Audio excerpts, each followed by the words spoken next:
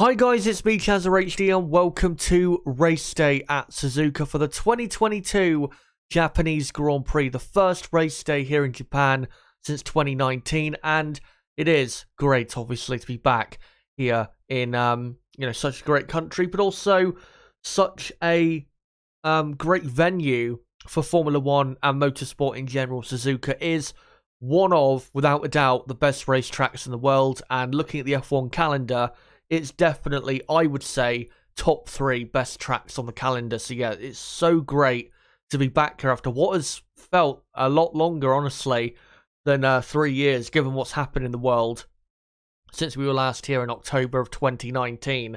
Yeah, great to be back. And yeah, today, obviously, race day after an exciting qualifying day yesterday.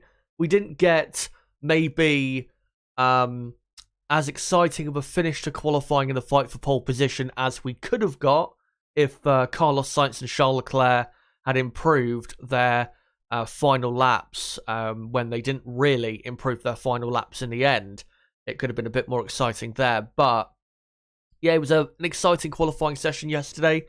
The midfield scrap, really from P5 all the way to the back of the grid, was very exciting. We had plenty of surprises yesterday, and that is going to give us, I think, a pretty good Grand Prix today. And the weather is definitely going to be different to what we saw yesterday. Now, yesterday, it was a bit windy, but it was steadily dry, and occasionally the sun would come out as well. Now, at the minute, I do think it's dry at Suzuka. Haven't seen anyone on Twitter who's at the track actually, saying or announcing that it is raining currently at Suzuka. But looking at the weather forecasts from a few hours ago for today at the Suzuka International Circuit, I would be very, very, very, very surprised if we don't have rain today. By the looks of it, we are going to have rain probably before the race begins. And then when the time comes for the race to begin, which is at 2 p.m. local time and 6 a.m. UK time, or BST, whatever you want to call it, it is supposed to then intensify the rain. And the problem is about 3.5 hours after the race is supposed to start is when sunset arrives at the Suzuka circuit. So this might be a bit of a tough day for us F1 fans. It might be a long day, with waiting. If there is a weather delay, which after, the Singapore Grand Prix and what happened there, I think if it does come down quite heavily, there's definitely a possibility of a delay of some sort. But if if the rain is really bad, say like it was at Spa last year, it could also be a bit of a shorter day and a shorter stream, for me at least, than I was expecting. So we will see, essentially, what happens. Fingers crossed we will get a Grand Prix today. I'm hoping the rain doesn't quite hit the circuit as hard as it's projected to hit the circuit. But yeah, we'll see, essentially, when it comes to that. And the race starts, as you can see on your screen, in 1 hour and 55 minutes from now. And yeah, we'll see how the weather plays out. Hopefully, it's most likely going to rain. I don't think we're going to get a bone dry Grand Prix. There will be rain at some point, but I'm going to keep my fingers crossed that we don't get that rain until at least, say, just after the start of the race, because at least then the race would have started. So yeah, we'll see what happens with the weather. Just want to quickly say, though, before we get properly into previewing, firstly, what's going to happen in this Japanese Grand Prix, and kind of looking back what happened in qualifying yesterday. I hope all you guys watching and in the chat are doing well, and no matter what time it is in your part of the world or where you're from, I hope you're all having as best a day as possible, given whatever circumstances you are going through. And I hope But today, you'll be joining me in firstly previewing, but watching along the Japanese Grand Prix, which, starts in just under 2 hours' time. My co-commentator, Niblo, should be joining the stream in about an hour and 20 minutes from now, maybe just over that, maybe an hour and a half exactly from now or something like that. We'll see. But, I think before we get into this race preview, the only thing I can really say, again, which I've said a couple times now, I just really hope we don't get a delayed start to the race. If we can get the race started, formation lap and the lights out exactly when it should be in normal conditions, if we can get that underway, then I think we'll be not fine, because I think there could still be a red flag in the race if the rain does become a bit too hard, but I think if we do get the race underway, if the conditions, are good enough for it, I do think we'll have a bit of a better day in terms of delays happening for the weather. But again, we will see what happens with that. But before we get into the teams, let me get into the results of qualifying yesterday and go through your starting grid for the 2022 Japanese Grand Prix today. So Max Verstappen, for the first time in his career, starts a race at Suzuka on pole position. Great job by him yesterday too. Just about to get pole. And Leclerc is in second place. Leclerc, after the first two sectors, looked as though he was going to be probably on pole position, I guess you could say, given how Max had not had the greatest final lap in qualifying, but Leclerc just didn't improve that final sector by enough compared to what he did in the first two sectors, unfortunately for him. Also, Carlos Sainz didn't really have a good final sector. That's why he stayed in P3. One thing I will say, though, is it is great to see the top three within a tenth of each other. That does give us hope for a decent Grand Prix today in the fight for victory. And then it will be on the grid, Sergio Perez in fourth, Esteban Ocon in fifth. Ocon, what a job by him. For me, he was driver of the day yesterday with a stunning lap to get P5 on the grid, just ahead of Lewis Hamilton, who will be lining up in P6, with Fernando Alonso in P7, George Russell in P8, and then completing the top 10, Sebastian Vettel 9th, and Lando Norris in 10th. Norris, though, obviously had that little kerfuffle with Max Verstappen. If he had a clean session and was allowed to, have proper out laps and warm-up laps for his proper qualifying laps, I think Norris probably would have been at least in 9th, but I think you could definitely make the argument that he could have got into 8th or even 7th place. So Norris definitely had more pace yesterday, but just had a scruffy end to qualifying. And then for the rest of the grid, the bottom half of the order, you'll have Daniel Ricciardo lining up in P11, with Bottas 12th, Tsunoda 13th, Zhou 14th, Schumacher 15th, and then Albon 16th, Gasly 17th, Magnussen 18th, Stroll 19th, and Nicholas Latifi lining up at the very back of the field. Obviously, Latifi, after putting Zhou Guanyu in the wall in Singapore, got a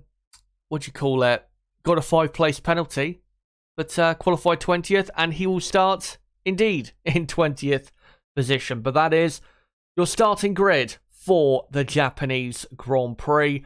At the moment, we haven't heard, any news about grid penalties, thankfully. So, looking good on that front. And I hope the grid does stay the same. And I've got to say, except for the top four, the rest of the grid from, again, P5 down to probably P18, or P19 even, with Lance Stroll down there, looks pretty exciting because we've got a few cars and drivers out of position. So, we should get in the midfield a pretty competitive Grand Prix today. So, fingers crossed we do get that. But what we're going to do as we preview the race is obviously we'll go through all the teams respectively, like we normally do, and get into, or I'll get into, how I think they're all going to do in today's Japanese Grand Prix. And then we will also, in this build-up to the Grand Prix, get into the sector time data and the maximum speed trap data from qualifying yesterday. One thing, though, that I need to quickly announce that we won't be doing in this build-up, which we have been doing in the last few races in the build-up to a Grand Prix on race day, is, sometimes, or normally, I think since the Belgian Grand Prix, is it, or the Dutch Grand Prix, I've been doing comparisons of long run pace from Friday's FP2 session between all of the teams and drivers, and then, you know, showing on screen who had better pace on the Friday and again in the longer runs, and then coming up with a full race prediction mostly based on that long run pace data from practice 2. Now, this weekend, in terms of the weather, it's been very topsy-turvy, so I will not be doing a, race pace comparison, I guess you could call it, from Friday, because Friday, I mean, it was wet, but we don't know how wet it's going to be today. It could be even wetter. It could be a bit better than it was on Friday. I mean, even the first 5 laps of the race might be dry. We don't know, to be honest. So that's why I'm not going to look at that data. Therefore, that's why I'm not going to do a full race prediction for the entire field. I will let you guys know what my top 5, what I think it will be for the race today. I will still let you guys know that. But again, because we don't have, the data to go off really from Friday practice 2 and the long runs that normally we get, I'm not going to be doing that. And hopefully I'll be able to bring that back for the United States Grand Prix in a fortnight's time, and hopefully the weather will be better there than it has been so far this weekend in Japan. But let's now get into the teams, and of course we will start with Red Bull Racing. And great day yesterday. Max Verstappen getting the pole position, and it was a bit trickier actually in the end. A bit more tricky than I thought it would be. I mean, he had a very good first lap in Q3, was a quarter of a second quicker than Charles Leclerc in second. But then on Max's final lap, ran wide at turn 2, kicked up... didn't kick up debris. He actually caused a bit of something from the underneath of his car towards the rear of his car to fall off at that part of the circuit.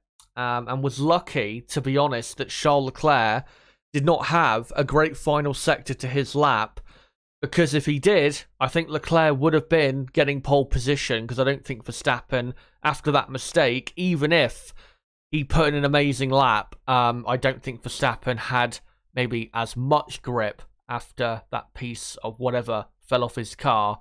But it was still a great, effort from Max Verstappen, because his first lap in Q3 was just absolutely brilliant. And obviously, when I left off the stream yesterday, it was still up in the air as to whether he would start on pole position because of that incident with Lando Norris, where on an out lap before, I think, their first laps in Q3, Max Verstappen was ahead of Lando Norris coming into 130R. They were both slowing up a bit to back up and wait, or to not just wait, but to give their tyres, or not give their tyres, sorry, an absolute pounding on the outlap, because, tyres do get quite a pounding on a flying lap at Suzuka. But Lando Norris, because Max Verstappen was going so slowly, decided to overtake, or attempt to overtake Max Verstappen on the exit of 130R. And then Verstappen, very abruptly and last minute, came across and blocked that part of the track, forcing Norris onto the grass. And I think Max is very lucky for 2 separate things. One, that there wasn't a massive accident that caused, serious damage to the Red Bull car and possibly himself. But secondly, I think he's lucky that he didn't get a penalty, to be honest. And I think he should have got a penalty for that incident. Now, I know people in chat that maybe of Verstappen fans, which obviously is fine, you can support whoever you want, may say, well, it wasn't actually that bad, or it was only at the outlap, it's not like it was on a proper flying lap or anything, or even, what do you call it, or that maybe you could argue that I have seen on Twitter this argument that precedent has been set from the past in regards to a incident like this, that it should only the punishment should only be a reprimand from the FIA in regards to an incident like this. Because if you guys remember back to the qualifying session in 2018, where Lewis Hamilton almost swerved straight into Sergei Sorokin, who was in the Williams at the time, that caused Hamilton to be under investigation by the stewards, and he only got, I think, a reprimand. He didn't get any serious penalty, which I will say it is good to a certain extent that the FIA have, stuck to a precedent that has been set before. But that doesn't mean the precedent itself is good. Because in my view, Lewis Hamilton, with that incident with Sorokin, should have got a penalty.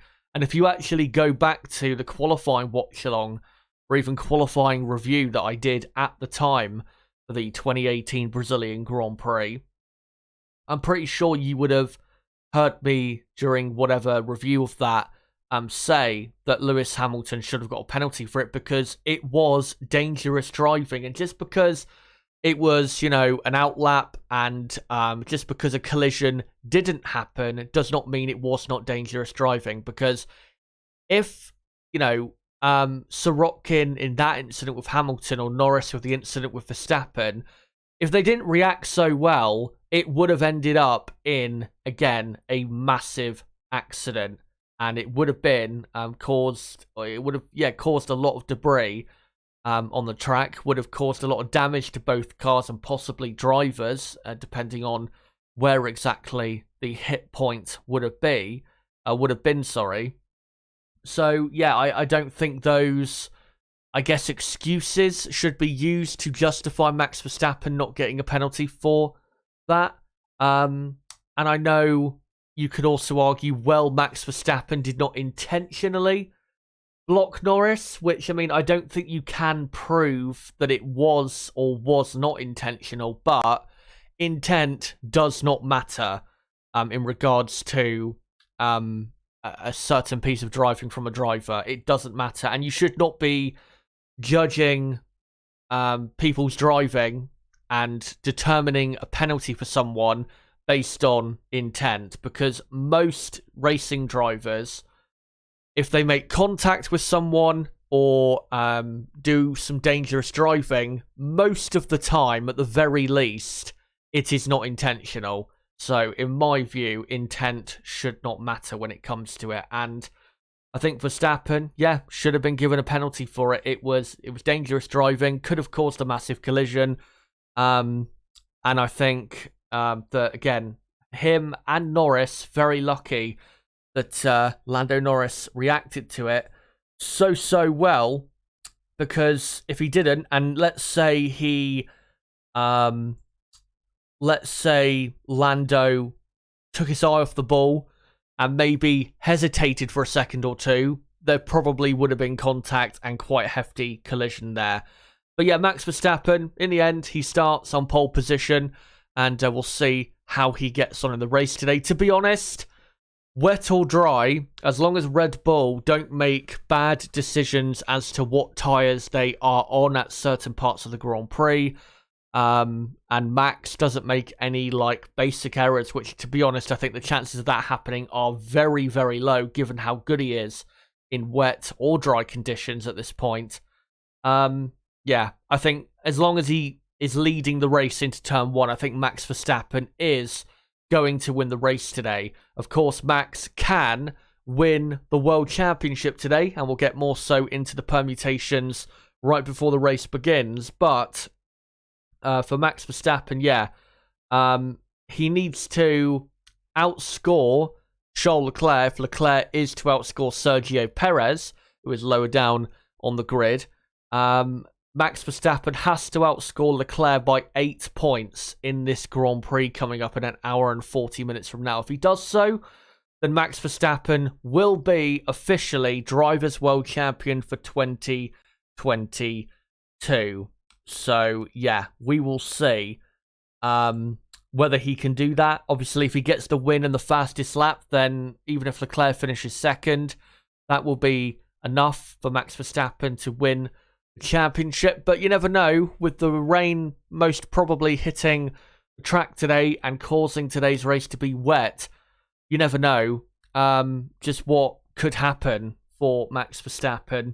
And it could be, just like Singapore, a pretty tricky Grand Prix for him today. At least for him, though, he's in a much better grid position than he was in Singapore. But as long as he keeps it simple and just doesn't really get, flustered or anything, and Red Bull, like I said, don't make any big strategic errors with what tyres they're on with the weather conditions, I think Max Verstappen wins the race today.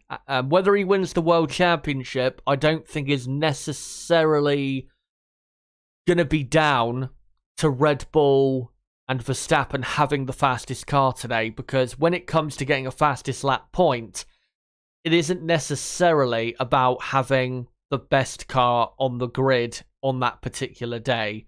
It most of the time is about fresher tyres. So, yeah, we'll see when it comes to whether he gets the fastest lap or not. But Max Verstappen, in my view, will win today's Japanese Grand Prix. For Sergio Perez, who is starting P4, if he can get a similar start to last week in Singapore, sorry, did I just say Perez starts P4 here in Singapore? I thought I just did. I must have, or I don't know if I did say that. Maybe I didn't. Anyway, I don't quite know what went on there with my brain. But, yeah, for Sergio Perez, obviously won the Grand Prix last weekend in Singapore. And, what do you call it? Yeah, starts P4. And if he can get as good of a start as he had last week, then I think Perez could definitely give what Verstappen needs to win the World Championship today, which is distract the two Ferraris from being able to fight with Max Verstappen. And if Perez can have a great enough start to maybe even get ahead of both Ferrari cars, that would be truly ideal for the Red Bull team, because because obviously Perez is third in the championship, only 2 points behind Leclerc, if Max Verstappen won the Grand Prix and Sergio Perez finished in second, even if Max didn't get the fastest lap, Max would be world champion. So that would be ideal for Red Bull, and that would put them very close, I think, to winning the Constructors' Championship as well for the Red Bull team. Obviously, their last Constructors' title 9 years ago in 2013. But yeah, for Sergio, I think he's most likely going to finish in, I'm going to say, third place today. The reason I say that is because we've seen this season how great he's been in wet conditions. Obviously, Monaco, in the changeable conditions there, he was, very, very good and ended up winning the Grand Prix in Monaco. And then in Singapore last week, again, the track conditions, they were very tricky, because even when, they were on the intermediate tyres for, I think, 55-60% of that Grand Prix, it was, not wet enough really in a lot of the track for the intermediate tyres, and the tyres didn't have really that much grip. So, for Perez to do what he did last week in Singapore, which is pretty much win the race comfortably, was, a superb job from him. And definitely as we said a week ago from the Singapore Grand Prix, definitely do not count out Sergio Perez in wet conditions because he's had plenty of great races in the wet. Malaysia, obviously 2012 for Sauber, probably should have won that Grand Prix. Monaco 2016, he finished on the podium. In the Force India, finished in second. In Turkey in 2020 for Racing Point as well. He's had a great record as Perez in the wet, so do not count him out for a good result and at least a podium today at Suzuka. But Red Bull, they've got the initiative, they're on pole position, and for me, they are definitely the favourites to win today. And I think, like I said, that Max Verstappen will win today's Japanese Grand Prix. Let me know in the chat, guys. Do you agree or disagree with, my opinion that Max Verstappen will win? Do you think Leclerc will win? Carlos Sainz? Maybe even Lewis Hamilton? Let me know in the chat. But now we'll move on to the Scuderia Ferrari team. And even though I think in terms of pure pace, Ferrari were the slower team yesterday, they did have a golden opportunity to get pole position yesterday. And not just pole position, you could argue the front row as well.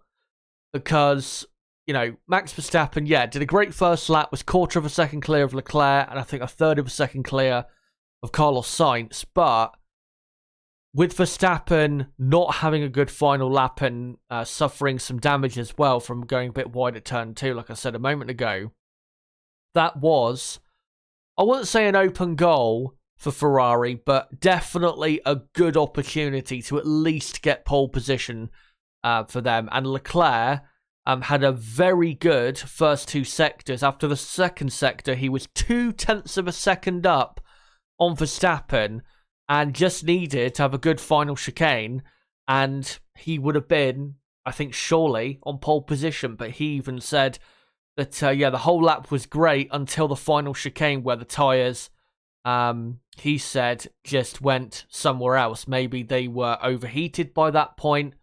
Not sure, but he blamed the tyres for the final chicane and the lack of pace through that part of the lap, because he did lose, I think, quarter of a second in that final sector compared to what he did in the first two sectors and what he was doing compared to Max Verstappen. So, such a shame, because I think if he had got that final chicane right, I think Leclerc would have got pole position yesterday. And for Carlos Sainz, bit of a shame for Sainz, because he was quicker by the looks of it compared to Leclerc up until Q3. And then when Q3 came, he just couldn't quite match his teammate, which is a shame for him. But he is only slightly slower than him in qualifying, and only half a tenth, I think, away from Max Verstappen he was in qualifying. So you never know with Sainz. We know how good of a driver he is when he really is firing, and I think this weekend he has been on good form, but just didn't quite get it together completely in qualifying, because he was looking like the main contender from Ferrari yesterday, but again, just couldn't quite hook up as good of a lap as Leclerc did in qualifying yesterday. But don't count out Carlos Sainz, because I think definitely with most probable wet conditions, I think Carlos is probably gonna be a contender to a certain extent. I mean, again, I don't think he's going to win the race. I think Max Verstappen will win the race today. But I think both Ferrari drivers will still be contenders for sure for the race win, because the Ferrari car, we know, in the wet is still a good car. And we know both drivers in wet conditions do go pretty well. So don't count out Ferrari from possibly winning the race today, even though they've not won the Japanese Grand Prix in 18 years, which feels about a million years ago, to be honest. 2004 with Michael Schumacher, the last time they won in Japan. But I think missing out on pole position yesterday with Charles Leclerc, I think was a vital blow. I think if he had got pole yesterday, I think his chances, especially in the wet, would have been good to get the victory today. But yeah, with Max on pole, and given how good Max has been this season from pole position compared to Ferrari, it's going to be hard. It is going to be hard to stop Verstappen. They're just going to have to, do their best, really, and hope that their best is good enough. I mean, looking at Singapore, except for Leclerc's bad start, they didn't really put a foot wrong, Ferrari and their drivers, other than the start of the race, with Leclerc losing pole position and the lead to Sergio Perez. So if they can have a race like that, just without a bad start, then they can pat themselves on the back at least that they did the best they could, which is something they haven't done many times this season. Obviously, many times this season they've made major fuck-ups, which have cost them lots of Grand Prix and lots of points in the championship battle. But yeah, we'll see what happens with Ferrari. But I think even if they're at their absolute best today, I still think Verstappen and Red Bull will just be too good. But we'll see how they get on. My prediction for Ferrari is second for Charles Leclerc, and Carlos Sainz, I think, will finish in P4, which will be not a great result for the team, but I think it'll be decent enough considering where they are on the grid. And we will now head into the Mercedes-Benz Formula 1 team. And yeah, qualifying was abysmal from Mercedes. They didn't end up with their final lap in qualifying as far off pole position as they were after their first run. After their first run in Q3, they were 1.6 seconds off the pace, which was, like I said at the time, disgustingly bad.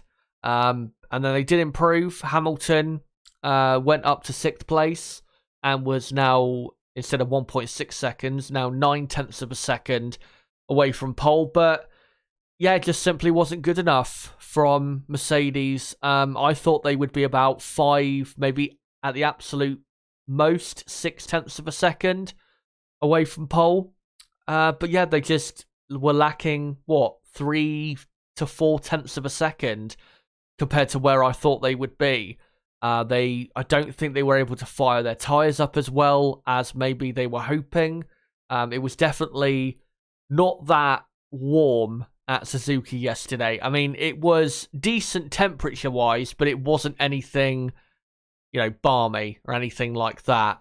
We know in hotter conditions, Mercedes do tend to cope a lot better with getting those tyres fired up and also keeping them cool in the races as well, which obviously is not going to be the case today. So, yeah, for Mercedes, I think going into this Grand Prix, the only thing I really can see them doing is, finishing at the head of the midfield pack of cars. We will get into in a moment the sector time and speed trap data, because it does point to maybe one of the big reasons as to why Mercedes ended up being so slow yesterday, being a setup, quite a big setup difference, which I think they had on their car. We'll get into that, soon enough. But, yeah, I think the best I can see for them is 5th and 6th, which is annoying, really, because coming into this Grand Prix, my expectation was that we would have, in qualifying, Red Bull versus Ferrari and the Mercedes probably lagging a bit behind, but they would still be, only like 5/6 of a second off pole and be, say, 4th and 5th, 5th and 6th, something like that. But then I thought, in the race, I thought they would be a serious threat to the top two teams. But even in wet conditions, I don't think they're going to be, to be honest, that serious of a threat. And I think a big reason behind that is their, grid positions, 6th and 8th, because especially if we have a safety car start to the race and we have a rolling start as opposed to a standing start, I think there's a good chance that Mercedes struggle to find their way past the couple Alpines there. The Alpine, obviously, of Ocon in 5th and Alonso in P7. So, yeah, it's going to be a tough day, and definitely a tough day for Mercedes fans. If they win today, it will be due to either that masterful setup choice or an incredible drive by one of their drivers. But realistically, because of their grid position, I don't think they're going to win the Grand Prix today. Now, what I'm going to do, guys, is I'm going to go into the midfield teams and talk about, how I think they'll do today. And then I will go into the sector time and speed trap data. And then I'll come to you guys in the chat. So keep posting your comments and let me know, what you think is going to happen today. Because I will get to your comments soon enough. Don't worry about that. And we'll now go on to McLaren. The pace yesterday was a tad better than I expected, really, coming into the weekend. And Lando Norris, I thought he would be in the top 10, to be honest, coming into the weekend in qualifying. But if you watched Q1 and Q2, Norris looked as though he was mixing it, really, with, Alonso and even the Mercedes cars as well. So it was looking good for Norris going into Q3. But then, with that incident with Verstappen, it just turned into a very messy Q3. And that's what ended up with him finishing up in P10, which is a shame because, like I said, when I read the qualifying results out, I think his car was quick enough to maybe be 2 positions at least higher on the grid. Yeah, that was a shame for Lando because he was looking very good up until that point. But for Daniel Ricciardo, who sadly has announced that he will not be on the grid for 2023, which, to be honest, in the last week or two, I've seen coming, and I've already prepared and accepted it for myself that he wouldn't be on the grid next year, which I've got to say, it is going to be weird for Daniel Ricciardo to not be on the grid. Ever since I started watching F1, he has been on the grid. And I started watching F1 towards the end of 2011 when he was racing the HRT. And obviously the following year, begun his time at Toro Rosso, the Red Bull junior team. So, yeah, it will be weird without Daniel Ricciardo on the grid. And not just no Ricciardo, but no Sebastian Vettel as well. It is going to be a weird Grand Prix. A weird season next season without those 2 names on the grid. But, for Ricciardo, a bit of a shame for him because he had a very good qualifying up until that final couple minutes.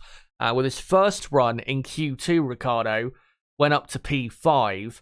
And then, I can't remember exactly what happened with his final lap, but I'm pretty sure he did not improve his final lap time on his final run. So that's what cost him, because if he had improved by, say, 0.2 of a second, then he would have made it into Q3 and probably would have ended up finishing in 8th, 9th, something like that, which would have been a very good result for Ricciardo, who now thankfully has the same upgrade as Lando has, and the upgrade definitely working for McLaren, which is good to see. But I guess overall, for McLaren, 10th and 11th on the grid isn't terrible, but it doesn't tell the story as to what their actual pace is for this Grand Prix. So do remember that going into this Grand Prix, that 10th and 11th I don't think is truly indicative of how quick they are. I think Norris will definitely finish higher than P10. And to be honest, I think there's a good chance Ricciardo finishes higher than P11. I'm not saying he will, but I think there's a good chance he will. And yeah, for McLaren, I think Lando Norris will finish probably in 9th, I'm going to say. And the reason I say 9th is because the 2 Alpines being a bit higher up on the grid really helps Alpine. And I think as long as they finish the race and have the required reliability, I think Alpine will be absolutely fine to finish ahead of McLaren. And yeah, for Daniel Ricciardo, unfortunately, because he didn't make it into Q3, I think that will cost him. But I do hope he gets another points finish because it would be great to see. And we'll now go on to Alpine. Yeah, what a qualifying. After what was a disaster of a Singapore Grand Prix, double engine failure, no points scored, losing 4th place to McLaren after McLaren had a big point score of 22 points. Yeah, was not looking good for Alpine coming into this weekend, but their pace has been looking very good so far this weekend, and they delivered on it with a brilliant result. Esteban Ocon in P5 and Fernando Alonso in P7. And I think you could probably say that Alpine were the 3rd quickest team yesterday, even quicker, I would say, than Mercedes, who didn't seem really to have the pace on a single lap compared to Alpine. So yeah, great job by them. And yeah, I think in the race at some point, Lewis Hamilton and George Russell will overtake both Alpines. I don't see Alpine beating Mercedes today, even though if they did, that would be an incredible result and a massive bounce back for them in that Constructors' title fight with McLaren. But realistically, what I see happening is the 2 Mercedes getting past and Alpine finishing up in 7th and 8th place, which would be a good result, because if Norris finished in P9 and Ricciardo did not get into the points like I think will happen, then Alpine would score 10 points, McLaren 2 points, and then Alpine would overtake re-overtake McLaren in the championship and go, I think, 4 points clear of McLaren in that fight. So yeah, that would be a very good result. And I think that has to be the aim. P7 and P8 for Alpine would be, I think, the ideal results from the Japanese Grand Prix. Esteban Ocon, I think, given his grid position, should finish ahead of Fernando Alonso. But you can overtake here at Suzuka. There's plenty of places to overtake.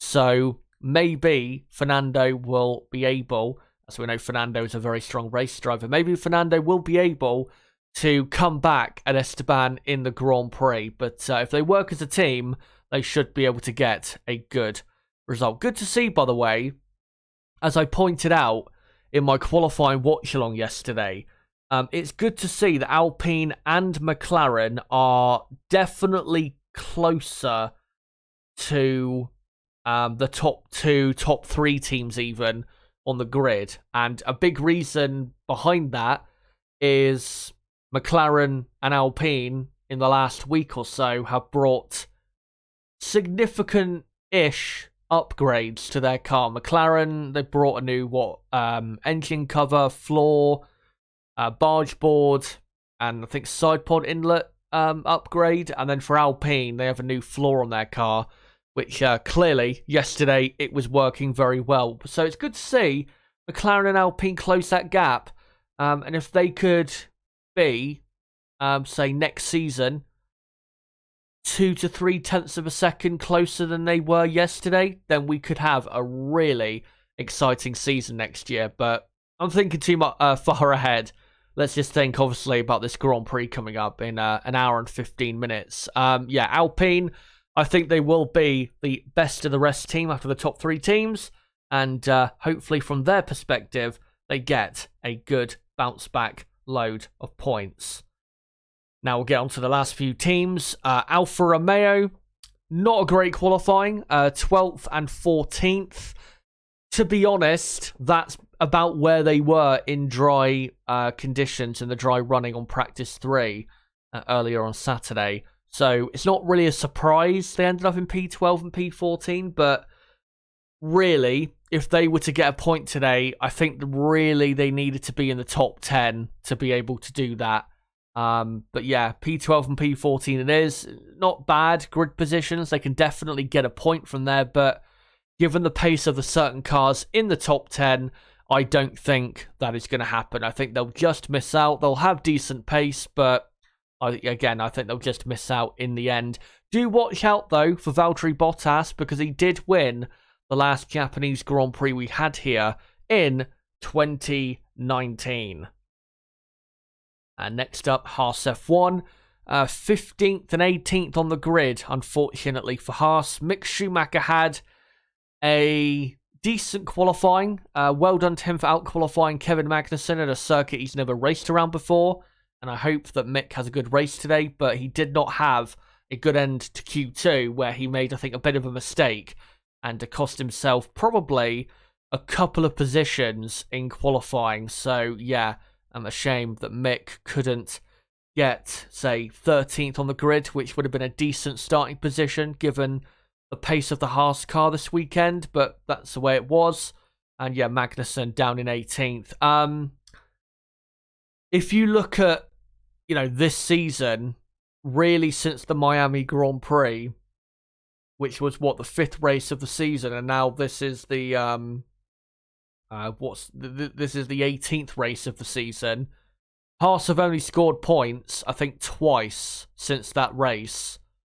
In the 12 races since Miami. So yeah, I just don't see Haas finishing the points. Their record on a Sunday just isn't good enough. I mean, the 2 points finishes they had, the one at Silverstone was a bit of a freak result. Nobody was expecting it. Even the Haas team were not expecting it.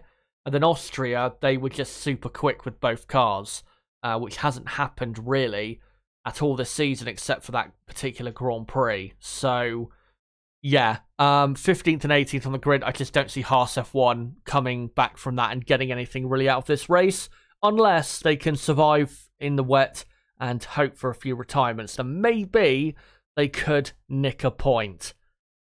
For AlphaTauri next, you've got Yuki Tsunoda in 13th. Got to say, good qualifying for him, out-qualifying teammate Pierre Gasly, who's obviously announced to be going to Alpine for 2023. And good to see about qualifying him at his home Grand Prix as well. And yeah, Gasly is 17th on the grid. Both AlphaTauris, though, were struggling with their brakes in qualifying quite a lot. Lots of, locking up and lots of complaints on the team radio as well. So I hope they have that under control for today's race, because in the wet, if you don't have brakes that are properly working, then I think it's probably likely that you're going to see AlphaTauri or the AlphaTauri cars off the track at some point if that issue is not fixed. And also, looking at qualifying, if they had consistent brakes yesterday that were working in the proper way that they normally do, AlphaTauri probably would have been a tad quicker as well in qualifying. So I don't think the result yesterday was truly indicative of how quick they really were in the dry conditions yesterday, because that brake problem definitely would have affected them, especially going into the final chicane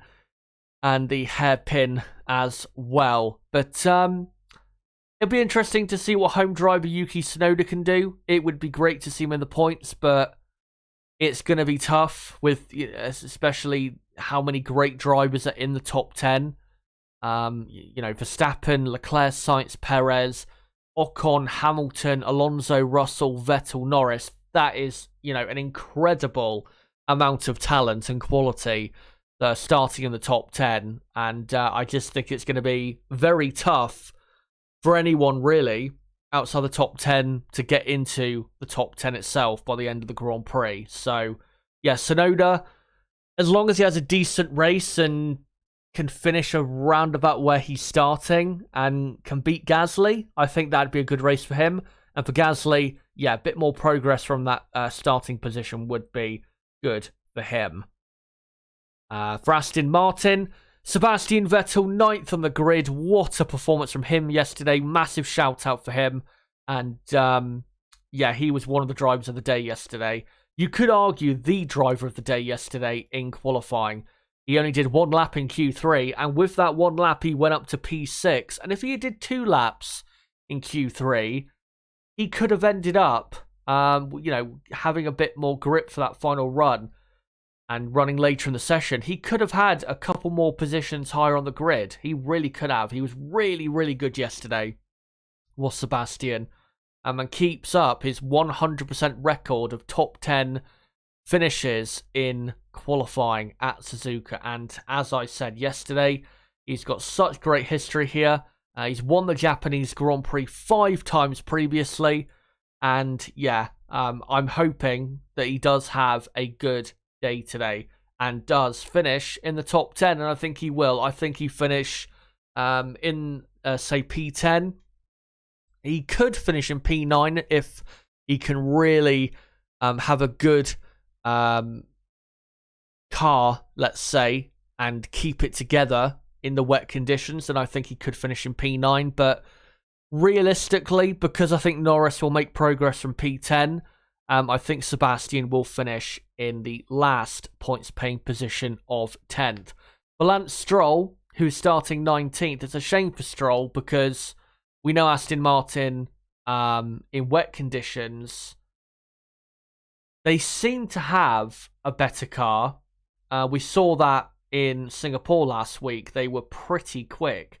Sebastian Vettel was in the top 10 for the entire of the Grand Prix, and Lance Stroll was pretty quick as well. And obviously they ended up finishing 6th and 8th in the Grand Prix last week. But yeah, it's a shame for Stroll that he's starting 19th. I mean, he will gain probably 2 or 3 positions at the start, but I just don't see how he can come back from 19th on the grid to really do anything.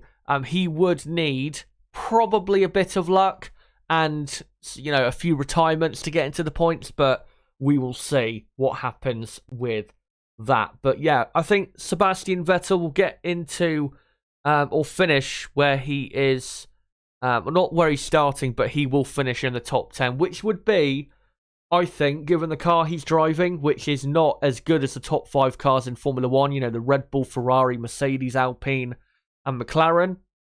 It's definitely not as good as those cars. And yeah, if he was to finish in the points today, I think that would be a very good send-off from Sebastian Vettel at a track that I think he probably loves the most out of any other track in the world. So yeah, let's keep our fingers crossed that Sebastian has a good final Japanese Grand Prix. And there's also one thing I should quickly address is there is rumours, because Sebastian Vettel's family has been seen at the circuit. There are rumours that Vettel might actually, this race today, might actually be his last Grand Prix. Now, I haven't seen any proper, you know, reports about that have any, you know, concrete evidence behind them. But I hope it's not his last Grand Prix, to be honest, because I would like to see him do the final 4 races as well. Because I think in the final 4 races, there is still things that he can go and get, you know, a couple more points finishes that would be very important to the team, and still have a couple, you know, very good final races of his Formula 1 career. But we'll see what happens with that. To be honest, I'd be shocked from Aston Martin's side if they were to allow him to retire after today, because I'm sure they don't want to go from Sebastian Vettel to Felipe Drugovich to the final 4 races, or even Nico Hulkenberg, because the drop-off in quality would be, you know, quite a bit. But again, just so you guys know, that's not confirmed that Sebastian Vettel is retiring after this Grand Prix. That's just a rumour I have seen online, and mostly on Twitter. We'll see what happens with that. Again, fingers crossed he doesn't actually retire from Formula 1 after today. We know he's retiring at the end of the season, but let's hope it is at the end of the season. And finally, the Williams team, and Alex Albon is in 16th with Latifi in 20th.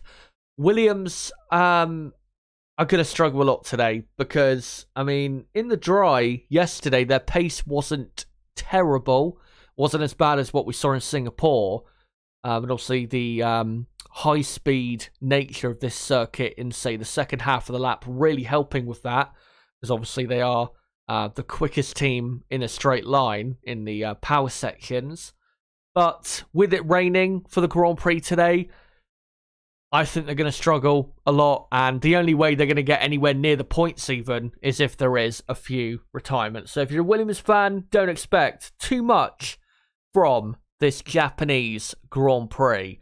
Just to report quickly, though, before we get on to the sector time data and also the speed trap data, just want to report that it has started raining at Suzuka. About 10 to 15 minutes ago, it started raining.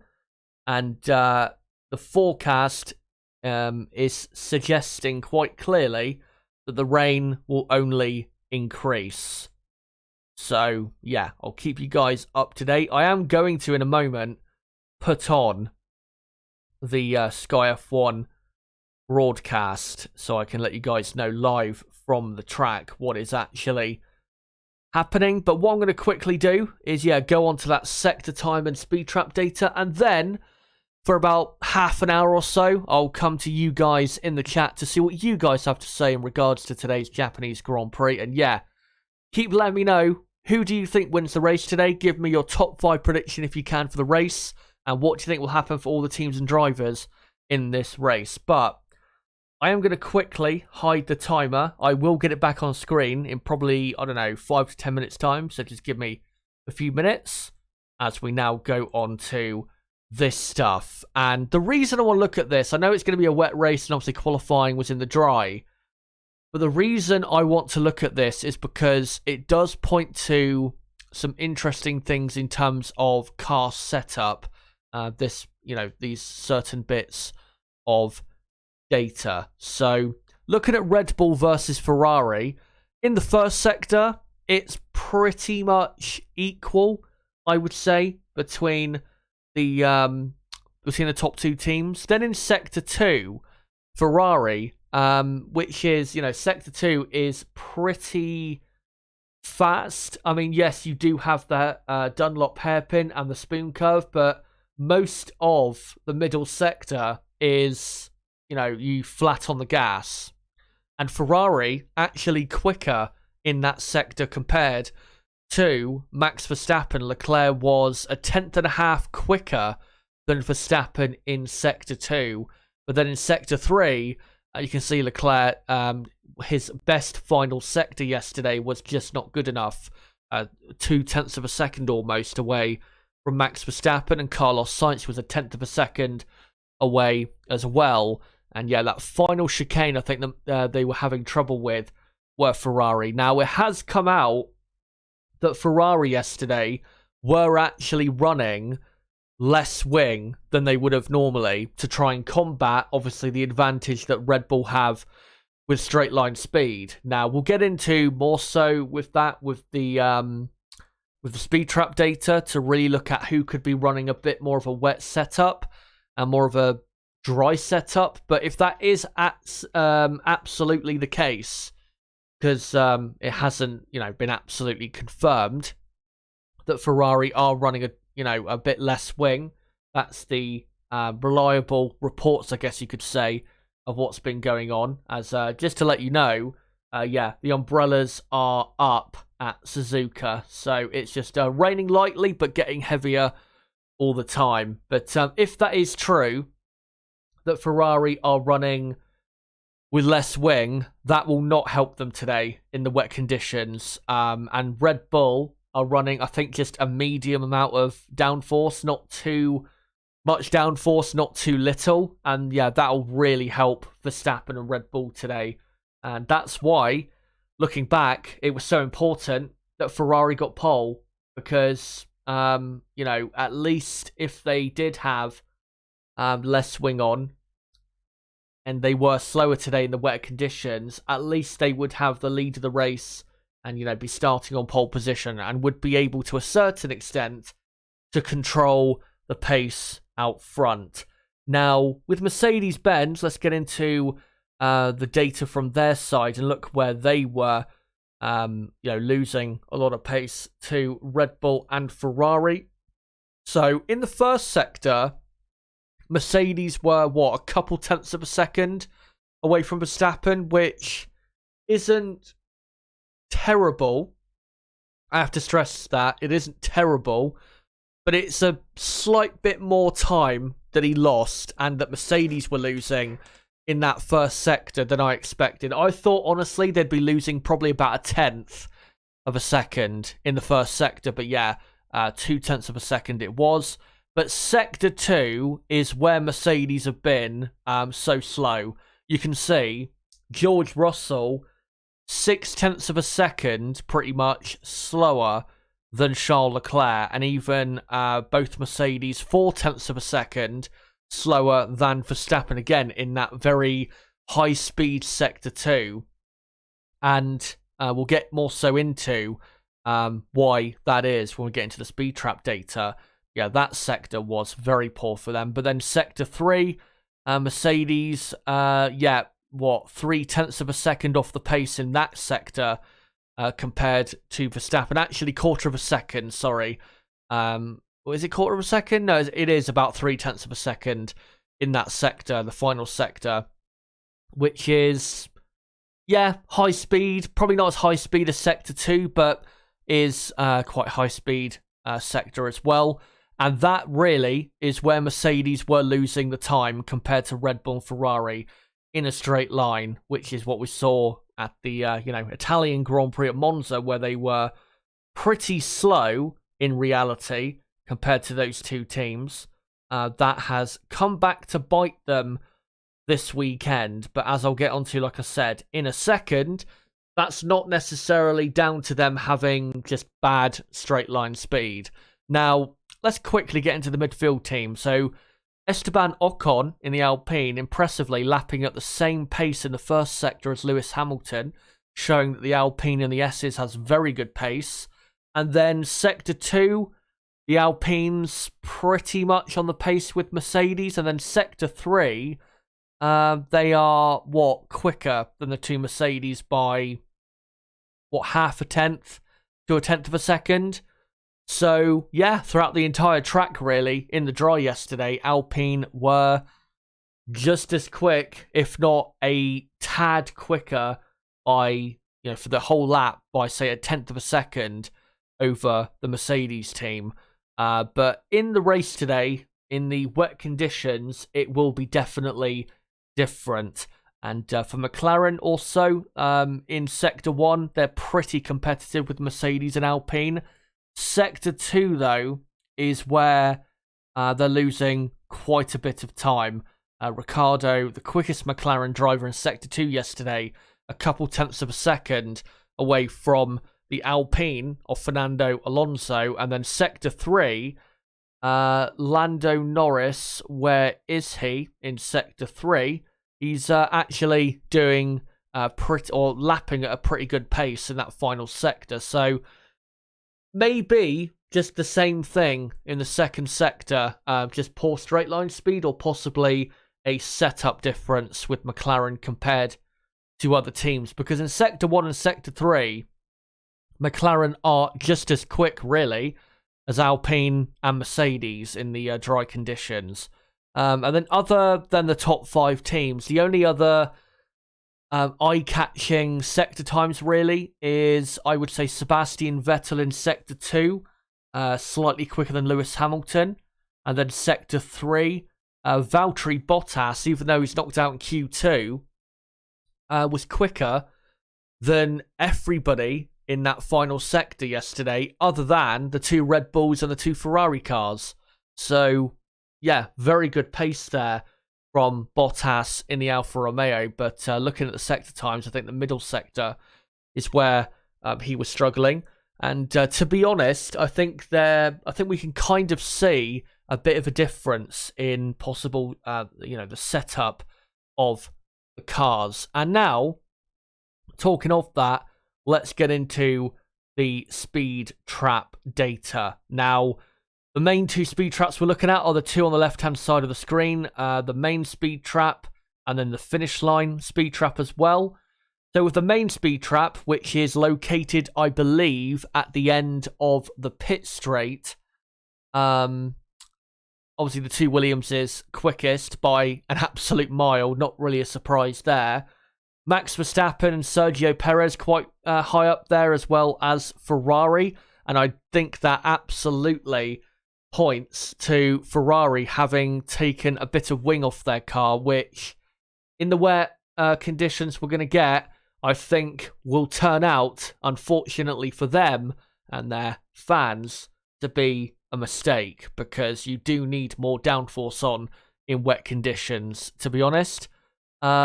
And then looking at the other drivers and teams in the speed trap, AlphaTauri quite high up, and you've also got the Alpines quite high up, so maybe Alpine were taking a bit of a risk in pushing a bit more with their qualifying setup rather than focusing on the setup for the race. But if we look at the very bottom of the main speed trap, you see Lewis Hamilton in 19th and George Russell in 20th. Now, Mercedes, they've never been like in the top 5, top 6 of the speed traps this season. They've been at best like middle of the pack.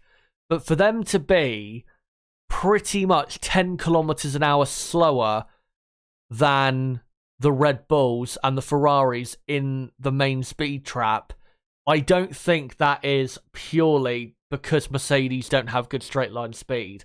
I think that is pretty clearly Mercedes running with a wet setup. And that's why, in my opinion, Mercedes were so slow yesterday, especially in that middle sector, which is, again, the most highest speed part of the circuit. That would clearly, for me, explain why they were so slow in that sector, because 10 kilometers an hour, the difference between Mercedes and Red Bull and also Ferrari, we haven't seen that type of difference in top speed between Mercedes and the top teams since the very start of the season.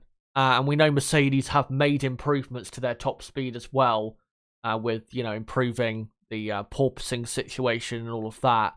So, yeah, I think that's what Mercedes are doing. I think they're running with a wet setup.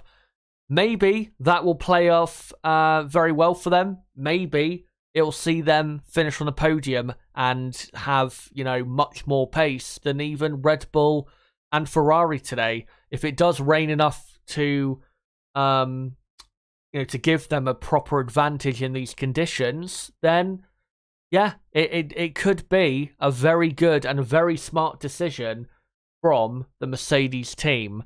And I think clearly yesterday they were just hoping that they could still get a third row lockout despite running with quite a bit more wing on their car.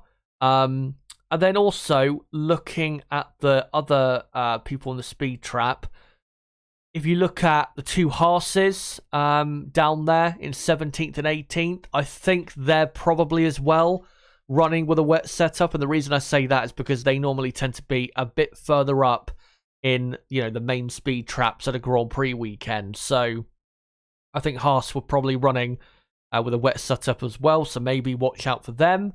The Aston Martin's quite low down, but they do tend to be normally low down, no matter the track.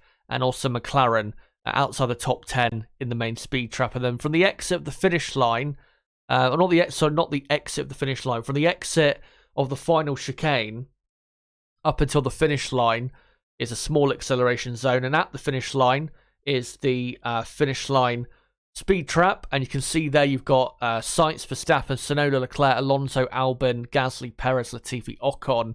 And I think all of them had more so the drier setup on their car. When if you look at Russell and Hamilton, they're 4-5 kilometers an hour slower to the finish line than Ferrari and Red Bull. So yeah, I think Mercedes clearly running with a wet setup, and that could be kind of a joker in the pack today with Mercedes. That could really throw up something very interesting for us. And to be honest, I hope it does throw up something interesting, because it would be great to see if Mercedes had, if it was clearly the case once we get to the race, that they did have a wet setup on.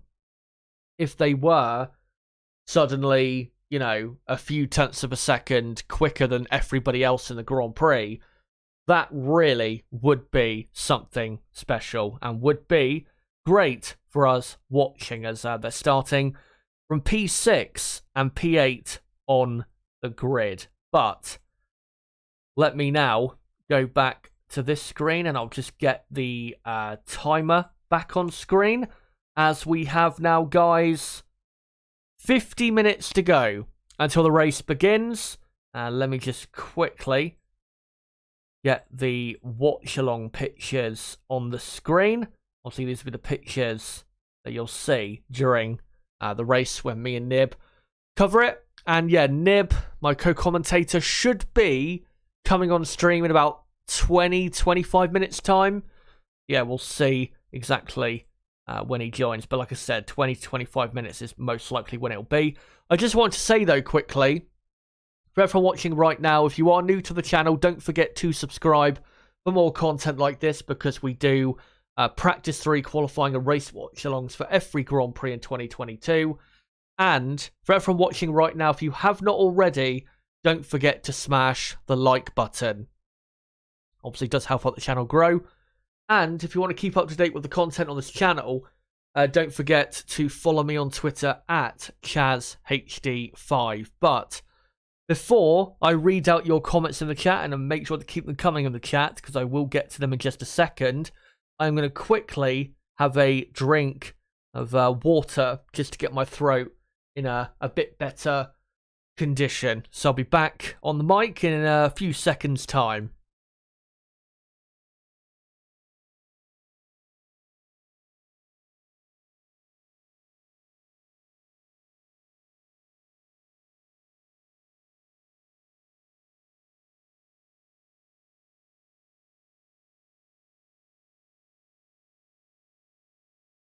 Right, that hopefully should be better the next few minutes or so, at least. But let's see what you guys have to say. And yeah, let me know in chat, most importantly, your top 5 race predictions for this Japanese Grand Prix.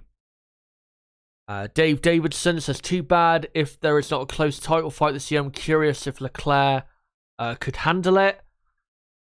Yeah, it's a shame that we've not had a close title battle to the very end of the season like we had last season. I know, obviously, last year the way it ended was very controversial, and it was a bad ending to what was one of the best seasons in memory, to be honest, and it was probably the best title battle I can remember in Formula 1.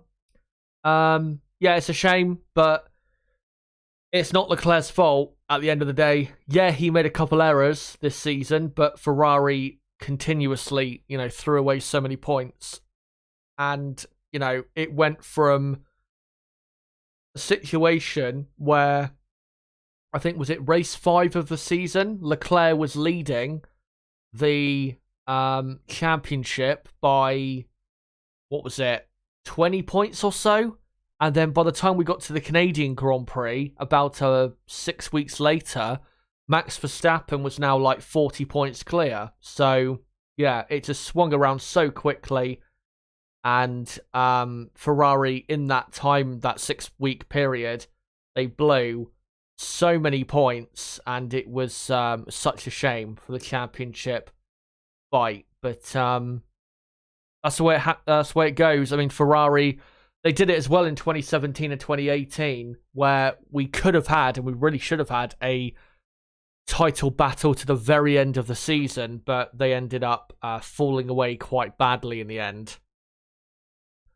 Astro Stevo says driver. Oh no, it says Dole. I thought he said driver of the day then. I was going to say that's a bit early. Let me just read out this prediction. Let me just see what he's predicted here exactly.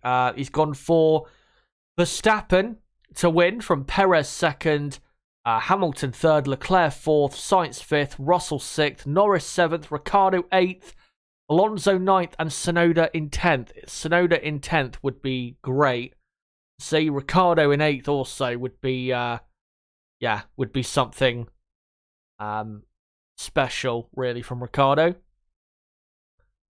Let's see if we can find some other predictions or comments here. Wade asks, why such a discrepancy among each sector? Again, I think in regards to like Mercedes there, I think it was... I am 80% sure it was due to the setup of the car and then putting, quite a bit more wing on the car than they would do. Suzuka, I would say, is like a medium downforce level circuit. You don't put, tons of wing on the car like you would at Singapore. But as I'm just looking at the weather radar now that they're showing, and yeah, there is a solid wall of rain. The rain, though, thankfully, is not heavy rain.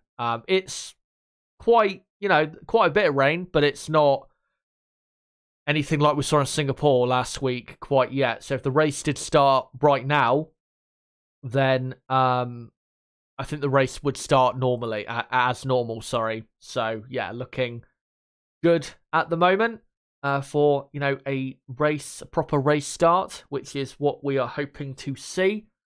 But, and looking at the track at the minute, they're just showing, I think towards the end of the lap and also coming up to Degner 1, the track to me looks as though it's probably in intermediate tyre condition.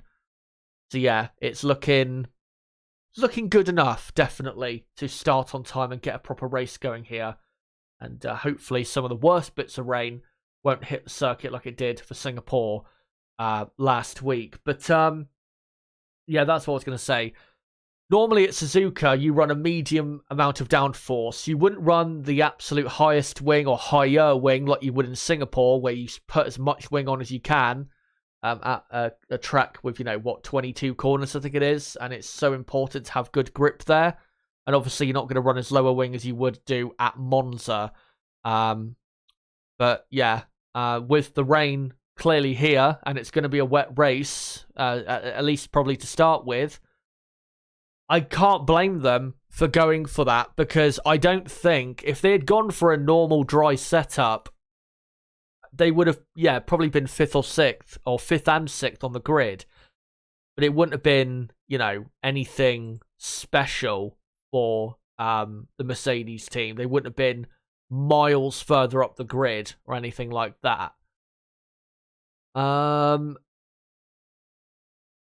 Just looking on Twitter, Chris Medland, who's a great journalist, and he's also just tweeted something else that I'll get into in a second.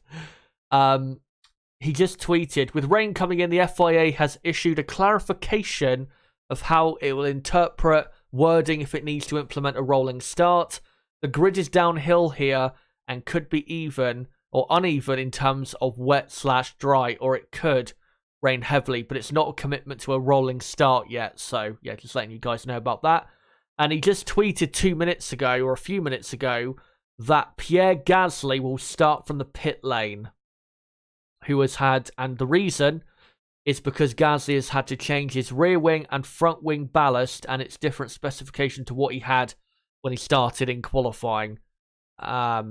So yeah, just letting you guys know about that. So instead of,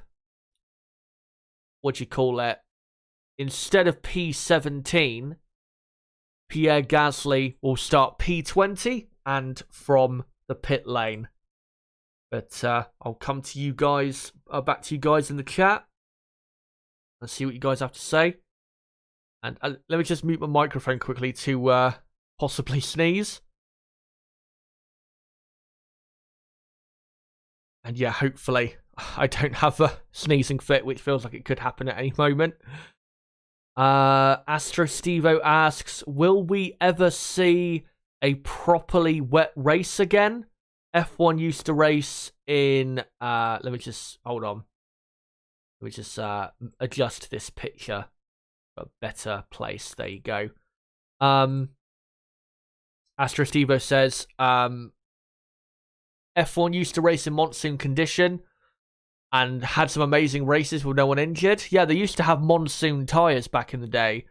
But, yeah, I mean, I understand it. If it's like, lots of standing water everywhere, then I agree. You should not start the Grand Prix. But if, there isn't a significant amount of standing water on the track, even if it's very wet, I think you should just carry on as normal, in my view. But, we'll see whether we do get a proper rolling start. Turbo says, man, 10 championships in one career, that would be legit insane. To be honest, I am not sure we're ever going to see that in F1.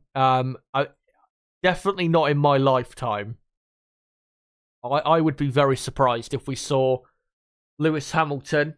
So the cars, by the way, are just coming out of the pit lane. And yeah, they're all coming out on, I think, intermediates. I think one of the Aston Martins there came out on the wet tyre. But yeah, looking at the track, looks to be intermediate conditions for the track right now. I'm not sure the worst of the rain has come yet, so we'll see what happens with that. But what was I saying? I'm not sure 10 World Championships is going to happen for a certain driver in my lifetime. I'd be very surprised. It would require quite a bit of luck as well, because you would need to be in such a great car and team for such a long period of time, which is not always the case in Formula 1, even for the best drivers. Sparky Pete says, a Ferrari fan in the crowd holding up a Hayami strategist. Chances are he can't be worse than what they have, lol. Yeah, I saw that after qualifying and after my stream, because I think it did appear on the screen during qualifying, but I just missed it for whatever reason. But yeah, it was a good thing to see. To be honest, he can't do any worse than Inaki Rueda, who is the head strategist. So if I'm Ferrari, I'm giving him a go, to be honest, because like I said, it can't be any worse than what they have. As just looking at an Alpine and also Max Verstappen, I believe, doing a practice start at the end of the pit lane. And not everyone on the Inters. We've got, I think, most people on Inters, but we've got 2 or 3 drivers out there on the wet tyres. And yeah, looking at this AlphaTauri of, I think, Gasly going around the hairpin. Bit wet on the entry to the hairpin, but again, it's not wet enough for the, say, full wet tyre. Josh Curl says going to be a delay calling it. Let's hope not. Astro Stevo says it wasn't the wet track that killed Bianchi, and motorsport will always be dangerous. Whatever the safety measures, they need to just let them race.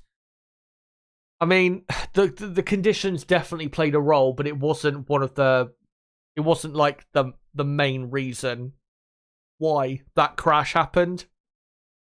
But yeah.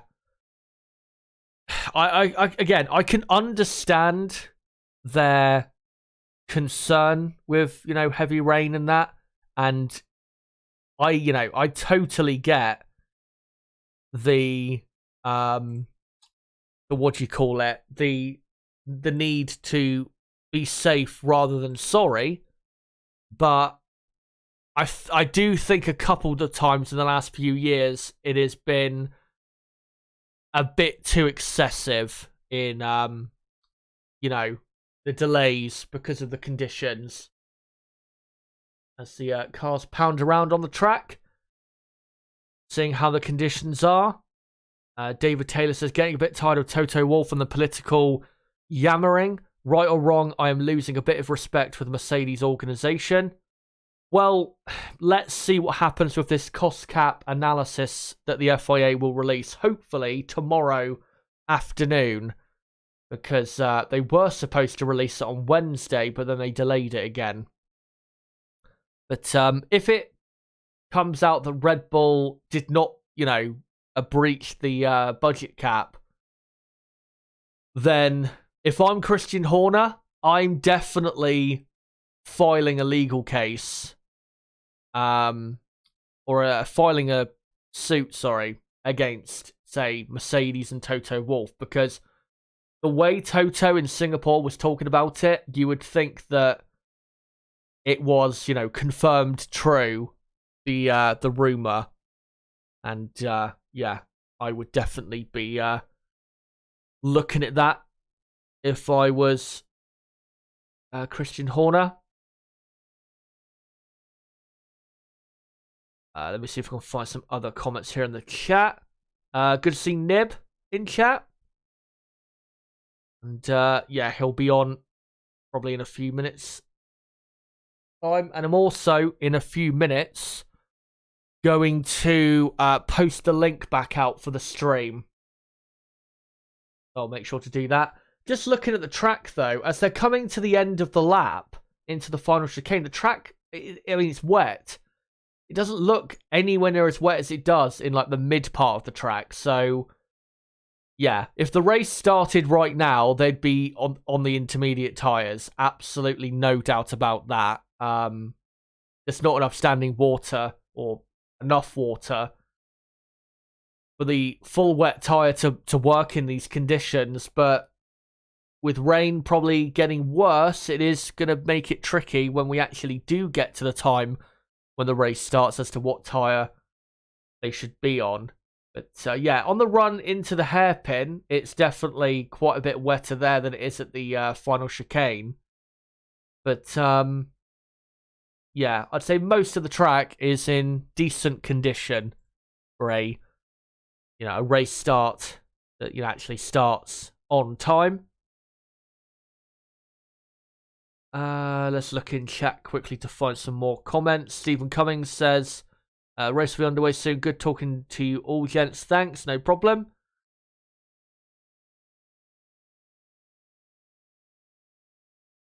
Let me see if I can find some other good ones here in the chat. Turbo says, Chaz said the same thing last weekend, Dave. Next 3 years could be very good for Verstappen and Red Bull. Yeah. Because the next big set of regulation changes are going to be in 2026. I don't think we're going to get any serious changes before then, unless something mental happens. But yeah, in this current era, I think Verstappen and Red Bull are the team and driver combination to beat, and I think they will turn out to be the most successful during this period. So yeah, they're on for greatness, I would say. And right, so I will in a couple minutes bring on my co-commentator Niblo, but quickly before I do, I am just going to post the link for the stream back out in a couple places. But whilst I'm doing that, just want to say quickly, guys, again, if you are new to the channel, then don't forget to subscribe for more content like this, because we do practice 3 qualifying and race watch-alongs for every Grand Prix in 2022. And if you're watching right now, or not if you're watching right now, because obviously everyone who's listening to me is watching, for everyone watching right now, if you haven't already, don't forget to smash that like button to help out the channel in terms of growth. That would be great if you guys could do that. Come join us here to watch along the Japanese GP. And yeah, I'll just quickly post it back out on the old Twitter, and then I will bring on Nib, as just letting you know that the cars are currently being wheeled onto the grid, as the pit lane has just about closed now. So if any cars are not in the as they're interviewing on the grid. Simon Lazenby interviewing Jean Alesi on the grid. Good to see him here. Yeah, if cars are not out on track by this point, then they'll have to start from the pit lane. But let me just quickly do a few hashtags. And then I will bring Nib in. And let me just do one more. And there you go. So that's all done.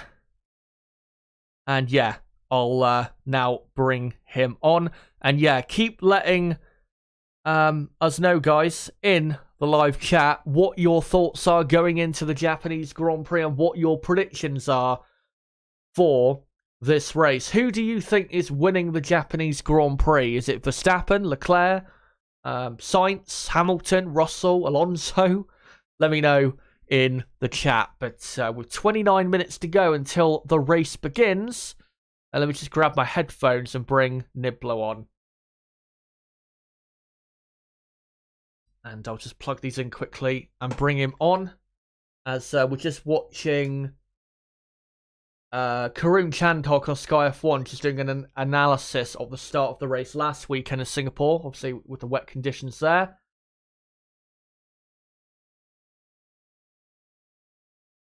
And as well, he's doing an analysis of Lewis Hamilton's race-winning overtake in that fateful Japanese Grand Prix in 2014, where obviously Jules Bianchi had his crash.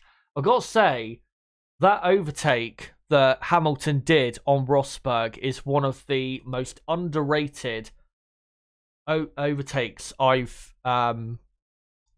seen. It was such a good overtake he did on Rosberg, and it was so important as well, round the outside into turn one in such tricky conditions. But right, let me just join the call.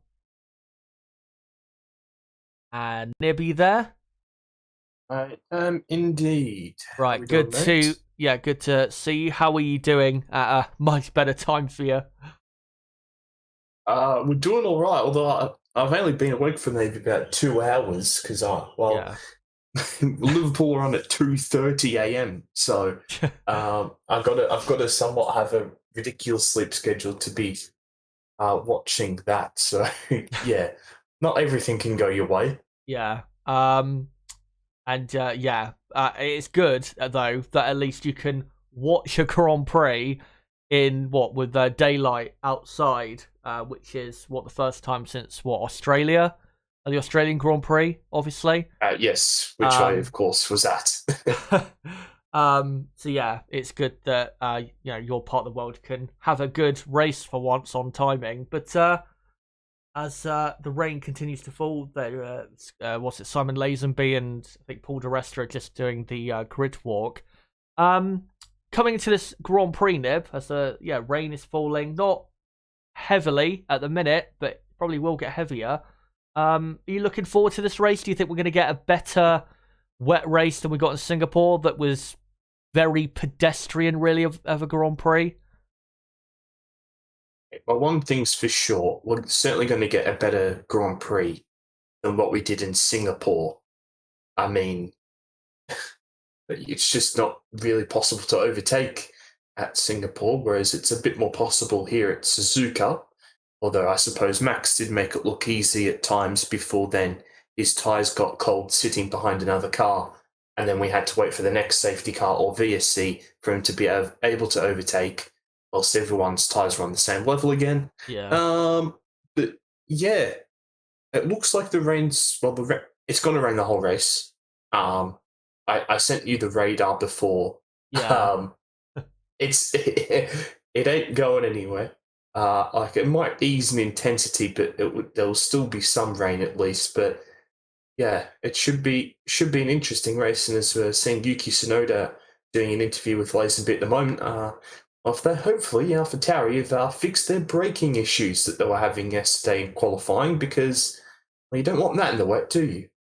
No, I was saying that in my build up that if they still have those issues, then they're I say pretty likely to fly off the racetrack. Pierre Gasly, though, I don't think. Did you see Gasly starting from the pit lane for Yeah, a new rear wing and front wing ballast? I think for correct. him. And quickly before we get into talking up the teams and drivers and that, surely this race will start as normal. Surely they're not going to do a safety car start, or do you think they will? No, this should start. Um, if they don't do a rolling start here, then sorry, if they just don't start the race properly, normally, I'd be amazed. I mean, we've already seen the cars out on circuit. It doesn't look like there's a massive amount of build up here. So like build up of water on the pitch straight. So we should be fine. Yeah, it should be fine. Like I said a few minutes ago, if the race started now, they'd be on intermediate tyres. And I think they're probably going to be on intermediate tyres because it doesn't look at the minute. So the rain is proper, chucking it down. It's probably, funnily enough, going to intensify. I think right as the race actually starts getting going, it's probably going to get a bit heavier. The rain, we'll see. Obviously during Grand Prix itself. But yeah, let's get into obviously what we've got for the grid. Max Verstappen on pole position with Leclerc's second, Sainz third, Perez fourth.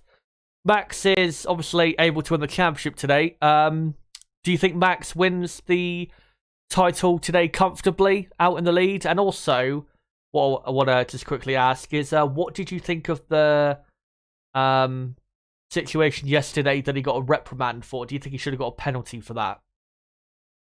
Okay, so we'll start off with will he win the world championship today? The answer is yes.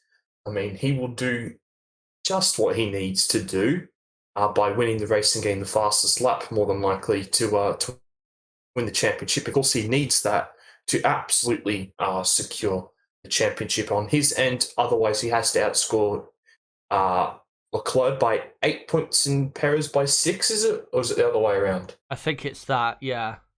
Yeah. So he should get that done. And yeah, I mean, it was just a bit of a silly incident yesterday it was in Q3, wasn't it? Yeah.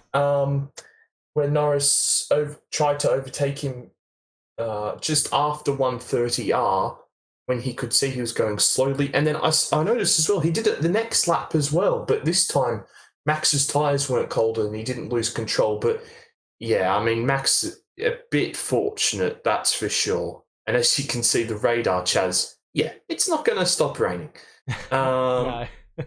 So, yeah, probably a bit fortunate, like probably worthy of maybe a 3-place grid penalty, something like that. Yeah, just a bit of a silly one. Is it stopped raining? No, Lazenby's just getting wet for no reason at all. But yeah, Max probably a bit lucky, and I know you probably agree with me, right? Yeah, my view is he should have had a penalty because, I mean, I know certain people I've seen online have said, well, he didn't mean it, or I know Christian Horner said that Lando broke the gentleman's agreement, assuming there is any gentleman in F1. All of that, in my view, is just, absolute rubbish. At the end of the day, he dangerously, moved across. Obviously didn't do it intentionally, and the reason he moved across the way he did is because I think he was going so slowly and his tyres were so cold. He he did like a half spin in quite a dramatic way from where Lando Norris was. And if they had collided, it would have been an enormous accident. So yeah, I'm surprised that they wouldn't have at least given him a 3-place penalty. But then again, it's the FIA, and they're weak as fuck when it comes to actually enforcing their rules. Yeah, I think as long as Verstappen gets good start and gets his head down out front, I think Max is gonna win this race. I think the only thing that could stop him is really a massive strategic error. Say if Red Bull don't move onto a tyre soon enough, or maybe they start on the wrong tyres, depending on what the rain is like by the time we get to the start of the race. We'll have to see. I think that's the only way, really, Verstappen loses this Grand Prix. So yeah, Verstappen, I think, pretty comfortably will be the winner today. As for the midfield, we'll start with the upper midfield. Mercedes, and thankfully they're on the screen right as I'm talking about them. Yeah, not a great qualifying, but as I just got into, they were very slow in the main speed traps yesterday, and I believe that is because they've probably gone for a wet setup, and also in the quite high speed middle sector, they were, I think, 5 to 6 tenths of a second slower than Ferrari, and about 4 tenths of a second slower than Max Verstappen in the Red Bull. So even though Mercedes have had a poor qualifying, I think we're going to see definitely a much better race from them. And then, yeah, for Alpine, obviously 5th and 7th, we'll see how they do. Most likely they won't be able to race with the Mercedes, and will be focusing really on just finishing ahead of Vettel, Norris and Ricciardo towards the back end of the top 10 and just outside the top 10. But yeah, for the front of the midfield pack, I guess you could say, for the grid nib, yeah, do you think Mercedes finish comfortably ahead of the other cars? And with Mercedes as well, if they are indeed running a wet setup, do you think they can come in any way at Red Bull and Ferrari with that? Or do you think fundamentally they just don't have enough pace to fight with them today, even with a wet setup? The answer is no. I'm just laughing because I'm about to I'll say no to everything that you've just suggested. I think Alpine will finish at the head of the front of the midfield. I don't think Mercedes will finish in front of them. I mean, George had a disaster class in the wet last weekend. So did Lewis. What's going on with Lewis in the wet, by the way, over the last 2 and a bit years? Yeah, he's had some real stinkers. I mean, Imola, Christ, yeah. he's not been good. So it'll be interesting to see how both of the Mercedes bounce back today. But I do still think they finish behind Ocon and Alonso. I mean, Alonso, I'm sure he'll be a bit disappointed with quali. I mean, I know Ocon did a fantastic job, but Alonso was looking really, really strong through the entire of quali yesterday. But am I right in saying that Mercedes weren't even that fast in the first sector?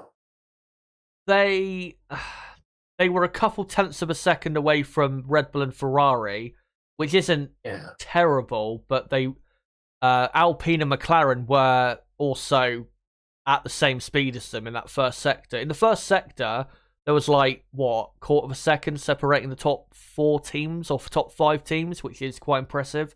But yeah, like I said, I think they're probably running a wet setup, but I think really me trying to hype them up on that is mostly hope, because I want to see another team up there, fighting for the podium and fighting for the victory. But I do agree with you that I don't think they'll finish behind Alpine. I think they will finish ahead of them, but I don't think they seriously get anywhere near Red Bull and Ferrari, because, I mean, they're going to have to get past, obviously, the 2 Alpines first, which will take, quite a bit of time. And obviously, they won't have DRS to help them, so they'll have to have a lot of extra grip on their side. Now, quickly, in the midfield, we have, a couple standout performances. Sebastian Vettel in P9, great to see him up there. Also, good to see Daniel Ricciardo in P11.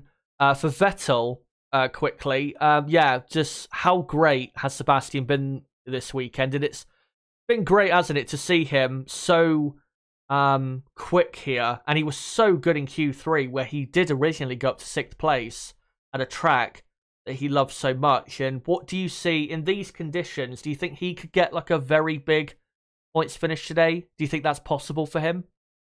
Yeah, it definitely. I mean, it was a ridiculous qualifying performance by Vettel. I mean, obviously him doing his run at that time so he could get the clear track.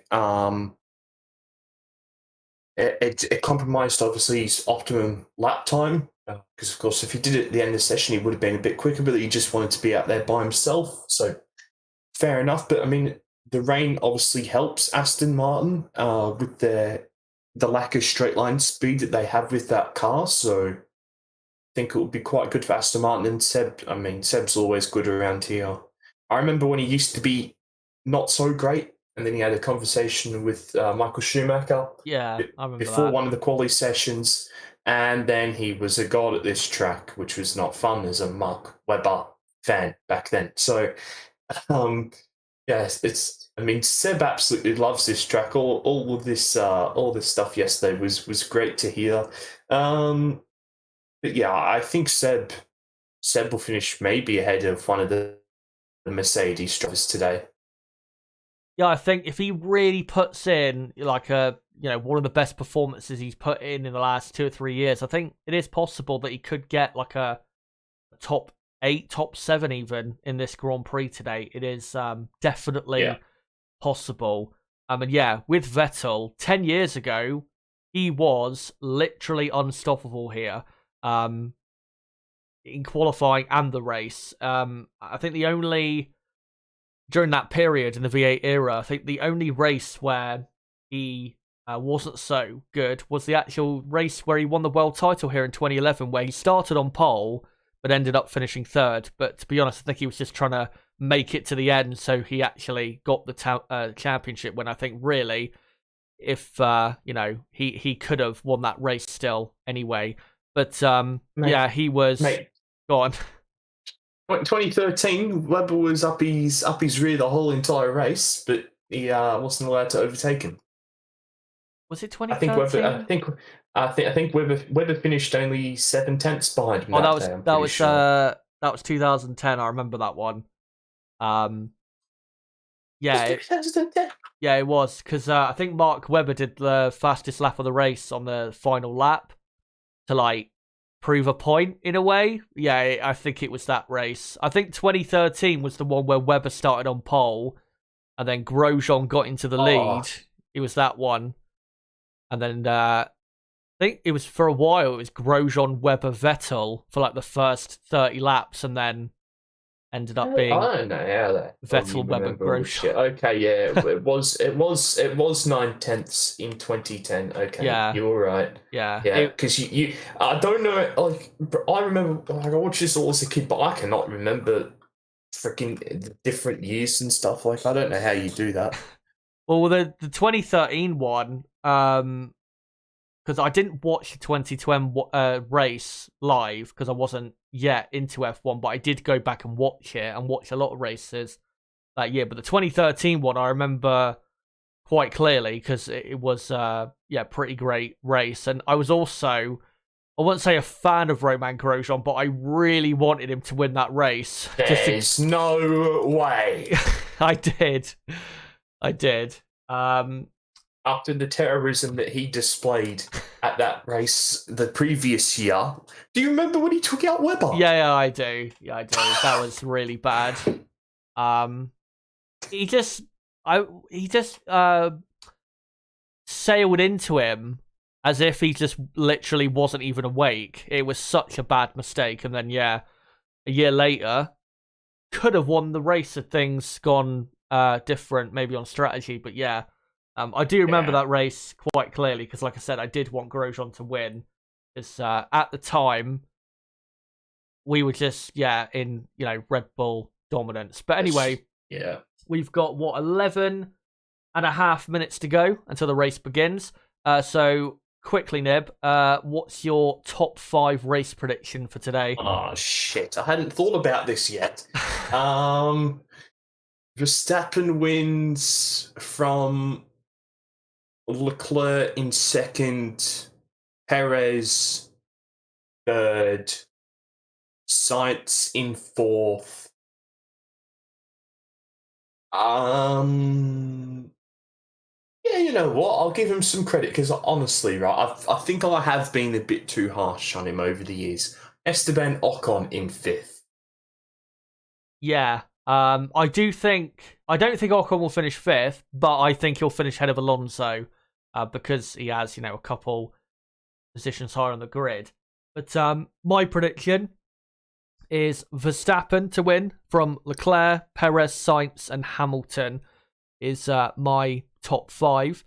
Let's hope it's a bit different than that. We get a bit of a surprise as Sky F1 are currently interviewing Bernd Mailander, the safety car driver. Hopefully we don't see any of him really at all in the race, because that would not be great, obviously, as it looks as though, and there's Felipe Massa now being interviewed. It does look a bit like the rain might be picking up at Suzuka, but let me know, guys, in the chat quickly, with 10 minutes to go, what are your top 5 race predictions for this Japanese Grand Prix? As all the teams got their tents out, which is obviously something that didn't used to happen, as the Japanese crowd, obviously manic fans of F1, and great to see so many of them, despite the weather being quite not horrendous, but not great, and definitely nowhere near as good as it was yesterday. Yeah. Right, let me just see if I can find some predictions quickly in the chat or some comments. I'll be back in a couple. Yeah, no problem. Let's see if I can find some predictions here. And hello to certain people in the chat who've just woken up, such as Prank and Alex Spinner. Good to see you guys. David Taylor says Vettel, Alonso, Verstappen for the top 3. That would be such a great podium. Honestly, if we can get Vettel on the podium before the end of the season, that would be, so good. I mean, I don't think it'll happen, but we can always pray. Hakan says Latifi, Stroll, Bottas. Frank Trigg says Verstappen, Perez, Leclerc, Sainz, Alonso. Bravomoz, good to see you. Obviously, coming of the race, great for you as well. Hamilton, Leclerc, Perez, Alonso. Turbo, Hamilton, Russell, Alonso, Leclerc, Ocon, Vettel. I just saw someone, I think Hunter, asking what are the track conditions like. Again, it's getting wetter because I think the rain is starting to pick up a bit more, but it is still, I would say, intermediate tyres are the tyre of choice. So it's not, absolutely pissing down, but it's getting there, I would say. And probably in a couple minutes' time, I will get on to some final stats and that before we get into the Grand Prix. Obviously, I've read out Astro Stevo's, as he says, top 5 race predictions. Max wins the title and race, but hope I'm wrong. Dull race, but hope I'm wrong. Tsunoda crashes, but hope I'm wrong. Ferrari F's up, but hope I'm wrong. And Vettel retires, but hope I'm wrong. Let's hope that certain things, don't happen. Alonso says Frank is a master in the wet. He is. We haven't had we have had a wet race here in Japan back in 2014, but Alonso, Fernando Alonso in that race for Ferrari actually broke down. As the race started under the safety car, he actually broke down in his Ferrari under the safety car, so he never actually got to do, in that Grand Prix, any proper racing laps. So Alonso has not actually done any green flag racing laps in the wet here at Suzuka. As Ken Wallace says, rain was worse on Friday, so let's get going on time. Indeed, I think we should get going on time, honestly. And Teresa says Verstappen will crash out in lap 1 and Leclerc will win. Will Max close out the championship today? It's looking likely. And I think I'll finish up there with those predictions in the chat. And let's get into some final stats and that before we get into this Japanese Grand Prix. And let's start with Red Bull Racing. Max Verstappen has never won the Japanese Grand Prix, and he seeks to do that today. Red Bull's last win in Japan was in 2013 with Sebastian Vettel, and Red Bull are currently on a 6 consecutive race win streak. They're looking to make it 7 today. That would be their longest race winning streak since 2013. For Ferrari, Charles Leclerc, his best finish in Japan is 6th from 2019. That was a disastrous weekend where Ferrari locked out the front row, but then ended up blowing the win quite spectacularly. Ferrari's last win in Japan was in 2004 with Michael Schumacher. They've had plenty of chances since then to win, but yeah, they've just not actually got the victory. And Ferrari's last race win was at the Austrian Grand Prix about 3 months ago exactly.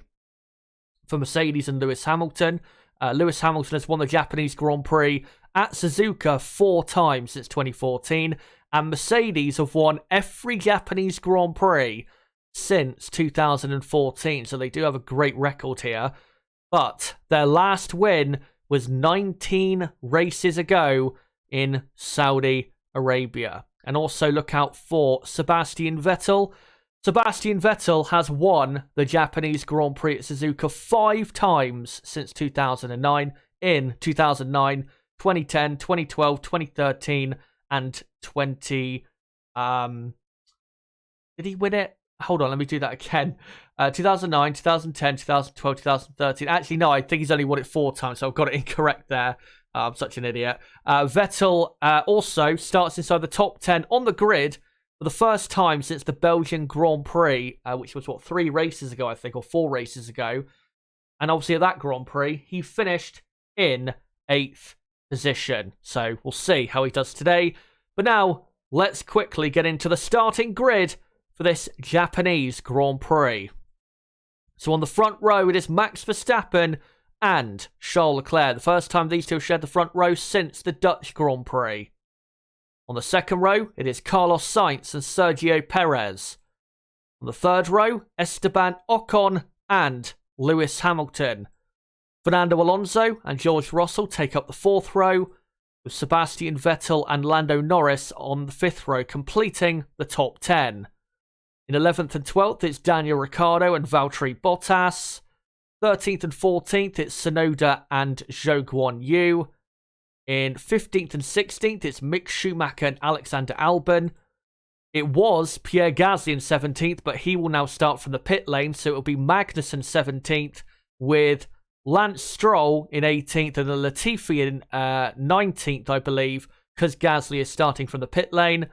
And yeah, Gasly in 20th position. So that is your starting grid for today's Grand Prix. And let's quickly get into the championship standings right before we get into this race. So as Nib said earlier, Max Verstappen needs to outscore Charles Leclerc by 8 points in this Grand Prix and Perez by 6 points to be world champion here today at Suzuka. He needs at least a 112-point gap to whoever is second in the championship, and he is currently 104 points clear. Leclerc second, 2 points clear of Perez in third, and then Russell fourth, and he's only a point clear, Russell, of Carlos Sainz in fifth, with Lewis Hamilton sixth, and then Norris, Ocon, Alonso, and Bottas completing the top 10. And then on the constructor side, Red Bull are 137 points clear, I believe, in the Constructors' Championship. Ferrari quite clearly now ahead of Mercedes, who are quite far behind in third. McLaren are fourth now, 4 points clear of Alpine coming into this Grand Prix, who are fifth. Alfa Romeo are sixth, with Aston Martin in seventh now, climbing 2 positions after the Singapore Grand Prix, and only 15 points behind Alfa Romeo. Haas are 8th, AlphaTauri are 9th. They're both level on points. That's a very important battle until the end of the season. And Williams are last. Finally, after a minute of me waiting to say it, we have a standing start. Good. That is very, very good to hear. Because I was a bit worried. Yeah, there's conflicting reports of what the rain's going to do now. Some drivers are being told that it's going to start intensifying at the start of this race, that it's going to be at the similar intensity for the next 30 minutes and then increase. So all that we know is that it is actually going to increase, and that everyone is on intermediate tyres. Right. Cheers for letting me know about the inters there. And the formation lap is about to get underway. As they're just taking the tyre blankets off Carlos Sainz's car. And I'll let you guys know when the formation lap officially begins. And the formation lap should take about 2 minutes to complete. And there he is, Max Verstappen on the grid, ready to go out there and win the World Championship as all the mechanics now leave the grid. And yeah, they're all, as Nib said, on intermediate tyres. They go down to the single light now.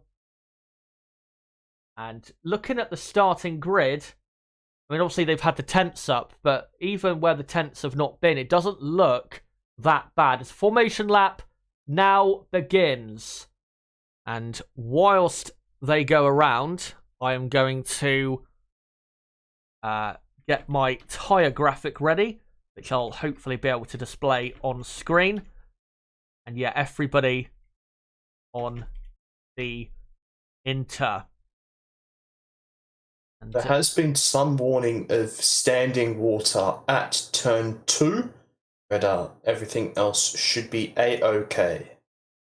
Yeah, let's hope it is A-OK, and let's hope there's no, massive collision on the first lap. I mean, the run into turn 1 is quite difficult because it gets narrower and narrower as you go through turn 1 and then into turn 2.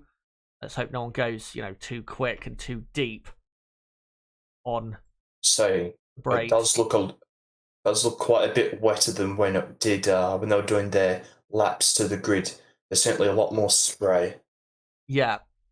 Well, we saw a few minutes before the race started. You could visibly see the rain falling a bit harder. And as they come into the hairpin, and you can see with Verstappen there, that is a lot more standing water as they're going now up to the spoon curve. So, yeah. No. They might have to move on to the wet tyre if it keeps up. I should be able, hopefully, to display the tyre graphic in a moment as Max Verstappen is just coming to the end of formation lap. He's just exiting 130R and coming into the final chicane. So there you go, F4 on the Inter, and let me just quickly update that Pierre Gasly obviously is going to be starting from the pit lane in 20th position. Get ready, guys, for the beginning of the Japanese Grand Prix, as we are only, probably 45 seconds to a minute away. And if you guys didn't know, of course, it is a 53 lap race. Teams prepare themselves for what's going to be a very nervy start as they head into that, bottleneck, like I was saying, turn 1 and 2. And yeah, the grid definitely getting or looking quite a bit wetter than it was, say, even 20 minutes ago. The tyre choice will be interesting as Yuki Tsunoda, they're just showing on board, coming up to his starting position of P13. And Pierre Gasly almost being released from his garage to start at the end of the pit lane. As now the last few cars come to the grid, and the last car obviously on the grid will be Nicholas Latifi. Surprised you didn't say Goat Tiffy there, to be fair. As now they're all on the grid. And here we go, the lights are on. Can Max Verstappen win the title today at Suzuka? Lights out and away we go. And a very slow start from everyone and a very slow one from Max Verstappen as Charles Leclerc is into the lead. Is he? No, he's not. What a move by Verstappen around the outside. And he keeps it. What confidence by Max Verstappen in these conditions to just send it round the outside. Yellow flag for something, I don't know what, as Perez is up to third. And yeah, there's even before turn one, there's a car turned around. Oh, right. I think they didn't quite see that because obviously they were focusing on Max and Charles at the front. But now green. It's Seb. Oh, no. That's not good, as they're coming through now into the second sector of the cars. And yeah, it is quite a bit wetter than it was on their laps to the grid. And I reckon we could see some full wet tyres possibly soon. But on lap 1, it is Max Verstappen in the lead from Leclerc second. There is a Mercedes and an Alpine as a yellow flag in sector 2 now. And that's Lewis Hamilton overtaking, not quite sure who that was. Oh. Carlos Sainz has had a big crash there, I think, at the Spoon Curve. And he's took the rear wing off, and that is going to be a safety car. Surely. And he is out of this race, and it is. It's a safety car. And I'm pretty sure that was at the Spoon corner. And yep, Sainz is out. And what on earth has happened before there? The Spoon Curve. It looked like down the... Oh, okay, Yuki.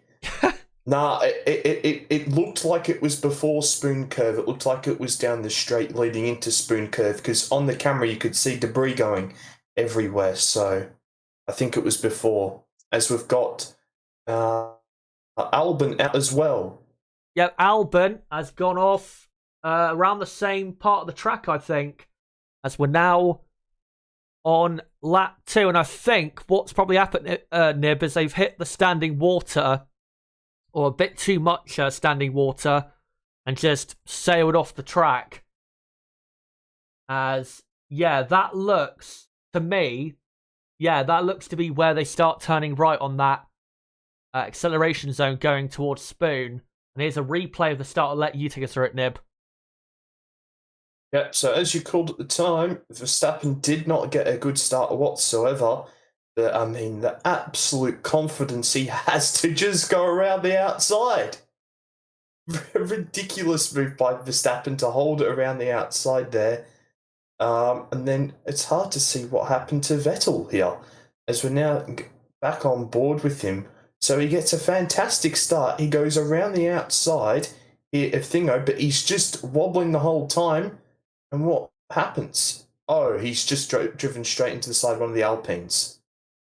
Yeah, that was... He didn't know they were there. Yeah, he must have not known they were there, because it looked as though he just drove straight into him. Didn't know exactly what was to the right of him. Here's a replay of Sainz, and aquaplaned on the exit of the hairpin, and then into the barrier. Quite a big impact as well. Not a huge one, but he is out of this race. Here's Carlos Sainz, and here's a replay of Zhou spinning on the exit of the hairpin. And he's down to 17th places, Zhou Guanyu. I'll update the rest of the order from P9 down, by the way, when they actually show what the running order is. Yeah, on that camera, onboard camera, couldn't see anything there. And yeah, just lit the rears up a bit too aggressively. And that's what caused the spin. And then on board here, Alex Albon.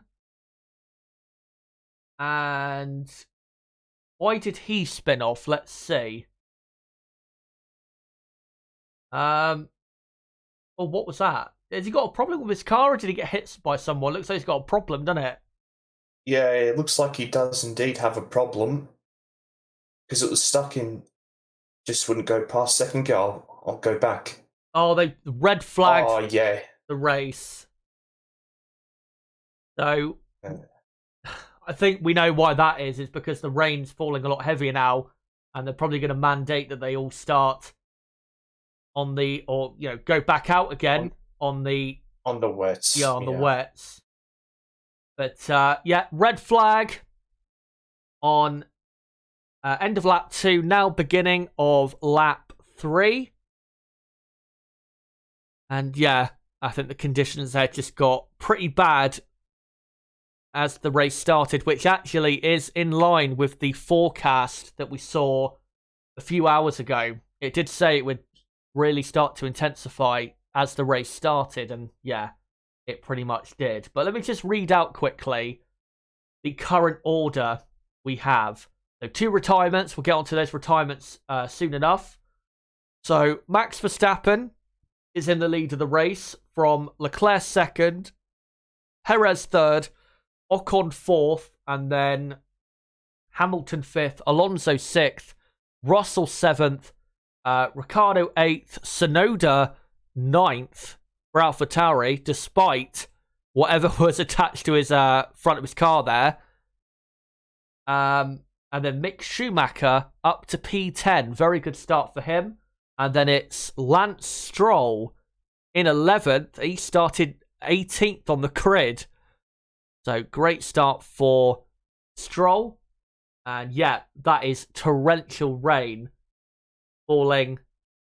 Looks to be the exit of one of the last corners in the S's. Lance Stroll is in P11. Then Magnussen 12th. Norris is 13th. And then it's Bottas in 14th. Latifi is in 15th. And then it is Vettel 16th. Zhou 17th. Gasly 18th. And then your 2 retirements are Alex Albon and Carlos Sainz. Let me just quickly, though, display on screen that we do have a red flag. There you go. A red flag on lap 3.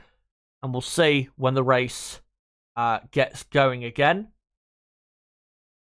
And let me just quickly put that Albon and Sainz are out. And yeah, we assume that they'll all be going on to wet tyres for the restart of this race whenever that whenever that is. Are you surprised, Nib, at this, or could you see it coming? I mean, what the... okay, I'm getting angry. What's the fucking point of having the wet tyres? As soon as it's the crossover point from intermediates to full wets, oh yeah, let's red flag the session. It doesn't help that we have these stupid, big, heavy, ugly cars nowadays. So there's 10,000 more times spray. That certainly doesn't help either. So yeah, no surprise, because as soon as we get to the time where it's to go to full wets, it's a red flag and it's a joke. Yeah, it is. The thing is, though, I think you're right. As soon as it gets to like full wet conditions for the full wet tire, they do tend to just throw out a red flag, as they're just showing a replay of Max Verstappen retaking the lead on the first lap again. So incredible from Verstappen there to hold it around the outside. And by Leclerc, just not to go steaming off into the side of him as well. Yeah, I was thinking we might have a similar start to last time we were here, where Leclerc punted Max off the track. Thankfully, though, they both got through. But I think the reason here they've thrown the red flag is because, obviously, they're all on inters, and the track was, full wet tyre condition. And this is going to be scary, Chaz, where the advertising board has come out onto the track and Gasly's run into it. That's bad, really bad. Yeah. And yeah, you could see from his onboard camera, nothing is what you could see. You could barely see the actual driver of Gasly in the car, and yeah, he had a new front wing, I think, fitted. But yeah, I think the reason they thrown the red flag is because, obviously, as I don't know what Gasly's moaning about there, having a go at someone, but yeah, the reason they've thrown the red flag, in my view, is because they would have had to have gone to the wet tyres, but they wanted, I'm guessing, for them to do it more safely. But to be honest, knowing the FIA, they're probably just going to keep the red flag out until it's good enough for intermediate tyres again, knowing them. But, yeah. And that's going to be probably about an hour or so. Yeah. Well, that's another thing to remember, Nib, is sunset is in 3 hours at Suzuka.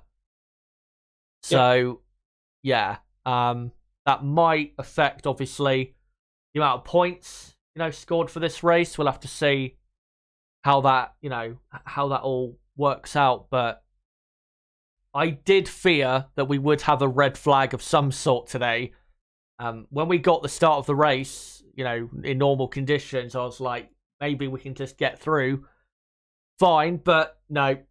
And yeah, looking at the rain, it's gonna be probably 45 minutes at least until we hear anything about a restart of the race. And yeah, we will see what happens. We haven't heard any updates from the FIA in regards to, I don't think so, in regards to when the next update is. Yeah, well, 20 minutes will be the next update. 20 minutes from, 5 minutes ago or something like that? From now, Sky Germany the same. Oh, right, okay. I just seen Chris Medland retweet a tweet from Sean Kelly saying, without question now, the race will be declared over by 17:04 local time when the 3 hour limit is reached. So 17:04 local time is in 2 hours and 48 minutes, I think, or something like that from now. So yeah, at least we won't be around, for 4 or 5 hours like we were at Spa, but we do want to get a race. The thing is, though, and the problem is the worst of the rain is now just starting to pass through. So, yeah, this could be a lengthy delay to proceedings. But do you think, honestly, do you think the teams are going to bring up that issue, Nib, about, why or what is the point of the full wet tyre? Because, I mean, we heard plenty of people say it last week. What is the point of the tyre? At this point, it does feel as though there's no point having a full wet or an extreme wet tyre, whatever you want to call it, because of how trigger happy they are with red flags. Do you think the teams, do you think they could actually have a discussion about this, or do you think we're always going to have the wet tyres, even if the FIA keeps doing these things, with the red flags and delaying starts and that? Yeah, I mean, the FIA ain't going to change, so it would have to be up to the teams speaking to Pirelli and whatnot. But, I mean, as I said, one of the bigger issues as well is the spray. Because with these bigger cars, what on earth is that start by Lance Stroll? That is the best start I think I've ever seen. That he has balls the size of a fucking moon. That is mental. How has he done that? He's got you, and he went, 18th to 11th that was? That is mental. As we're about to see a little bit more now what happened to Vettel, I believe. Oh, not really, but I swear Vettel literally just goes into the side of Alonso. Yeah, I don't think he saw him. I think he thought there was no one there, so he tried to pick up the middle of the corner or something. Yeah, that start by Lance Stroll, that is amazing. I hope they show another replay of it, because, yeah, how he didn't get put into the wall 3 times before he even got near turn 1 is incredible. We know the boys are, a really good starter to races, but that might be, probably is, the finest one he's ever had. As they're just showing a full onboard replay of Alonso's first lap, and he tried to overtake Lewis Hamilton at the hairpin and then slid wide. And Hamilton just cut underneath him and came back through on the exit. Okay. Losing the rear end. So for some, I've just had a tweet being retweeted onto my timeline. For some reason, they weren't playing the replay of Gasly nearly smashing into a random tractor on the circuit, just hanging out. So that's apparently why he was so angry in his pits.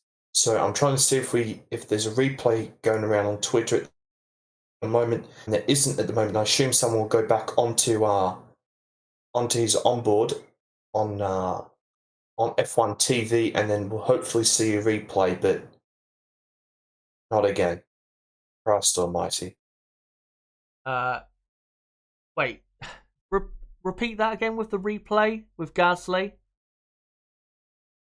Okay, thanks. Sorry, I just clicked up on my timeline, so now I've got to go find the tweet again. Oh, sorry. I just wanted to to hear it again. Apparently, Gasly nearly hit a tractor. Oh, right. Yeah, we didn't see that. We couldn't see it. It was too blurry. You could barely see Gasly in the car.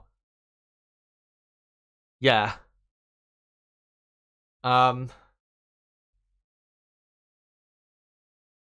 So just waiting for a TV. Sorry, for something on Twitter. Yeah. Well, the only way I think he's probably nearly hit a tractor was on the second lap when the safety car came out. Because you must have had, Sainz and Alpine for their cars, possibly? I'm guessing. Yeah. Yeah, but we haven't seen any on the TV broadcast. We haven't seen anything or any replays about that, but phew. Right, let me look at your comments in the chat quickly, as we've got this red flag and this delay. And obviously, guys, we will keep you updated with, when the race will get going again. So don't worry about that, as Alex Albon comes back to the Williams garage. He's out of the race. I know there's a red flag, but I'm pretty sure they're not going to get his car back in time and get it in the race. I'm pretty sure he's out. Carlos Sainz is definitely out, because even by the time they get the car back, it'll take quite a long time to fix. Yeah, there's no way Carlos would get back into the Grand Prix. And yeah, quite a lot of running water running down the pit lane. Obviously, it's a hill, going downwards into turn one. But, no sign at the moment of a possible restart.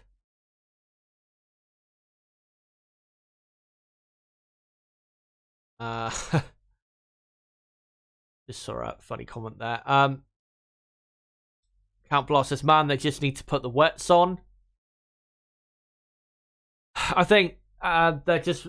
The only thing I can think at this point as to why we've got a red flag is they're now just waiting for the worst of the rain, as it is raining very heavily on the track.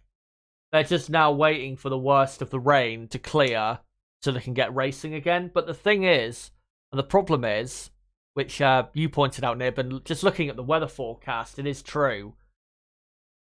This rain is going nowhere. This race, if we have a proper race, it's going to be a wet Grand Prix. There is no getting away from that.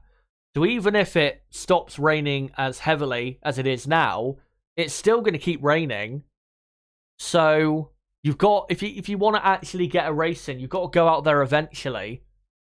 You can't just hide away for 3 hours. So if they actually want to do a race here and give the fans, something to watch, then yeah, they need to come up with some sort of plan rather than just waiting around. But again, it is the FIA at the end of the day. And I'm just looking on Twitter quickly to see if there's anything.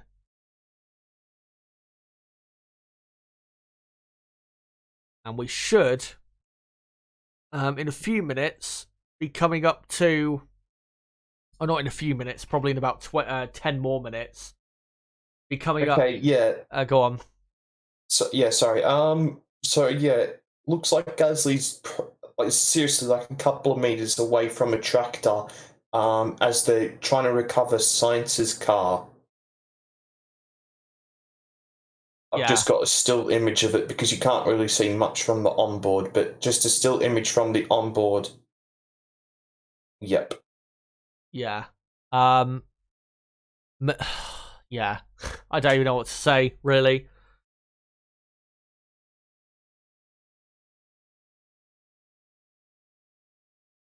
Thankfully, though, he didn't actually make contact with it. But what I was going to say quick is, yeah, in about 10 minutes' time, we should hear another update from the FIA, which is, and the update is probably just going to be another update in 20 minutes. That's what I guess it will be. We just saw a bit there of Daniel Ricciardo. Ricciardo had a great start. He went up to 8th place. And his teammate Norris is 13th. So, great start for Ricciardo. Obviously great for him this weekend. He's got the new upgrade on, which he didn't have in Singapore. And Norris did. So, yeah, I think Ricciardo's actually had a pretty good weekend considering how his season has gone. As Rung Chandhok is, I think, just about to do a analysis of the start of the race. But, yeah, we're now, in that zone of just waiting and seeing what is going to happen. Frank Triggs says, come on, just send them out on wets. The track is clear. Let me see if I can find some other comments here quick. Japanese fans are legends, says Prank. Yep, they are. They are.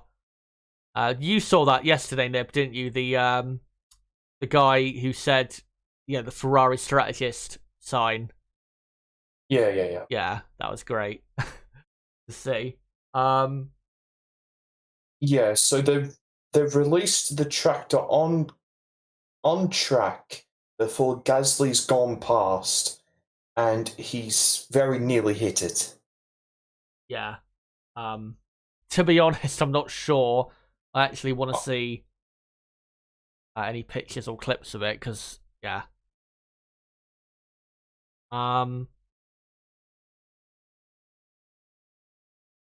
Let's have a look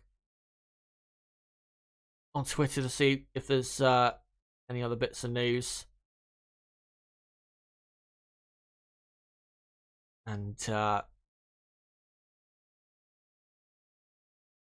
nothing at the minute. Efron just repeating basically what we're saying. Minky says the Ferrari strategy sign took me out. And like I said in the build up here,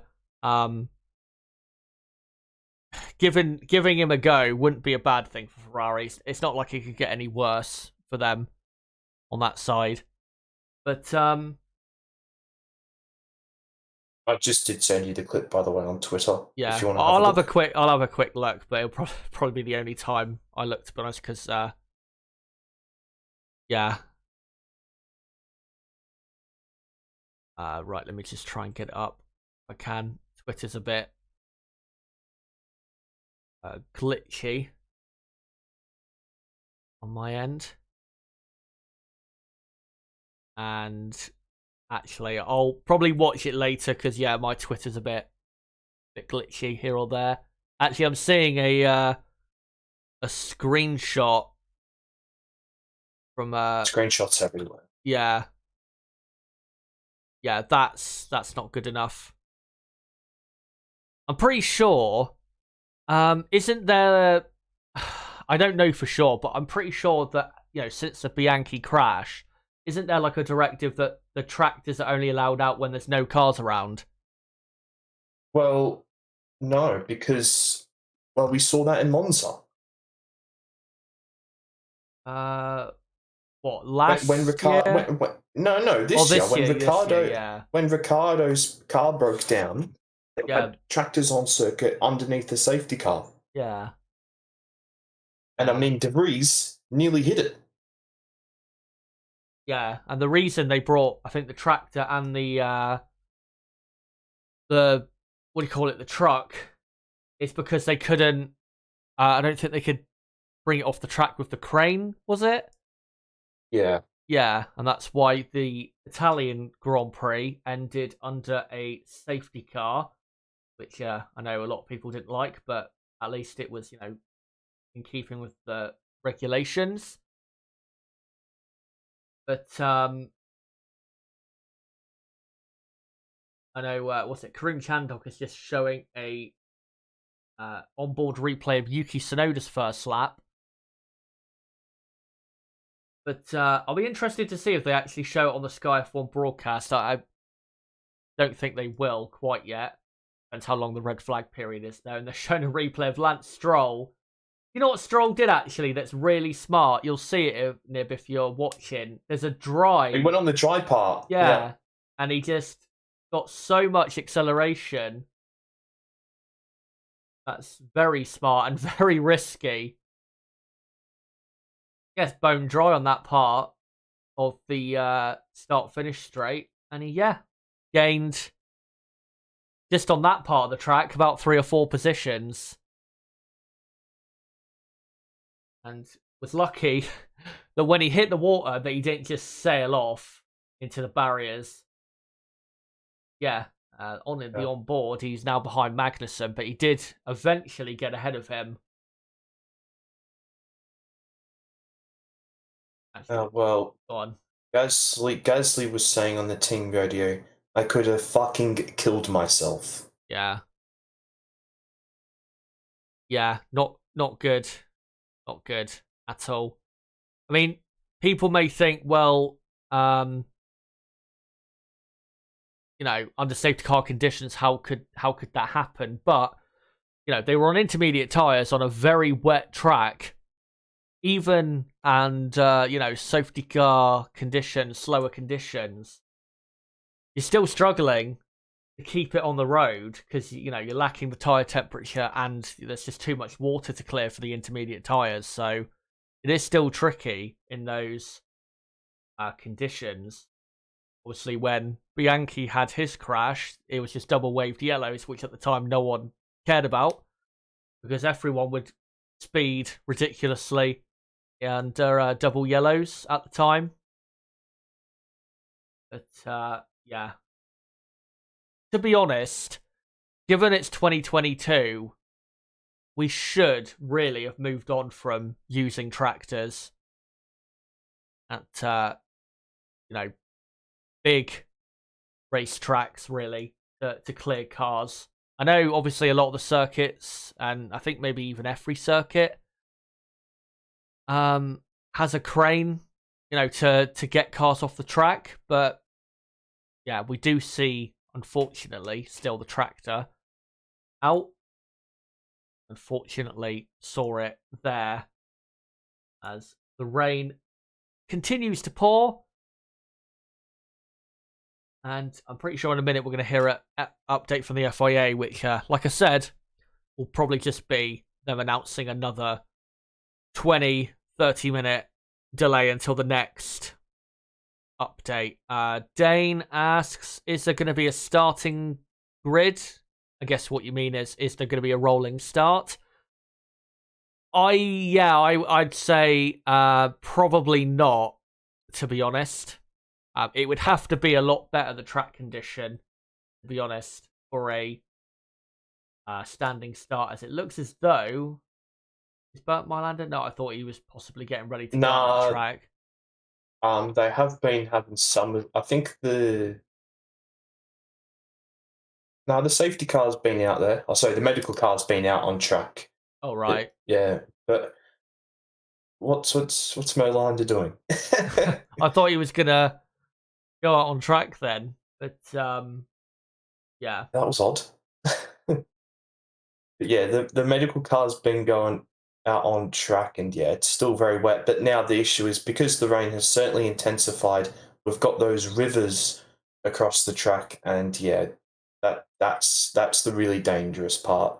Yeah, especially in some of the S's section in the first sector, where you're going at quite high speed, where if you spin, as a result of it, you're probably going to hit the barriers pretty hard. And they're just showing a replay of some of the onboards, and yeah, Sebastian Vettel, they're showing an onboard of him hitting Alonso. Did well to keep it going and not get stuck in the gravel. There's a replay of Sainz hitting the barriers. And yeah, they're showing a replay of Zhou spinning. Probably they'll show a replay of Albon having his breakdown as well. But we've only had, guys, one, if that, one racing lap. And we are on lap 3, the beginning of lap 3. And we currently have a red flag. And at the minute, there is 50 laps to go, but we don't know when the race is going to get going again. My fear is that this rain is going to be around at this intensity for quite a long time. And then even when the rain eases off, it will still keep raining and they won't get the track in good enough condition to do a race. To be honest. So, yeah, we will see what happens. Fingers crossed we can actually get a race, but yeah. Yeah, Chris Medland on Twitter saying it should not be on the track. The tractor. Race. Go on. Race will resume in 15 minutes with a rolling start. Well, that is surprising. Because the track does not... Very surprising. Yeah, because the track does not look like it is in good condition really at all. Is there anything about a mandated wet tyre start? I mean, I think when it's a rolling start, they have to be on the full wets, isn't it? After a red flag in wet conditions. That would be the case anyway. Yeah. I wouldn't be surprised if it was... yeah, wet tyre start. So, what? So 15 minutes from now, yeah, we're having that rolling start. Yeah. So, get ready, guys. We are going to get some racing. And, well, let's hope the track is in good enough condition. Japanese weather radar predicts light rain in the next hour, says... there's a comment there in the chat. Just saying that quickly. Cheers for that. Well, let's hope that the track does improve in terms of its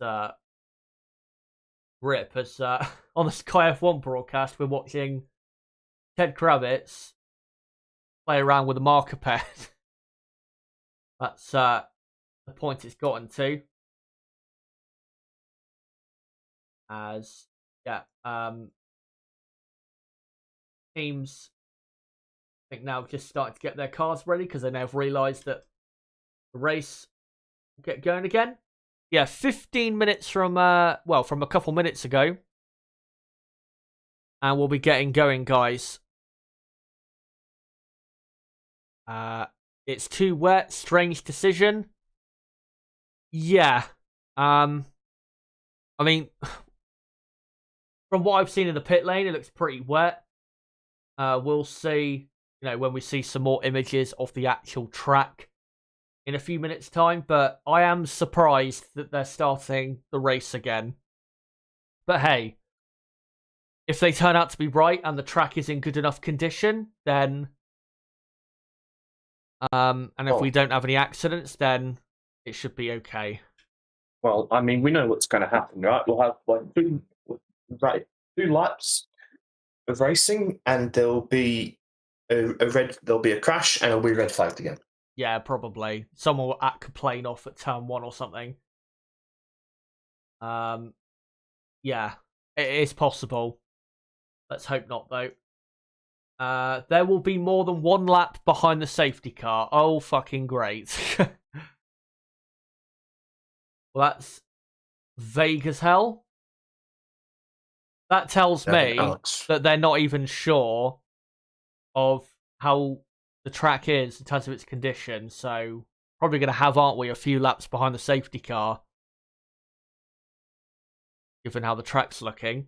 But what I'm probably going to do in about 5 minutes is just post a link back out in a couple places on Twitter on my community tab, because obviously the race is soon to be getting going again. And the Japanese fans still sticking it out.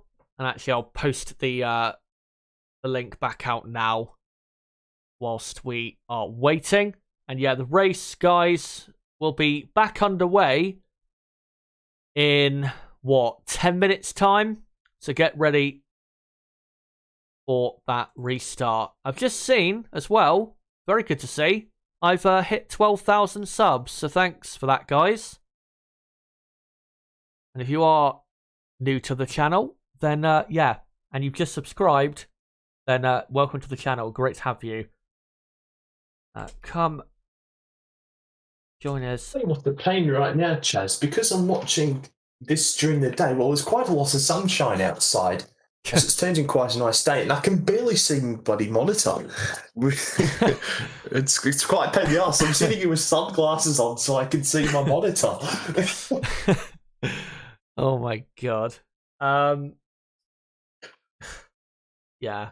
At least, the weather's better in your part of the world than it is where I'm at, because it's pretty bad where I'm at as well. Well, yeah, what's it called? We've just had a whole heap of rain the other day where our local river is flooded. No houses affected or anything, but we're going to have a whole heap of rain again next week. I mean, up in New South Wales, there's quite a lot of flooding as well. So, yeah, not so great. Up further north. Yeah. Well, it's typical, isn't it, in your part of the world in Asia, that when it rains, it's bucket loads normally, rather than just light stuff like it can be basically in Europe. Right. Yeah, because we get the warm sea, and yeah, it just makes everything explode. Really makes the rain explode. So yeah, but I mean, I did see a tweet saying that for quite some time now, the FIA have wanted to make this race in April, away from the monsoon season, but the race organisers have never wanted to do that. So that's why we still have Japan, in typhoon season. Which I know it's tradition to have it in October, but I think they're right. They should hold it when it's a bit better weather, because I mean, how many qualifying sessions in the last 20 years have we had where we've had to have qualifying on the Saturday or on the Sunday? Sorry, I think last time we were here in 2019 we had qualifying and race on the same day, and I think 2010 as well. Yeah, there was another. Yeah, 2010 was one. Yeah, no, I can't remember past that, obviously. Yeah, I think there was one in 2003, 4, I think, as well. So yeah, maybe we'll get a Japanese Grand Prix in April in the future. But right, just tweeting the link of the stream back out, and we are about 6-7 minutes away from the restart of this Japanese Grand Prix. And I'll just quickly, before we get into the restart of the race, read out what the order will be for the restart. So Max Verstappen is the leader, from Charles Leclerc second, Sergio Perez third, Esteban Ocon in fourth, and then Hamilton fifth, Alonso in sixth, Russell seventh, Ricciardo eighth, Tsunoda ninth, Schumacher 10th, and then Stroll in 11th. Magnussen 12th, Norris 13th, Bottas, not Boras, Bottas in 14th, Latifi 15th, Vettel 16th, Zhou 17th, Gasly 18th, and then your two retirements are Albon and Sainz, and they are definitely out of the race. And what I'm going to do, whilst we wait to get going again, is I'm going to update the tyres to all, from inters to wets, because I'm pretty sure they're all going to be on the wet tyres. Oh, yeah, all on wets. How many laps behind the safety car do you think? I'm going to say at least 5. Yeah, we're going to be doing quite a lot of laps behind the safety car here, I think. Yeah, they're going to be testing out the what the track's like. The problem is, when you're going at the slow speed you are be on the safety car, you haven't got the tyre temperature that you will in green flag conditions. But also, you're just going a lot slower, so it's harder to tell.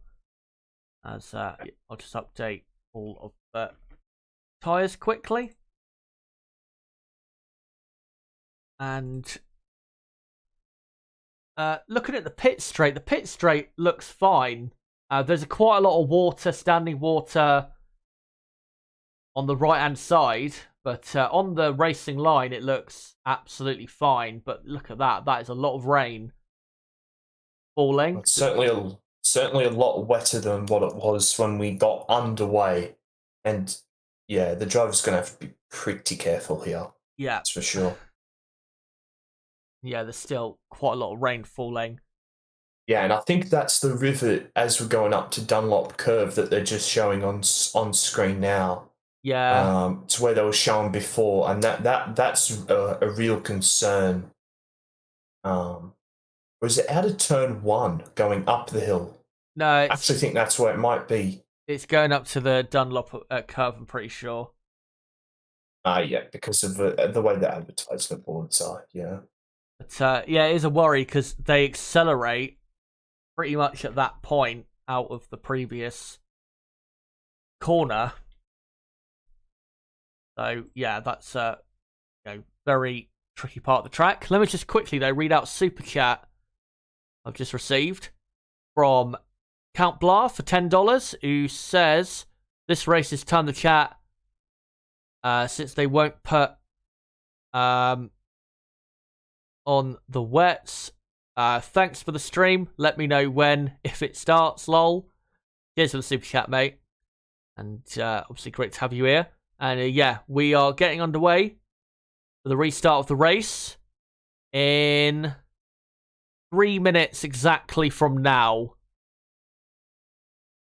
Not long. As fans getting seated again. And we'll see what happens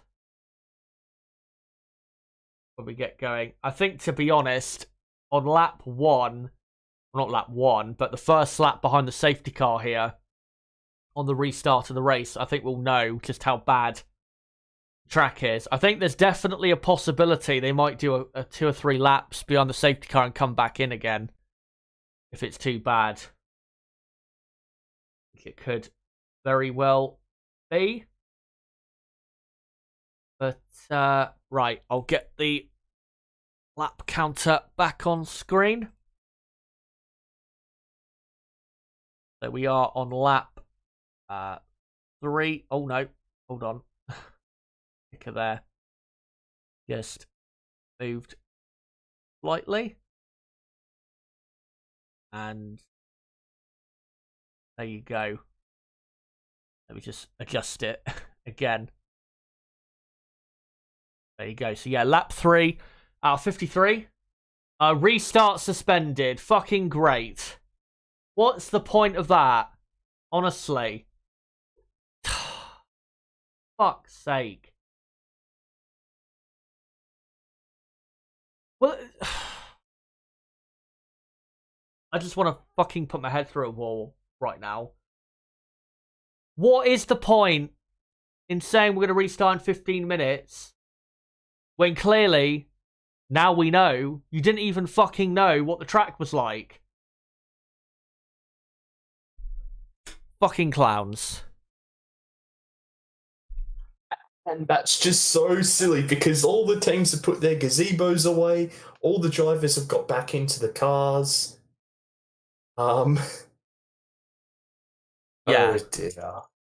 Like, again, that is just clear evidence that they made that decision without actually knowing what the track's like. They must have just been staring at the weather radar with that. Yeah, and apparently the rain is at the same intensity as it was as we're on about lap 1 or 2. So, yeah, it's just silly. Not even Michael Massey would be capable of such blasphemy. As the tents go back over the cars, and we are back into the waiting game. And looking at the radar,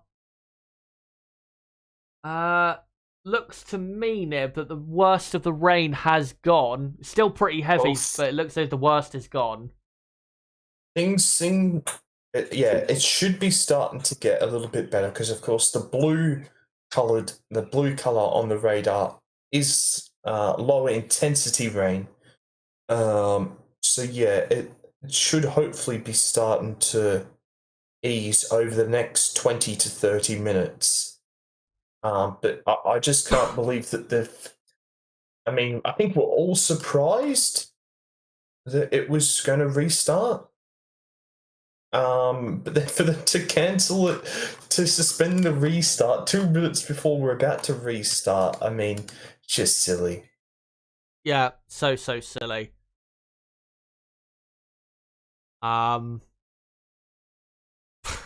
So stupid. As Charles Leclerc would say, so stupid. But yeah, that's the only positive I can say is at least the worst of the rain is gone and the lighter, less intense rain is on its way. And then there is, behind that, obviously, dry weather, but I'm not sure that's going to come soon enough, unfortunately. And yeah, we wait. I'd say we're going to be probably waiting another half an hour at least until we hear anything. And we've got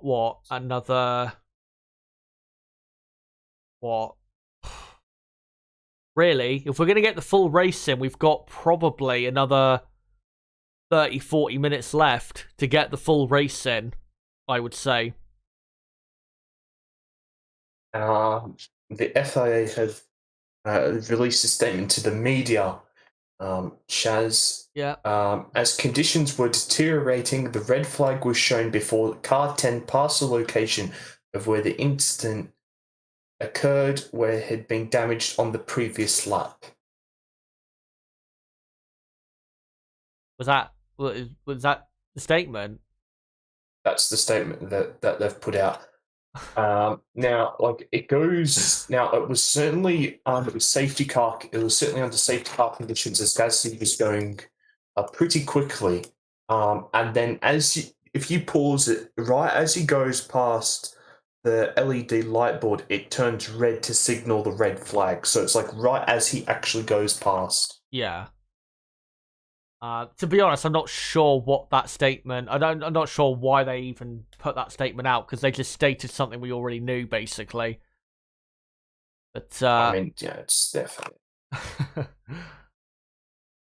As Max Verstappen is back in his garage and Leclerc talking with engineers. Oh no, he's talking to Laurent Marquis, I think, on the pit wall. Obviously, Spinotto is back in Italy. And Toto Wolff is back in the UK as well. And I think Zach Brown. Is at Bathurst? Is he? Yeah, he's at Bathurst. Bit surprising. I'm trying to think, was it Zach Brown or Andreas Seidel? I think it might have been Zach Brown who decided not to come to this Grand Prix when they were at the Singapore one. But I know that, yeah, Wolff and Bonotto decided to head home, possibly preparing for a legal case if the cost cap situation doesn't go the way they want. But we're not hearing any. What I'm doing now. I'm watching Bathurst instead. Yeah, it's great for you. Obviously, that happened at the same time. It was bad weather, wasn't it, earlier in the weekend? What's it like now? Is it fine? No, yeah, sunny conditions now, thankfully. Yeah, but yeah, it was the rain in New South Wales was really bad last night. They had to postpone one of the A-League games because the pitch was flooded. I saw the. What was it on Friday? You know, the clip I sent to you. Was it like Friday practice or something? Yeah, it wasn't the supercars. It was another formula that they're having as another support series. Got the name of it, but yeah, they were just. Yeah, that was chaos. Chaos at the end of the chase. Yeah, they were all flying off. It was mental. It did almost look like a race. The way everyone was like, you know, at the same point of the track, but yeah, as we're just seeing Carlos Sainz being interviewed, and yeah, a shame that Sainz is out of the Grand Prix. Had a poor start, lost position to Perez, and then binned it.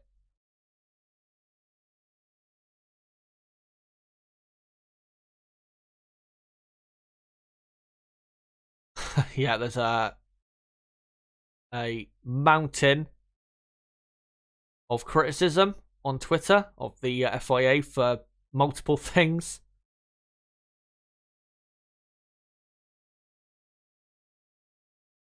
Let me just see if there's any other news I can bring you guys, but I don't think there is. Mostly it's people talking about how on earth was the tractor there on the track? Yeah, I was so confused when you said there's a mountain. I'm like, well, yes, of course, they're racing on a mountain, Chaz, for Bathurst, because of course it's around Mount Panorama. I'm like, what? What's he on about? They're just showing 130R. The run up to 130R doesn't look that bad, actually. Looks fine, to be honest, for full wet tyres, but there's a couple of rivers. It's that river heading up to Dunlop Curve, which is, yeah. And then there's that one on the exit of the hairpin they're just showing.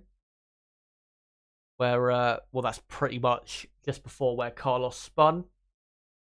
Yeah, it's like they need to get the medical cars out there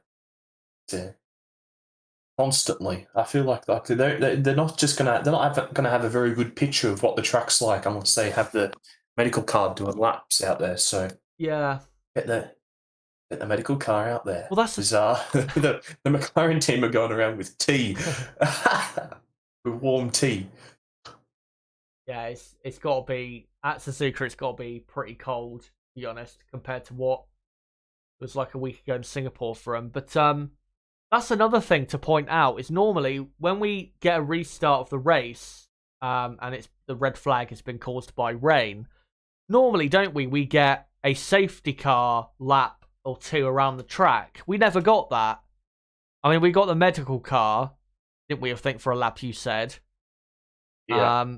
But we didn't really get any serious laps around the track. But then they suddenly were like, "Oh, we're going to restart the race." So yeah, a bit weird in how they conducted all of that.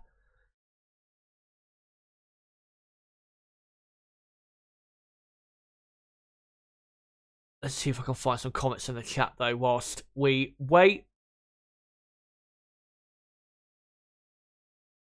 What happened to Sainz? Did they even race? Yeah, they did for a lap.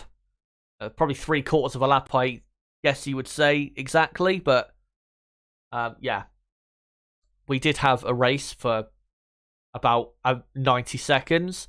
And yeah, Carlos Sainz just spun off on an aquaplaned off the track. Alex Albon had an pretty much a engine failure or something. And yeah, that's why those two are out of the race.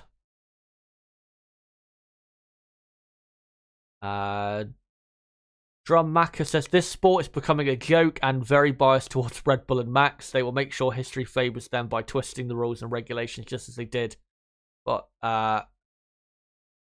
all for Red Bull's favour period. Shame. Make of that what you will.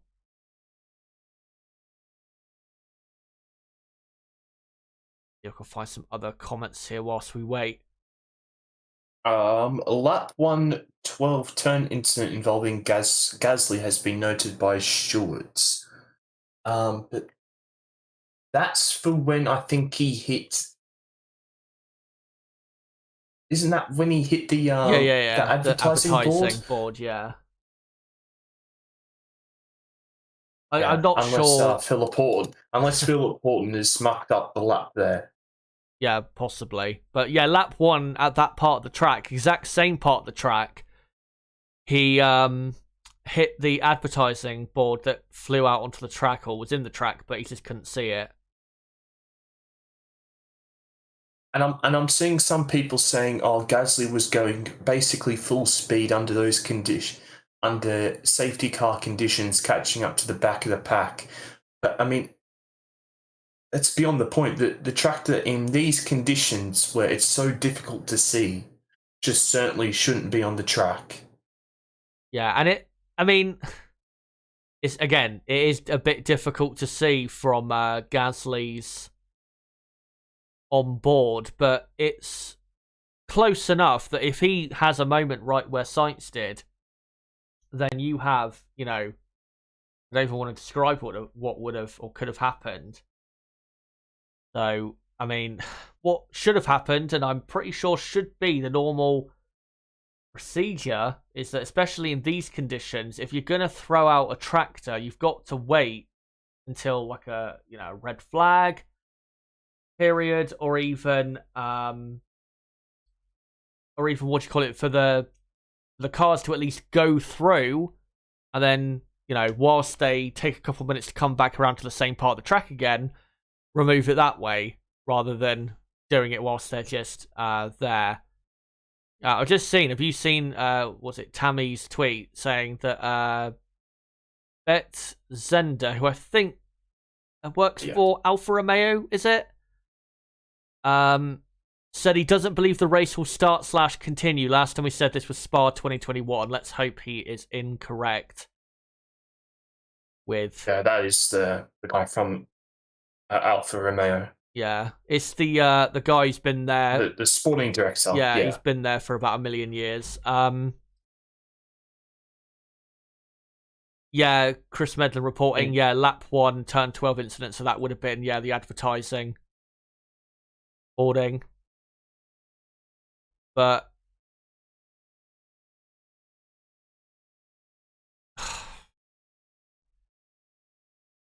well, if the race doesn't get going again, then there'll only be one headline from this race, which is FIA.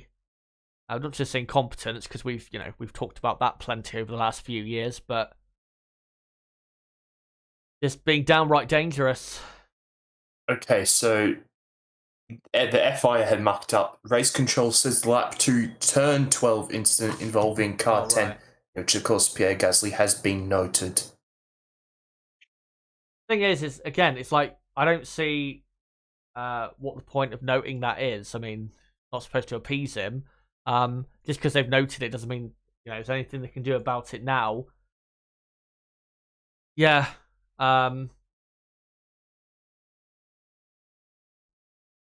I think really, I'm surprised this didn't happen after the Jules Bianchi thing, but I think tractors, unless it's during a red flag, I think tractors should be banned from being on the track, or even, or just the other side of the actual barrier on the track.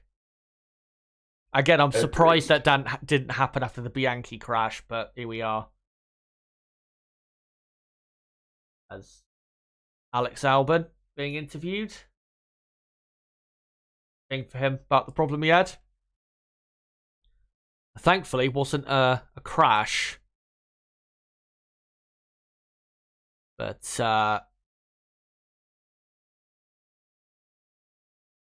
well, I'm sure, because I've seen Alex Wirtz, who's still part of the, what do you call it? The drivers, was it GPDA? I think one of the head guys of that still. I've seen him criticising, what happened there. I'm sure the drivers will bring it up, but the FIA, they ain't going to do anything about it because they are so, arrogant as an organisation. They don't give a fuck what the drivers have to say. As we've seen plenty of times over the last few years when it comes to anything. They'll do as they please, unfortunately. And one thing I will say is really not great timing for the FIA, because if tomorrow they, when they publish, or let's hope they publish, the cost cap analysis thing, if they don't punish Red Bull heavily enough for for whatever breach of the cost cap may have been committed, then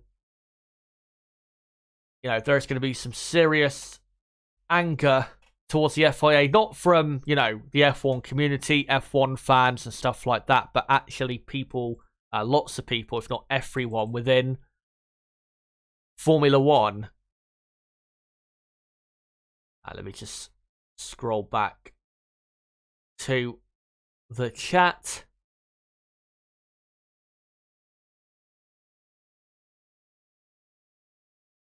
Aaron Davis says tractors on the circuit are supposed to be under red flag unless the car is in an area off track. Yeah, I mean, maybe that was the marshals who called upon the tractor, but yeah, No. But for a tractor, it has to be race control. Even for the stewards to go onto the track, it has to be allowed by race control. Right. Everything's back to race control. Right, okay. The rain is still pounding the track very heavily, and looks to be even heavier than it was when the restart was supposed to happen about 20 minutes ago. And yeah, I don't think we're going to get a restart here, probably for another 30 to 45 minutes. And if we do restart the race in 45 minutes, we'll probably only get an hour of racing in, which would be 30 more laps. So it wouldn't even be full points, I don't think, which would take the championship on until the US Grand Prix at Austin. As we're seeing a replay of Tsunoda's start to the race. Not that we can see anything at all. And yeah, he somehow found his way up to P9 from 13th on the grid. Good start for Tsunoda, as the medical car is now out on the circuit. See what medical car thinks of the drivers of the medical car think of the conditions.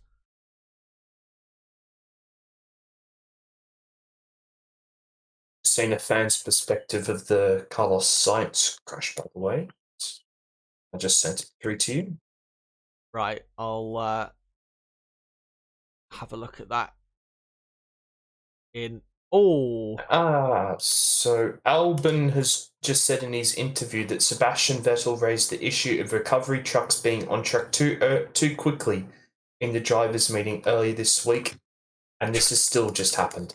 Yeah, well, Sebastian is so great with those things, and that's why I think he's the head of the GPDA from the drivers on the grid. He and George. Yeah. And then, I think Alex Wirtz is still involved at the top of the leadership. Yeah, Wirtz is still the head of it. Yeah. He's still the head honcho, as I'd like to say. Yeah. Yeah, I mean, when you come to this Grand Prix, unfortunately, ever since what happened with Bianchi, it does, feature in your mind. And from a safety perspective, yeah, it's something that has to be clearly addressed, especially at a track like this in wet conditions. Because at some tracks, if it's wet, you have lots of runoff, and it's not as dangerous. But at Suzuka, except really for maybe turn 1 that has a bit of tarmac runoff now compared to what it used to be like, and say Spoon. As they're showing a replay on Sky F1, and yeah, the tractor is like half of it, by the looks of it, is on the track, and half of it is not on the track. I mean, if it's gonna be in that gravel trap there at all, it should be on the other side of Carlos Sainz, not on the actual racetrack itself. That is horrendous. And Verstappen there went onto the grass, just to make sure to avoid it. And then by the looks of it, there was another tractor there. I think you may have seen on the broadcast. In the gravel trap. I think that was for Albon's car, was it not? Possibly, but still. And they're about to show on board from Pierre Gasly. Let me just quickly look at that thing you sent me.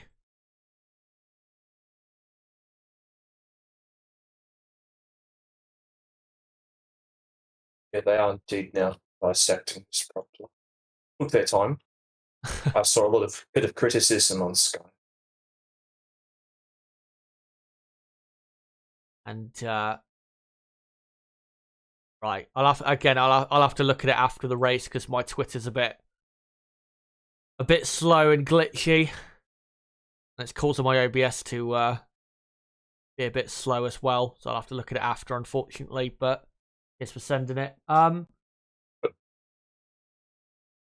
We're just seeing a replay of Gasly coming through that part of the track. What was it you were saying a second ago? You've seen what criticism of Sky F1? What about? Oh, because apparently they brought up the incident, and Crofty just somewhat ignored it. Oh, right. And it took them apparently quite a while to actually even acknowledge what had happened. But obviously now we're getting a full dissection of it by Karim and Mr. Mijam at the Skypad. Yeah. And yeah, Gasly, you can already tell when they started playing the clip there, he was going a lot faster through that part of the track than Verstappen was. And yeah, looking behind them, still raining quite hard. You can't hear what they're saying, but I'll come back to you guys in chat to see what you're saying. Keep your comments coming, by the way. As I think we've still got a chance to get the race going, but... And yeah, that, when it's played at full speed, that is scary. Because if he spins, I don't even want to say any more about what would happen if he spun at that point before the tractor was there.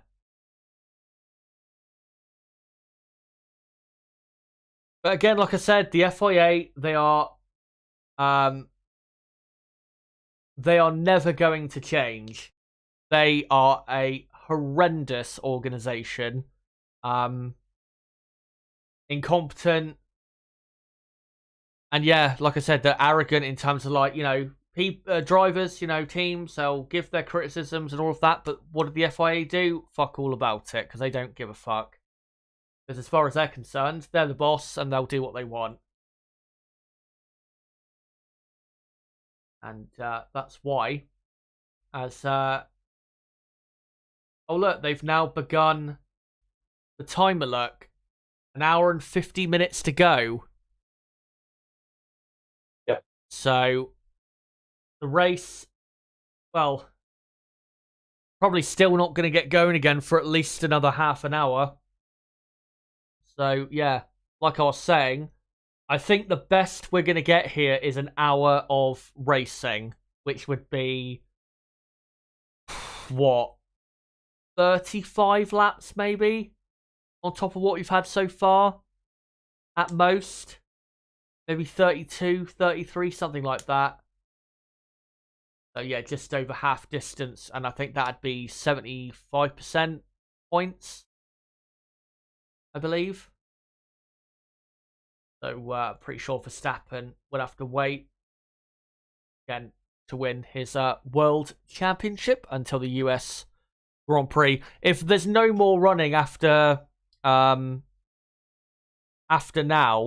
then there will be points allocated. But Max, I think, will only take away 6 points for winning, and then Leclerc will only take away 4 points. So, yeah. But I think if Max was to go into the US Grand Prix with a 106-point lead, all he would need to do is finish ahead of Leclerc and Perez in Austin to win the championship.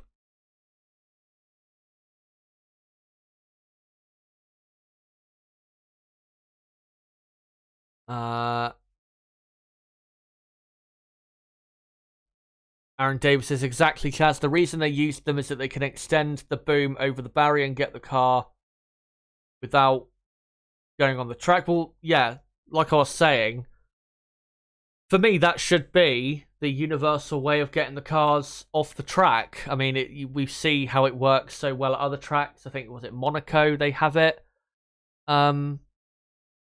Have it very well there. Monaco, I've got to say, the marshals at Monaco are by far the best there is, and also the system they have for getting cars off the track is incredible, and it's been that way for about 25 years in terms of how great they've been. Also, the marshals at Silverstone, pretty good as well. As a replay of Daniel Ricciardo starts. Let's have a look at this. Obviously, he's up to P8 now. Out madly tweeting. let's have a suss. And, well, driving into a blizzard was Ricciardo. And then... Yeah, you literally can't even see the lights on the back of the cars. And then, he must have gained... Well, realistically, he's only made up one position. Because, well, he's got past Vettel and then, of course, Sainz. Oh, yeah, because they had their problems, Yeah. Yeah. Christ, that's the most I've seen Ricciardo smile since Monza. Good to see that smile reappearing. Obviously, he announced, was it yesterday, that he won't be on the grid for next year. Do you think he'll be on the grid in 2024? No. I mean, I've got to be consistent, right? Yeah. So, no. If he gets on the grid, it's going to be either probably Haas or Williams. I don't see Williams as a likely option. I mean, I'd say a small chance that he goes to Williams, but it would depend on, a big improvement in performance from them. But, maybe Haas, I could see that working, but it would depend on, what is happening with Magnussen and Schumacher and whether they take Hülkenberg for next year as well. But yeah, I think Ricciardo's done, unfortunately. And like I was saying actually at the start of this stream, it's going to be very weird. Next year, we're going to have no Ricciardo or Vettel on the grid. Very weird. Because ever since I got into F1, Ricciardo and Vettel have been on the grid. Yeah. And obviously we had, Kimi Räikkönen retiring at the end of the last year, so yeah. Latifi are showing, they're basically now just showing a replay of everybody's race start, as Latifi is up to 15th at the minute. And yeah, I think Latifi, I mean, he would have gained a couple positions from Albon and Sainz having their issues. And then Vettel, that's 3 positions. Yeah, as we can see on his onboard, if you're watching the broadcast, still can't see really anything.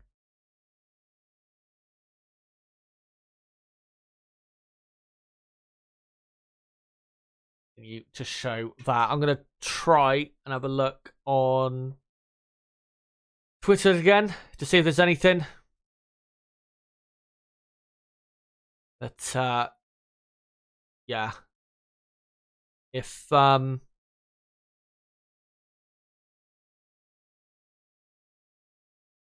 was I going to say? If we don't get the race restarted even behind the safety car in the next, say, 40 minutes, I reckon there's a good chance after that we're not going to have any more running today. So really, the next 30 to 45 minutes is the key.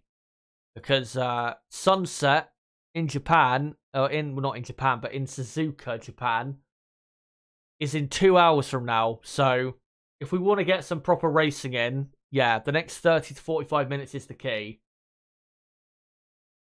But yeah, we will see.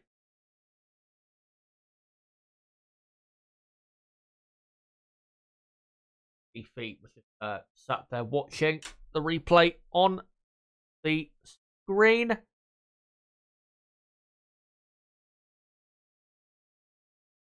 And let me just look on Twitter quickly, see if there's anything.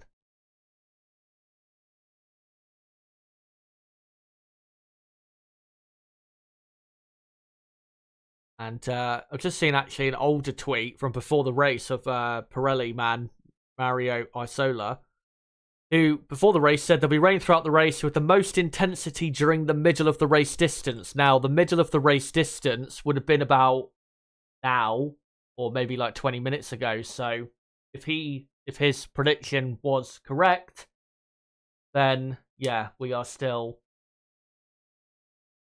unfortunately quite a bit away from getting underway, as they're now showing a replay of the medical car on the circuit. Do you think we'll get any running in, Nib? I'm starting to lose faith, I've got to be honest. I mean, we've still got an hour and what is it? An hour and 40.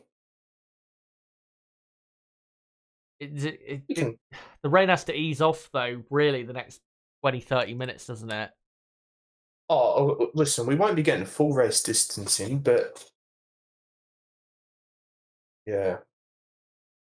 Yeah, so Gasly under investigation for speeding under red flag conditions. Oh dear, that. If they give him any sort of penalty for that, then that's going to go down. Well, yeah, I mean, yeah. I'll read out a bit more of the document. Car 10 reached speeds of up to 250 kilometers an hour when completing the lap under the red flag after passing the scene of the incident. I mean, yeah, he was probably going a bit too quickly, but the tractor shouldn't be on the track, so yeah.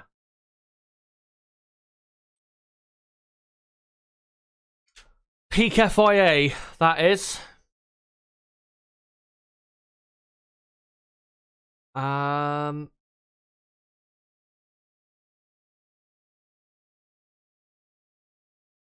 Let's have a look in chat, see if there's any good comments I can find. Yeah, Jackson Hopkins saying FIA are a joke.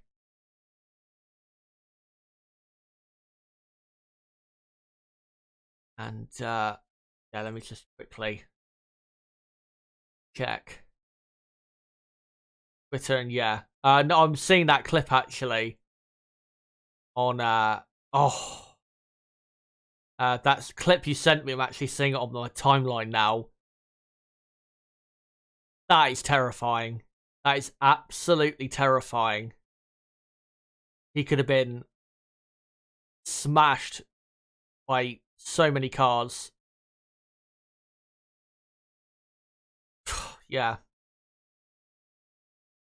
And I've just seen actually someone post, apparently Jules Bianchi's father, Philippe Bianchi, is posted on Instagram about the tractor, saying there is no respect towards Jules and no respect towards the life of a driver. Which I would echo.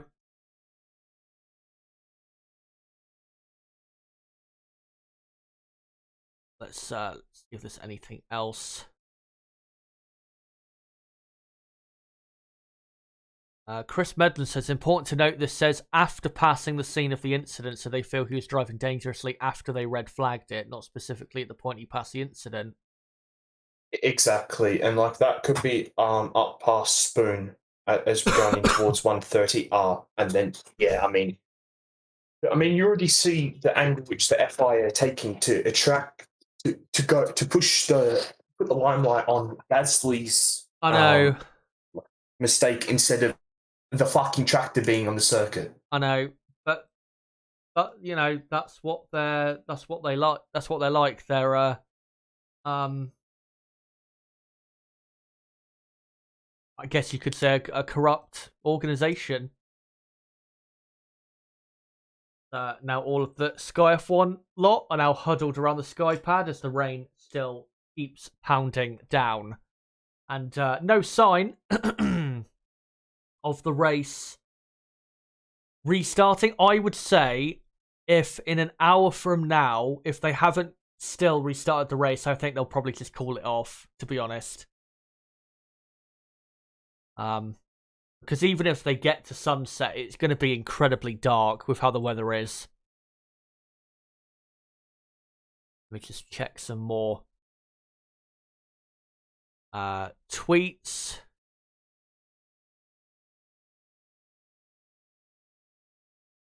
And yeah,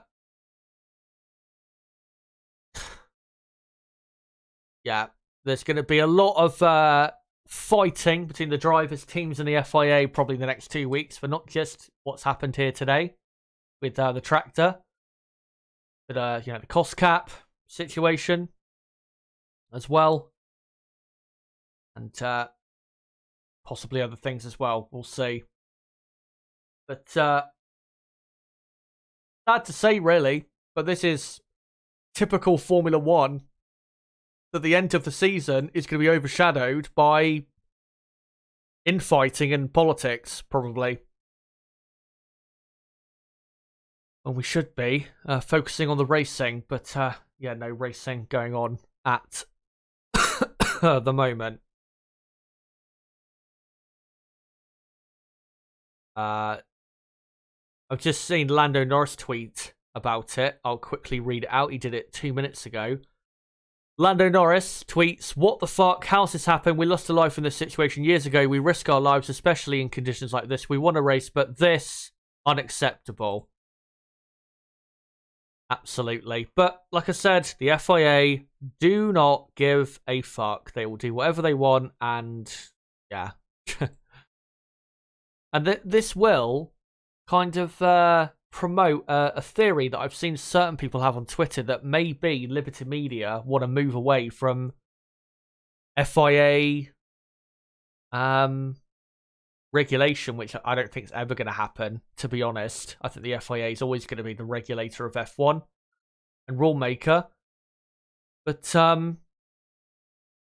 it certainly, you know, fuels those arguments for supporting, you know, maybe moving away from FIA regulation, especially with how the FIA has handled a lot of things at F1 races in the last 2-3 years. We got to remember as well, Nib, this is not the first time with this whole tractor thing. You had obviously, the Italian Grand Prix. Remember Turkey? Turkey in quali. Yeah. At the end of, or the beginning of Q2, the tractor was still on the track in really, like, treacherous conditions. Yeah, and that was under green flag as well. Yeah, that was really, really poor. And that was only about 2 years ago as well. So this is not, this is not like a rare error, a rare lapse in judgment. This is something they've been doing for a few years now. But I've seen that tweet you've liked. Do not bring back Paul di Resta. Oh, yeah. I mean, and I'm not even listening, but Just the he side brings of it. nothing. He brings nothing. Yeah. I mean, I was listening. I was watching Sky for Quali, and Jenson Button was doing an amazing job. Yeah, he's very good. Button is seriously good, and that's no surprise to anyone really. That Button is good at this. Well, there was those jokes and banter weren't there for years when he was a driver that he was going to become a pundit and a commentator. Twists, mate. Yeah, everyone knew. Do you he was remember when him and? Yeah, legit. But do you remember how he and Brundle, if they spoke and did an interview, they'd always do the pre-race nipple twist? Yeah, I remember that. Yeah, yeah. It was inevitable that Jenson was going to be a pundit or commentator in some way, shape, or form for someone. But I will say, because obviously Martin Brundle, since he had his health issues a few years ago, he's attending less and less races. It is a shame that Martin's not at the Grand Prix this weekend. I think it's got to be the first Japanese Grand Prix he's missed in. Maybe I'm trying to think. Not sure if he attended like the 2018 or 2019 one. I think one of those he might have missed. But obviously, normally he's at Suzuka. But yeah, I don't think he travels outside of Europe nowadays, does he? Well, no, he was in Singapore last weekend. Oh, okay. But you'd think though that he would have he would have come to Japan because obviously of the history of the track and all of that, rather than Singapore. But to be fair though, we do have quite a big leg in the Americas now. So yeah, perhaps just a bit too much travel for him. Yeah, I think he'll probably be at the US Grand Prix, maybe Mexico. As well. But what I was going to say is, if you're looking at a long-term successor to Martin Brundle, I think Jenson Button's the one, wouldn't you say? Yeah. Can't see anyone else. I mean, Paul di Resta's had to go a few times, and yeah. Bad. The amount of stuff he gets horrendously wrong as well. He is such a jinx as well. You remember with Bottas in Baku, was it 2018, where he said Bottas is winning this race, and then he had a puncture with like 2 laps to go. Yeah, I remember the piece of debris on the track, and Bottas got his puncture. And then there was another one where he jinxed a driver that was going to win. I think it might have been another Baku race. I think it might have been last year in Baku when Verstappen was leading. I think he was like boasting about how Max is going to win, and then obviously his tyre popped. But yeah, looking at the Sky F1 crew, yeah, di Resta just doesn't bring anything. I mean, Johnny Herbert, at least he brings banter. To be honest though, other than that, no. Johnny is just the clown. Yeah, don't give him that much credit. Johnny waffles as much rubbish as the rest of them. I mean, do we not remember in what was it? Was it 20? When was it? With him and Alonso. Oh yeah, 2016. Yeah. Yeah, come on, bro. And then Alonso, as I said to you, I think I said this to you previously. I mean, Alonso's achieved more in this season in one season than Herbert has in his entire career. Yeah. Just shut up, you idiot. Well, that's what I was saying. Was at least he brings a banter or clownish element, because yeah, in terms of like actual F1 takes, it's terrible. Yeah, him, di Resta. To be honest, I don't really. Damon Hill is okay, but yeah, he's not as good as like Rosberg, Button. I think Karun Chandhok is pretty good as well, and obviously Anthony Davidson. as well. Chandok's good. I mean, it's a shame about Rosberg because, well, he can't go to the races. Yeah. It's that he just has to be in his bedroom because he ain't got the vax. Yeah. To be honest, going forward, I think if they had Rosberg, Button, Chandhok, Brundle, Davidson, maybe one more pundit, I think that'd be pretty much fine for a punditry crew for them. I mean, the presenters, they've got loads of presenters, obviously. They've got, 4 different ones, I think. Yeah. As, Lando Norris in the garage. And if you're wondering, whilst we're waffling, what's going on in terms of the restart of the race, we still are hearing nothing. As the race did begin an hour and 35 minutes ago. But we've only had... Seidel's saying he doesn't see how the race will be restarted. Yeah. I gotta be honest, I am losing faith every second at this point. Chris Medland, looking at his tweets. Yeah, you should read out Medland's last 2 tweets. I mean, he nails it. Yeah, let me just open up his Twitter because obviously he's been tweeting probably a lot at the minute.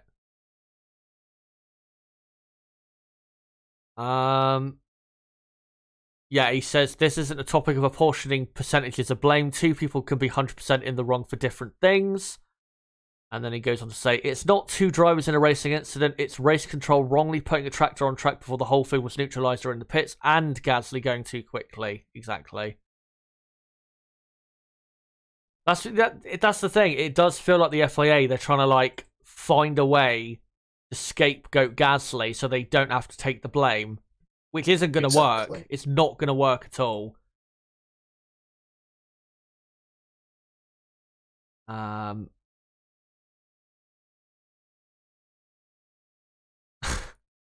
Someone on Twitter saying Chandhok is arrested doing their best to outline what Gasly did wrong.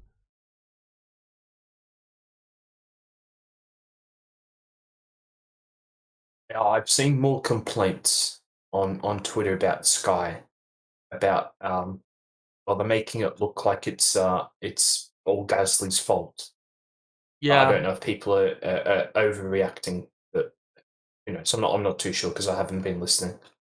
Yeah, well, I would be a bit surprised with that because I mean normally they defend a lot of what Liberty Media do for F1 because obviously they're desperate to keep hold of F1 and the F1 coverage. They did just renew their deal, I think, until 2029, or the end of 2029.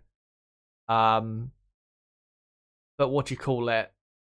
You'd think they wouldn't be so, or be more balanced when it comes to the FIA, but... Oh, and one person you forgot to name. I forgot how to pronounce her last name, but Naomi, is it Schiff or... Schiff, yeah, she's good. She's really good as well. She's been a great addition to the team. Yeah. Yeah, she was... I think she's kind of on a similar-ish deal to Brundle in terms of races attendance. Maybe attending slightly less, but she's pretty much at half the Grand Prix. And yeah, she's been pretty good. I remember when I saw him in Bahrain, I'll be honest, I thought she'd won a competition to to watch the cars trackside. I had no idea who she was, but then I did, some research. And they did have one person like that though for Bahrain. Yeah, there was someone else. I can't remember who it was. I don't know if it was man or woman. I can't remember. No. It was a female. I can't remember who it was at this time. Yeah, but yeah, she's been a good addition to the team. Absolutely, and surprising addition in that she's not an obvious name to try and scout out for punditry for Formula One, but a rare dub, I guess you would call it, for a rare dub for Sky. Let me keep reading Twitter to see if there's anything else I can bring you guys in chat. Actually, quickly, one thing I will say is if you are new to the channel, then don't forget to subscribe for more content like this. We do qualifying, practice 3 and race watch-alongs for F3 on one of those sessions in 2022. And if you're watching right now, don't forget to smash that like button to help the channel. And just looking at the broadcast, we've got an hour and 24 minutes to go until the limit. And yeah, as the McLaren mechanics are playing,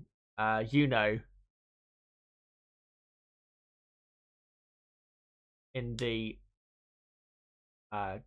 garage.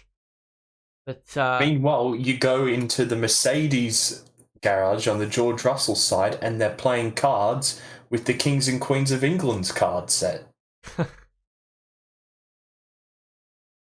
The rain, just looking, doesn't look to be as maybe not as heavy as it was. Gotta say, impressive that the Japanese crowd still there. They'll wait for hours. They will. Isn't there that thing where even after the race finishes, they still stick around for like hours after the race, even when it's dark? Well, did you not see the Japanese crowd in Seb last night? I saw a brief clip from it. Yeah.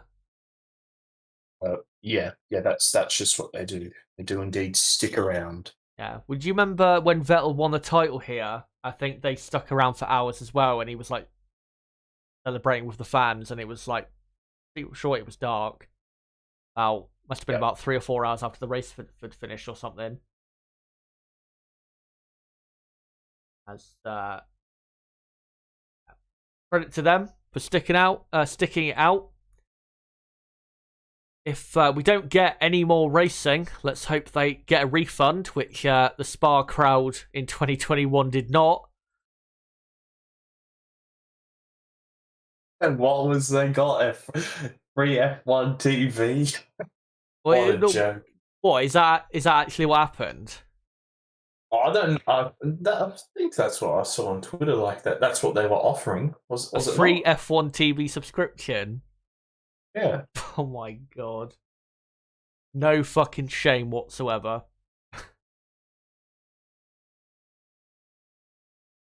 Kevin Magnussen there just waving to the crowd. Otmar Safnell saying we should have learned from Spa and started the race an hour early. That's some Formula Races on Twitter, and then he says he's completely correct. That's another thing as well. You remember this as well from Malaysia back in the day when we had that red flagged race which ended, I think 20 laps or so earlier than it should have. Why does this race start so late in the day when sunset is only at 5 p.m? Well, for you Europeans. We're like... That's the reason why. That's why there was such a big push for the Australian race to be moved into twilight, which it was, because the Australian Grand Prix used to start at 2 p.m. here, like in the middle of the day. Whereas now they've pushed it back, and the race does finish at about 7 o'clock. Yeah, but the thing is, I mean, yeah, I understand from the TV audience side, but if it rains like this, then this is what happens. Because yeah, with that Malaysia race in 2009, the race started quite late, and then because of the sunset and it getting dark, they just couldn't do any racing. And I think they brought the time of the Malaysian Grand Prix after that a bit sooner, earlier in the day by an hour or two, if I remember correctly. And it was even becoming an issue when Red Bull got their first one too at China in the wet as well, if you remember that. Yeah, that was the race after, I think. the race after. As well, do you remember Korea 2010? Korea 2010. Yeah. That was very, very late and dark as well. Yeah. Yeah, on the podium, it was pretty much Thanks. dark. Thanks for reminding me. Oh yeah, sorry, I didn't didn't remember. Sorry. Well, didn't It's okay. with It was Webber's fault anyway. Yeah. What was I gonna say? Didn't they used to back in the day though with the the Australian Grand Prix? 'Cause, yeah, it used to start like I think 3 a.m. ish or something like that. 4 a.m. It would have been 3 a.m. for you guys in Zidulup. When they moved UK it, action. when they moved it later on for us or for the worldwide audience or whatever, there's been lots of complaints, hasn't there? Or wasn't there complaints initially because of the sun setting into turn 1 and that? Yeah, there have been. Yeah, there were some complaints from the drivers about it being quite late at. Yeah, because at that time of night the sun is quite low, and I mean, well, I'm having the same issue the drivers have. Is that the sun's at such an angle that it comes glaring into your room and disturbs you. Yeah, it's I mean, I understand again why they try and start the sessions and that a bit later, but I would rather have a race, even if it's at 3 a.m., than, this, which is eternal waiting, pretty much.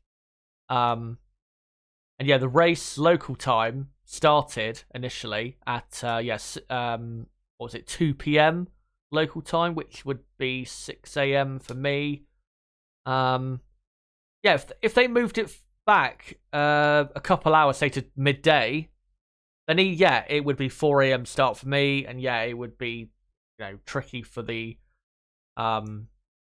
European audience and all of that. But we would have got a race today. We would have had probably a dry, medium, wet race, wouldn't we? Exactly, Chaz. It gives you such a big operating window to get the race started because if it's raining bang at 12 o'clock, then you can do what they did in Singapore last weekend and delay the whole entire procedure. So that the 3 hours doesn't start, and then later on, if the weather's good, then we can get a race started. And of course, well, with it being a night race under the lights in Singapore, that's what they were able to do. Yeah, and I remember I was saying that last week. That was the advantage they had is, it's a night race, so they can start whenever they want, pretty much. Yeah. With the race starting in here at Suzuka only like 3.5 hours before sunset, you really are running the risk of not getting the full distance in, even if there's a red flag for just an hour. They need to, to try and solve this issue, or at least come up with a better solution. And yeah, better solution would be to start the Japanese Grand Prix a couple hours earlier. And yeah, it would be more annoying for the European audience, but at least we would get a Grand Prix. And today we would have got a Grand Prix. Probably would have been a dry start, and then it would have rained in the second half of the race. It would have been actually pretty exciting. Then moving on to the Inters and all of that. But we are, an hour and 10 minutes away from the time limit. We're probably not going to get a race here, are we? An hour 17, I think it is. Right. We've got to hold out that 5 minutes of extra. Oh, dear. It's okay. There's 6 laps left to go of Bathurst. Right. And Shane Van Gisbergen's leading. Dane asked Chaz, can they reschedule the race? No, they if they can't do it on the Sunday, then that's it.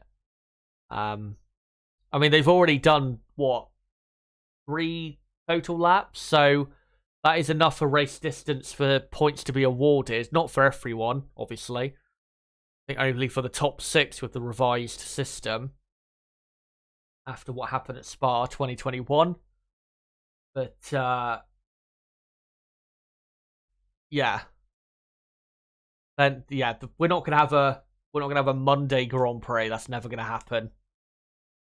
But I'm sure if F1 was regulated and run by the Liberty Media, I'm sure it would happen. Minky says, honestly, I'd rather wake up super early than this.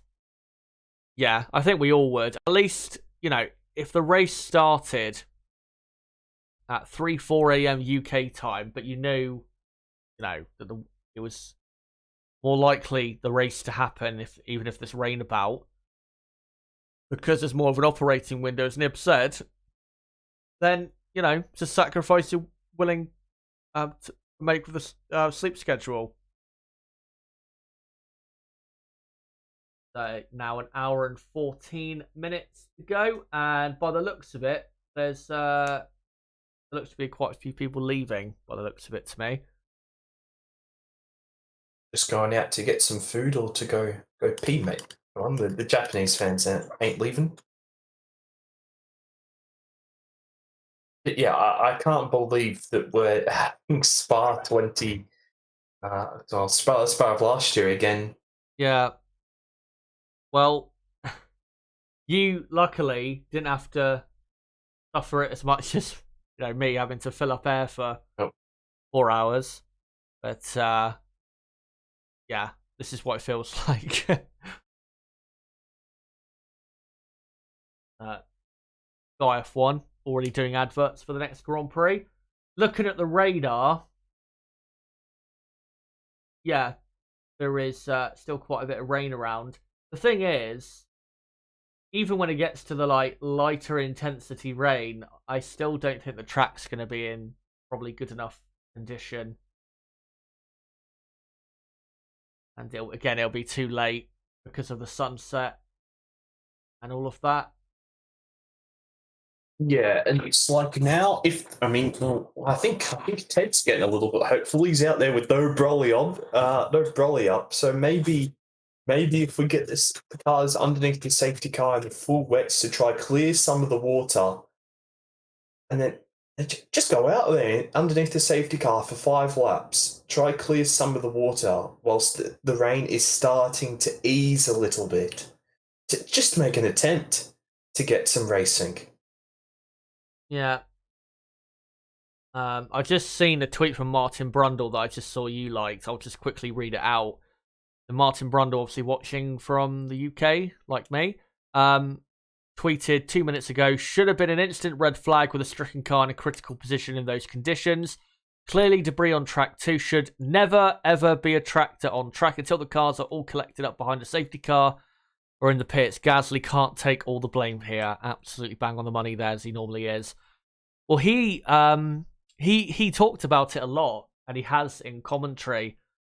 The thing he had with a tractor at Suzuka in 1994, he had a scary incident with a tractor. Let me just Google it actually to get the right information about it. Can't remember exactly what happened, but he had a terrifying incident at Suzuka, not too far. I think about a corner further on for where Bianchi had his incident. Had a bad enough one in Monaco as well, where he hit his bloody head on the track. Yeah. Let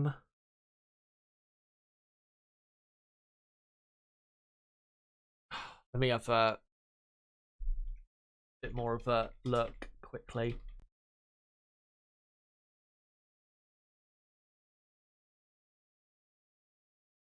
See if I can find the info about it. And here it is. Thankfully, Race Fans article from 8 years ago, I think just after the fateful Grand Prix that year in Japan. Yeah, the 94 Japanese Grand Prix was just as wet as it is now. Damon Hill won the race that day from Michael Schumacher.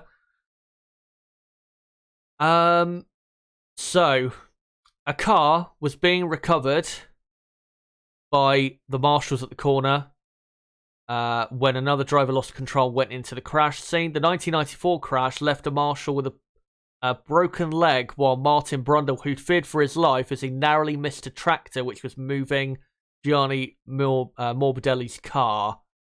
I think Morbidelli was driving the Ferrari that day, I think.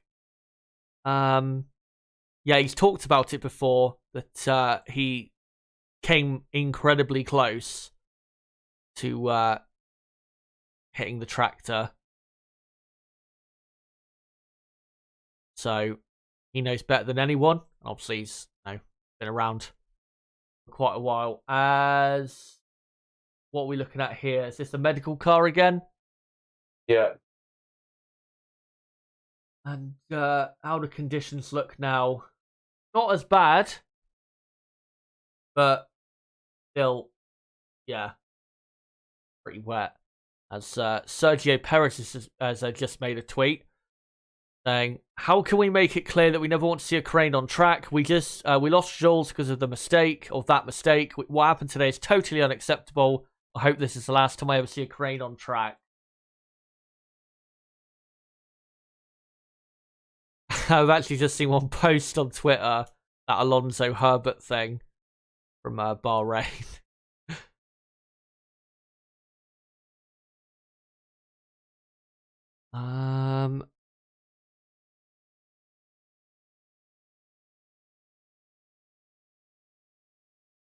Yeah, there's nothing else really to report at the minute.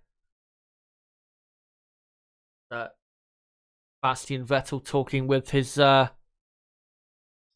good mate Mick Schumacher. And how would you say the track conditions look? It looks better to me. But you're able to look. There's still. Sorry, I was just going through Twitter on my No, it's fine. computer, but yeah, I mean, certainly probably still too wet for what the FIA want. But that's the thing, right? Get the cars out there behind the safety car, the full wets. Try clear some of the bloody water. Exactly. But yeah, we continue to wait as we've got just over an hour left until the limit. And I think the best we're going to get here is, 20, 25, maybe 30 laps behind, not behind the safety car, but, racing laps. I think that's the absolute best scenario we're going to have here, as Ferrari have finally got back Carlos Sainz's car.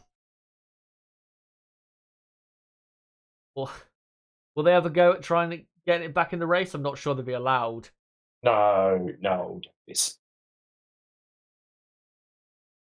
But yeah, they're wheeling it back into the garage. And the sky actually looks a bit brighter at Suzuka, which is a positive. Not as dark, the sky, as it was. Lewis has just put out on... Sorry, Chaz, speak over, you get out. It's so hard to tell sometimes when you're going to finish...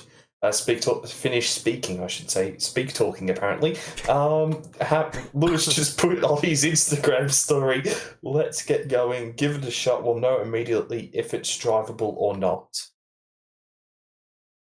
Yeah, I mean, he knows better than anyone. He's raced in the wet, hundreds of times. Karting and other Formula, and obviously Formula 1. I mean, the track, looking at it now, it doesn't look like... I mean, there's a couple rivers, yes, going across certain parts of the circuit, but you cannot tell me by looking at the track that it is way too bad to even think about going out. And as people have pointed out multiple times in the last week or so after Singapore and the debacle there with the whole race procedure and everything like that, what is the point of having full wet tyres if you're never going to use them? Ted Kravitz is interviewing the head of Pirelli, Mario Isola.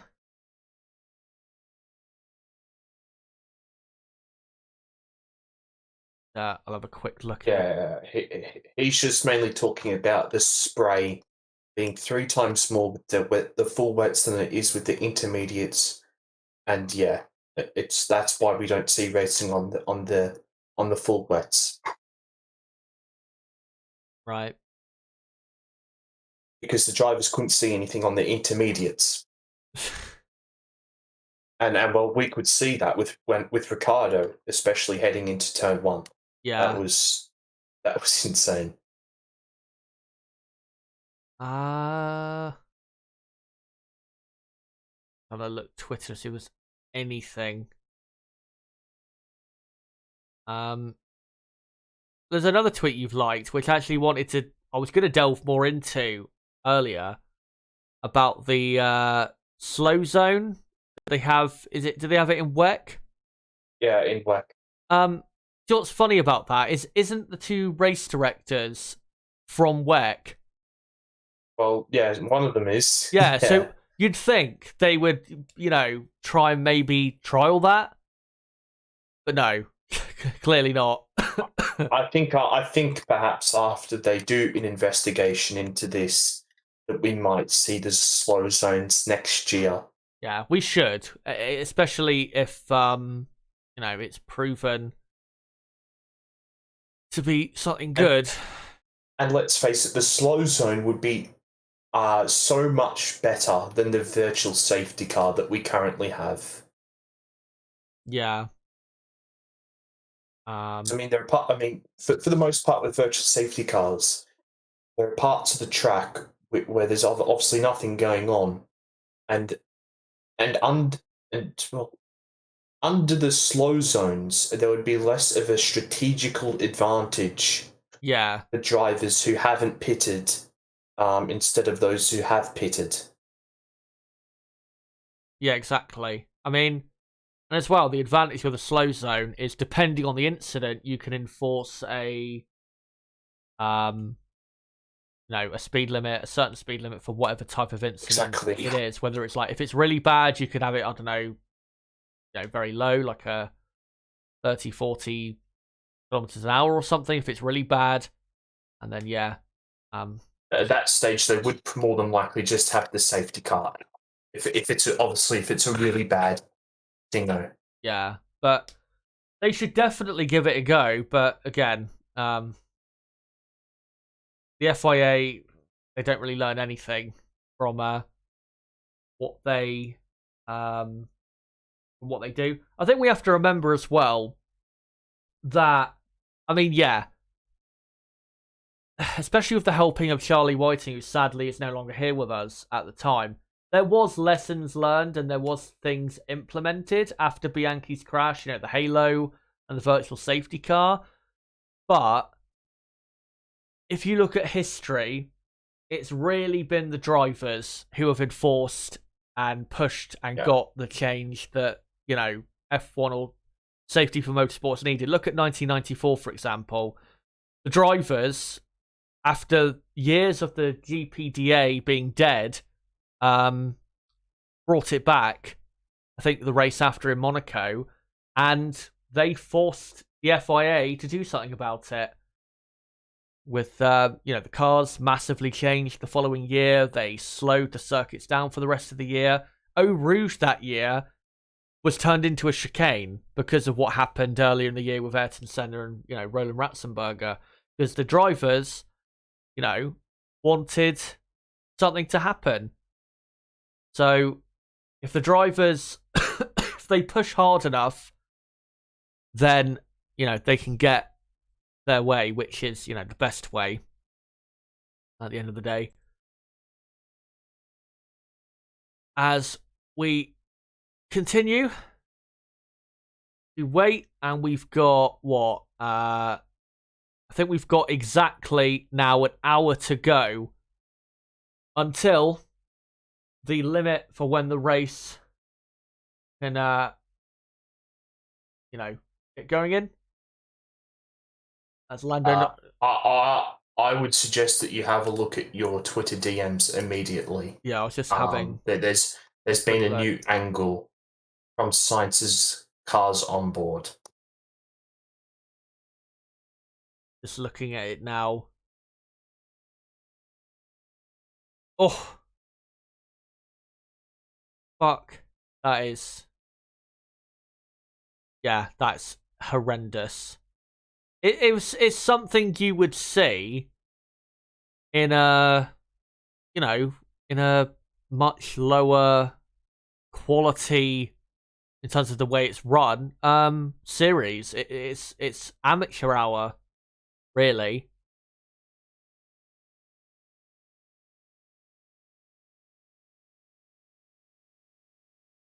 And yeah, nothing else to bring you guys, unfortunately, at the minute. One thing I did just see quickly on Twitter, which is true to point out, this is such a shame because the Japanese fans, they've waited 3 years for an F1 race and now they're getting nothing. Which is, yeah, really sad. As, yeah, we've got 59 minutes pretty much to go until the time limit ends, meaning that the race cannot start and the race is over. Oh, look, race control. Race will resume at 16:15 local time in 10 minutes time. I was Finally! about to say, Chaz, as Sonoda was on the thing, they got rid of the red thing on the race timer. Yeah. Thank God for that. Right, so they've got rid of the red flag thing now, and they've just put the timer on screen. So what I am going to do is I'm going to get the timer up, and I will sync it up at the 57-minute mark for you guys. And yeah, if you want to know when the race actually gets going again, you'll have to just hear, you know, what I'm saying, because I can't, you know, display it really now with the lap counter and that. In 10 minutes. In 10 minutes, we'll go. Yeah. I will, in a minute, repost the link of the stream out. So, you know, people know that we're about to get going again. And yeah, it's definitely, conditions are a lot better now. It's good to see. Yeah. And they're just... The intention of this is for the drivers to assess the conditions. So... well, they've listened. Pardon me. So they've listened to Lewis after all. Very good. Yeah. As they've actually just showing his screenshot on Sky right now. Yeah. Right, there you go. We've got 57 minutes left until the race is over. And yeah, we'll see how many proper laps we get. Let's hope the restart isn't suspended again. If it is, then it's over. We're not going to have a race if it's suspended again. But anyway, I will quickly post the link back out on my community tab and on Twitter as well.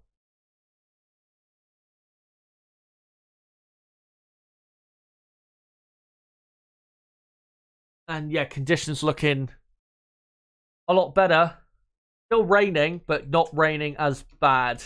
And the medical car hopefully has cleared a bit of water.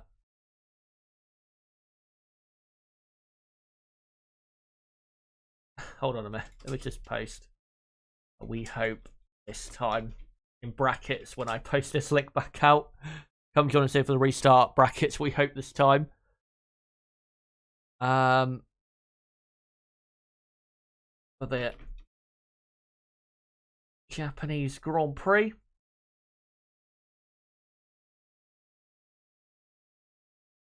And yeah, I'll just quickly post the link out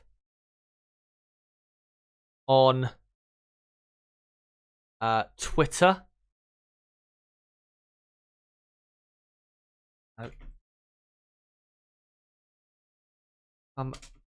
Join us here for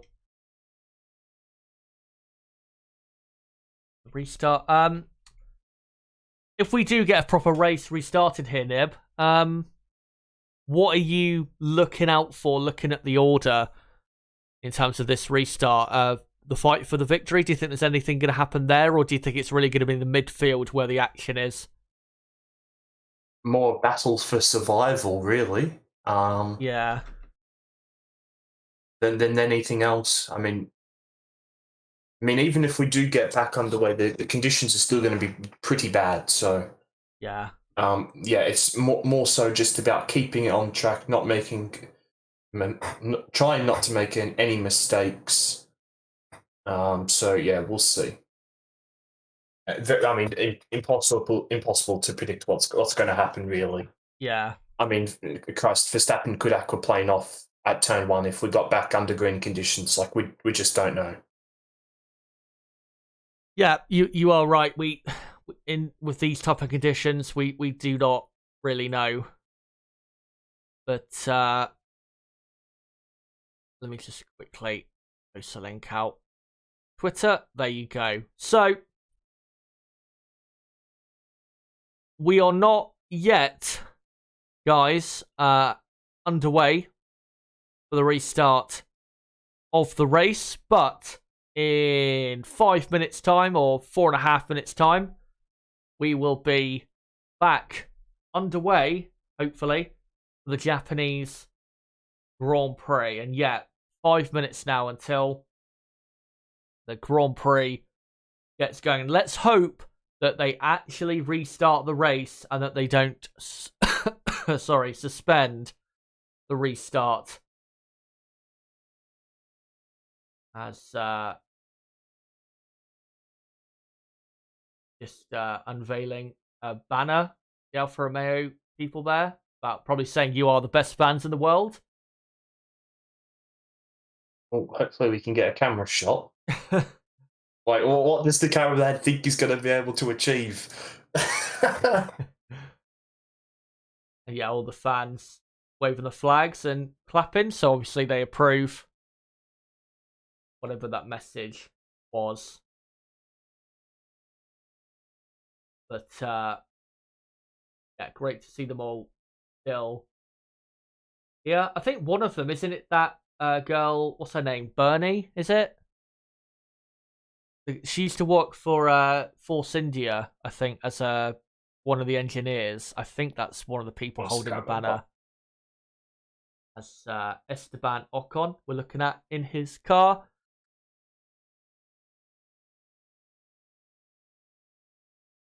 And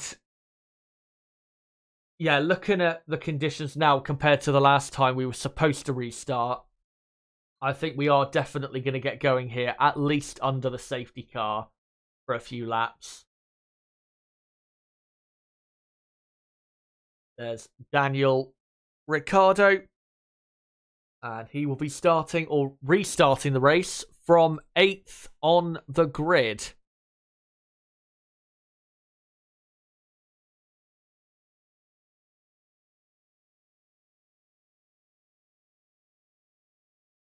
And interesting cover there on Alonso's car, I think. Charles Leclerc we're looking at on board, who is P2. Leclerc will be very disappointed that he didn't get the lead on that first lap. Got a great start, but Max just, sailing around the outside and getting it back. And to be honest, if Leclerc had got the lead and obviously kept it until the safety car and red flag came out, then Leclerc, I think, would be in very good shape to win this. Even with proper racing still to go.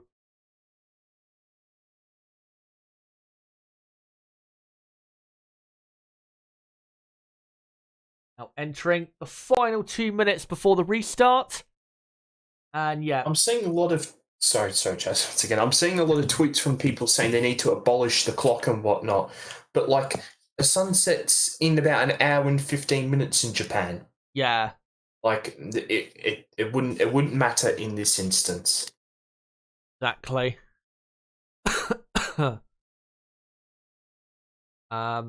Right. What I'm going to quickly do is have a drink before we get going, in case we get some proper action.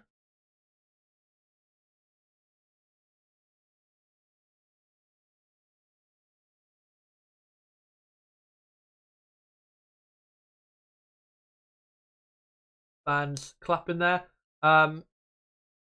Looking at the sky, as they're just showing it now where Degner is, yeah, definitely coming a bit brighter. And, well, drier. Not necessarily dry. Carlos Sainz in the Ferrari garage. He'll be watching the rest of this race from there. As the race restarts in exactly half a minute from now. And yet they're all on wet tyres, obviously. And let's just wait, obviously, until the timer ticks down. We enter the final 10 seconds, and the mechanics going back to their garages. 3, 2, 1. And finally, guys, after 2 hours of nothing, we are back officially underway for the Japanese Grand Prix. Yes, it was 2 hours we were waiting since the last bit of running. As all the fans are now piling back in. And yeah, Verstappen and Leclerc currently going through the S's. And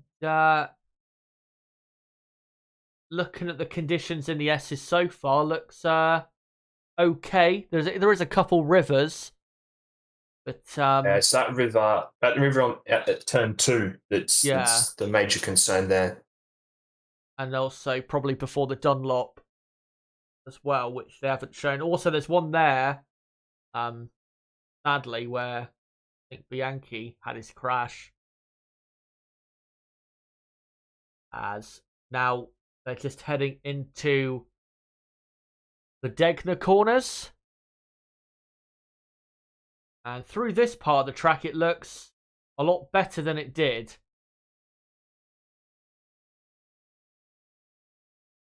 As the front of the pack just coming through. Rolling start procedure.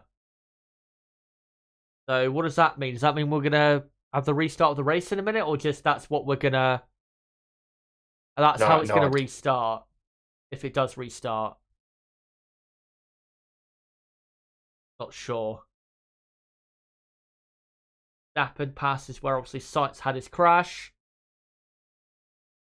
Now comes into the spoon curve. And Lewis reporting that the track feels pretty good. Yeah, most of it looks fine, honestly. On the full wet tyre, it looks fine, most of it. Yeah, there's a couple rivers here and there, but the track is not... I would not say it's undrivable. I think it's good enough. I mean, you know, if you've got the full wet tyre on, the track is going to be treacherous to a certain extent. You have to accept that at a certain point. Yeah, Charles saying it's not too bad for now. I mean, Hamilton's even saying track really good. I think Lewis just wants to get some racing underway. Yeah. Well, maybe if he has got like a proper wet setup on, that's probably a bit of the reason why. As they come across the line, obviously we're not going by laps now. We're going by time. As we're going to another lap, and I think maybe, I don't know, 2, 3, 4 more laps beyond the safety car, and I reckon we should be getting going, to be honest. As, they're just coming, the front of the pack just coming through the S's again. Lewis has said it's not far away from Inters.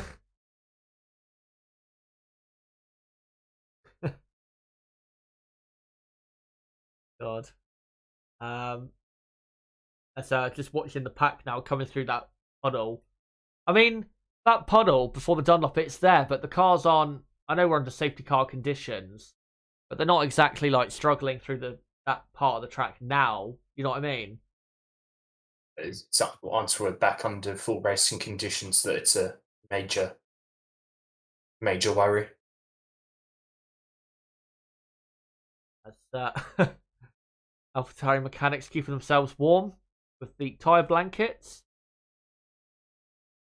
They're getting dry. But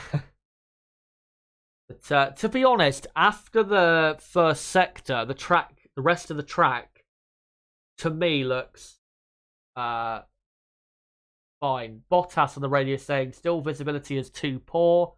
Now when there is, I can't remember what the rest of what he said. Some cars ahead. Right. Well, we haven't seen any onboard shots, and obviously we're not going at full speed, so it's harder to tell at this pace.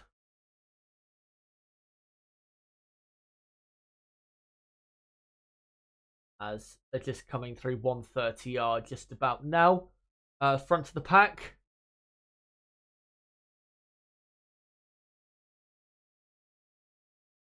Well, Verstappen on the radio, but I'm not sure what he was saying there. Obviously, I don't have the sound on my end.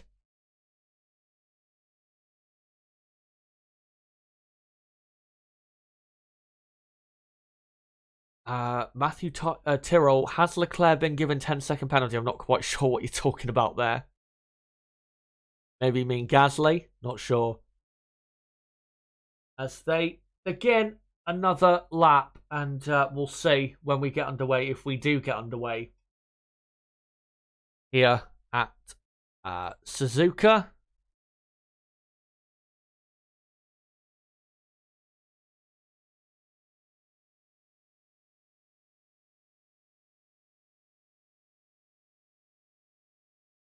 And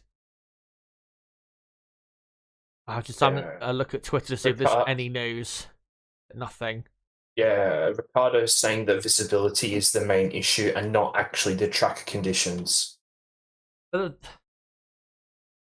nothing because of these. I think the point you made earlier with the cars the way they are. There's nothing that they can do about the visibility, is there? I mean, yeah, if the track's drier, it helps. As well. Exactly, yeah, with the tires. Yeah, with the track, I mean, yeah, if the track gets drier, there'll be less spray. But with the way these cars are, it's always going to be an issue. Safety car will enter pits. Rolling start procedure.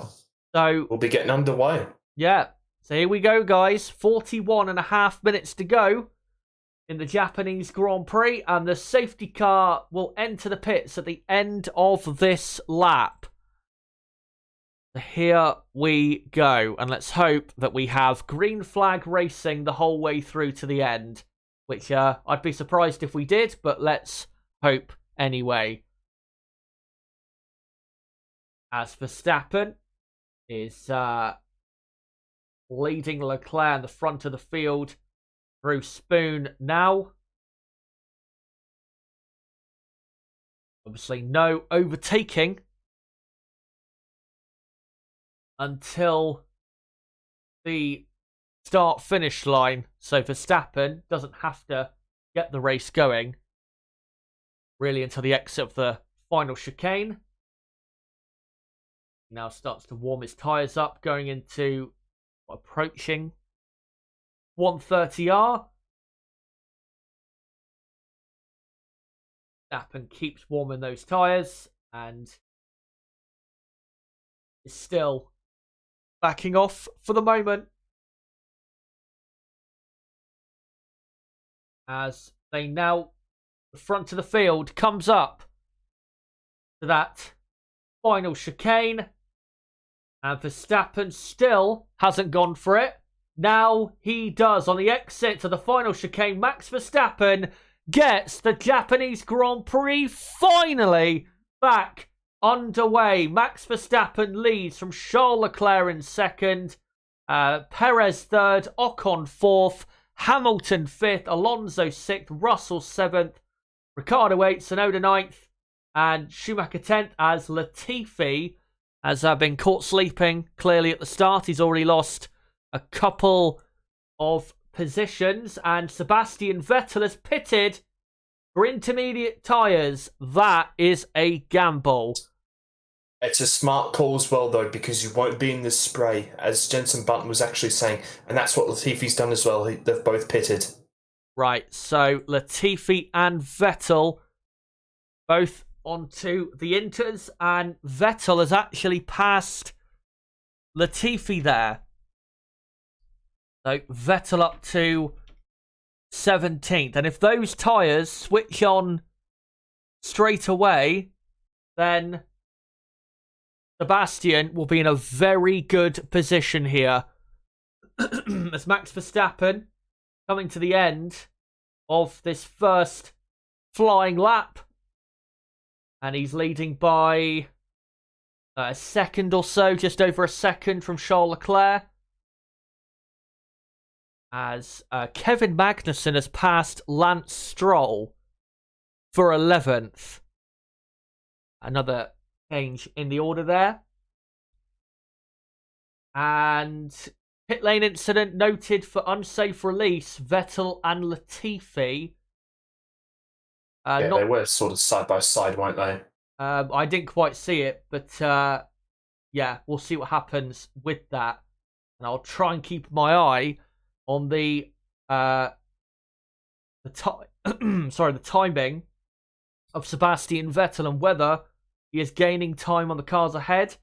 As Max Verstappen already into turn one. I've got the live timing up, so I'll be able to see immediately what they're doing. Yeah, and looking at a replay, I don't even know why that's been noted or under investigation or whatever.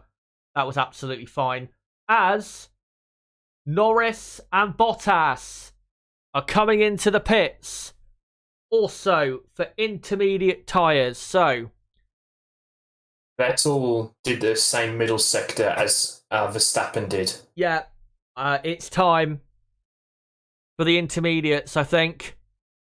So we're going to see a flurry of cars in very soon. And Vettel has actually jumped, and Latifi, they've both jumped Norris and Bottas there.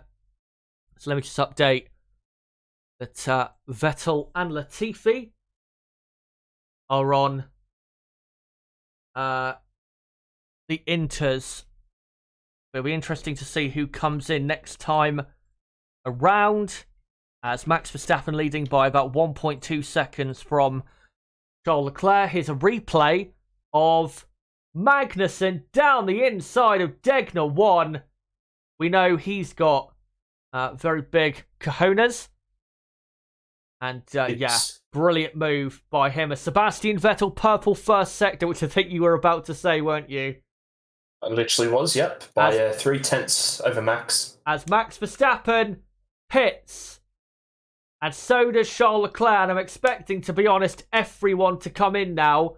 I'll update the tyres when everyone has made their pit stop. This is going to be chaos in the pit lane. As, I think Perez is in as well. Yeah, Perez, Ocon, Alonso is kept on. He's still going around. And Hamilton and Russell have pitted. Ocon, Schumacher and Ricciardo have continued. Not sure why Ricciardo's continued. Not like he has to wait for anyone. As Russell there had to wait for Hamilton a bit.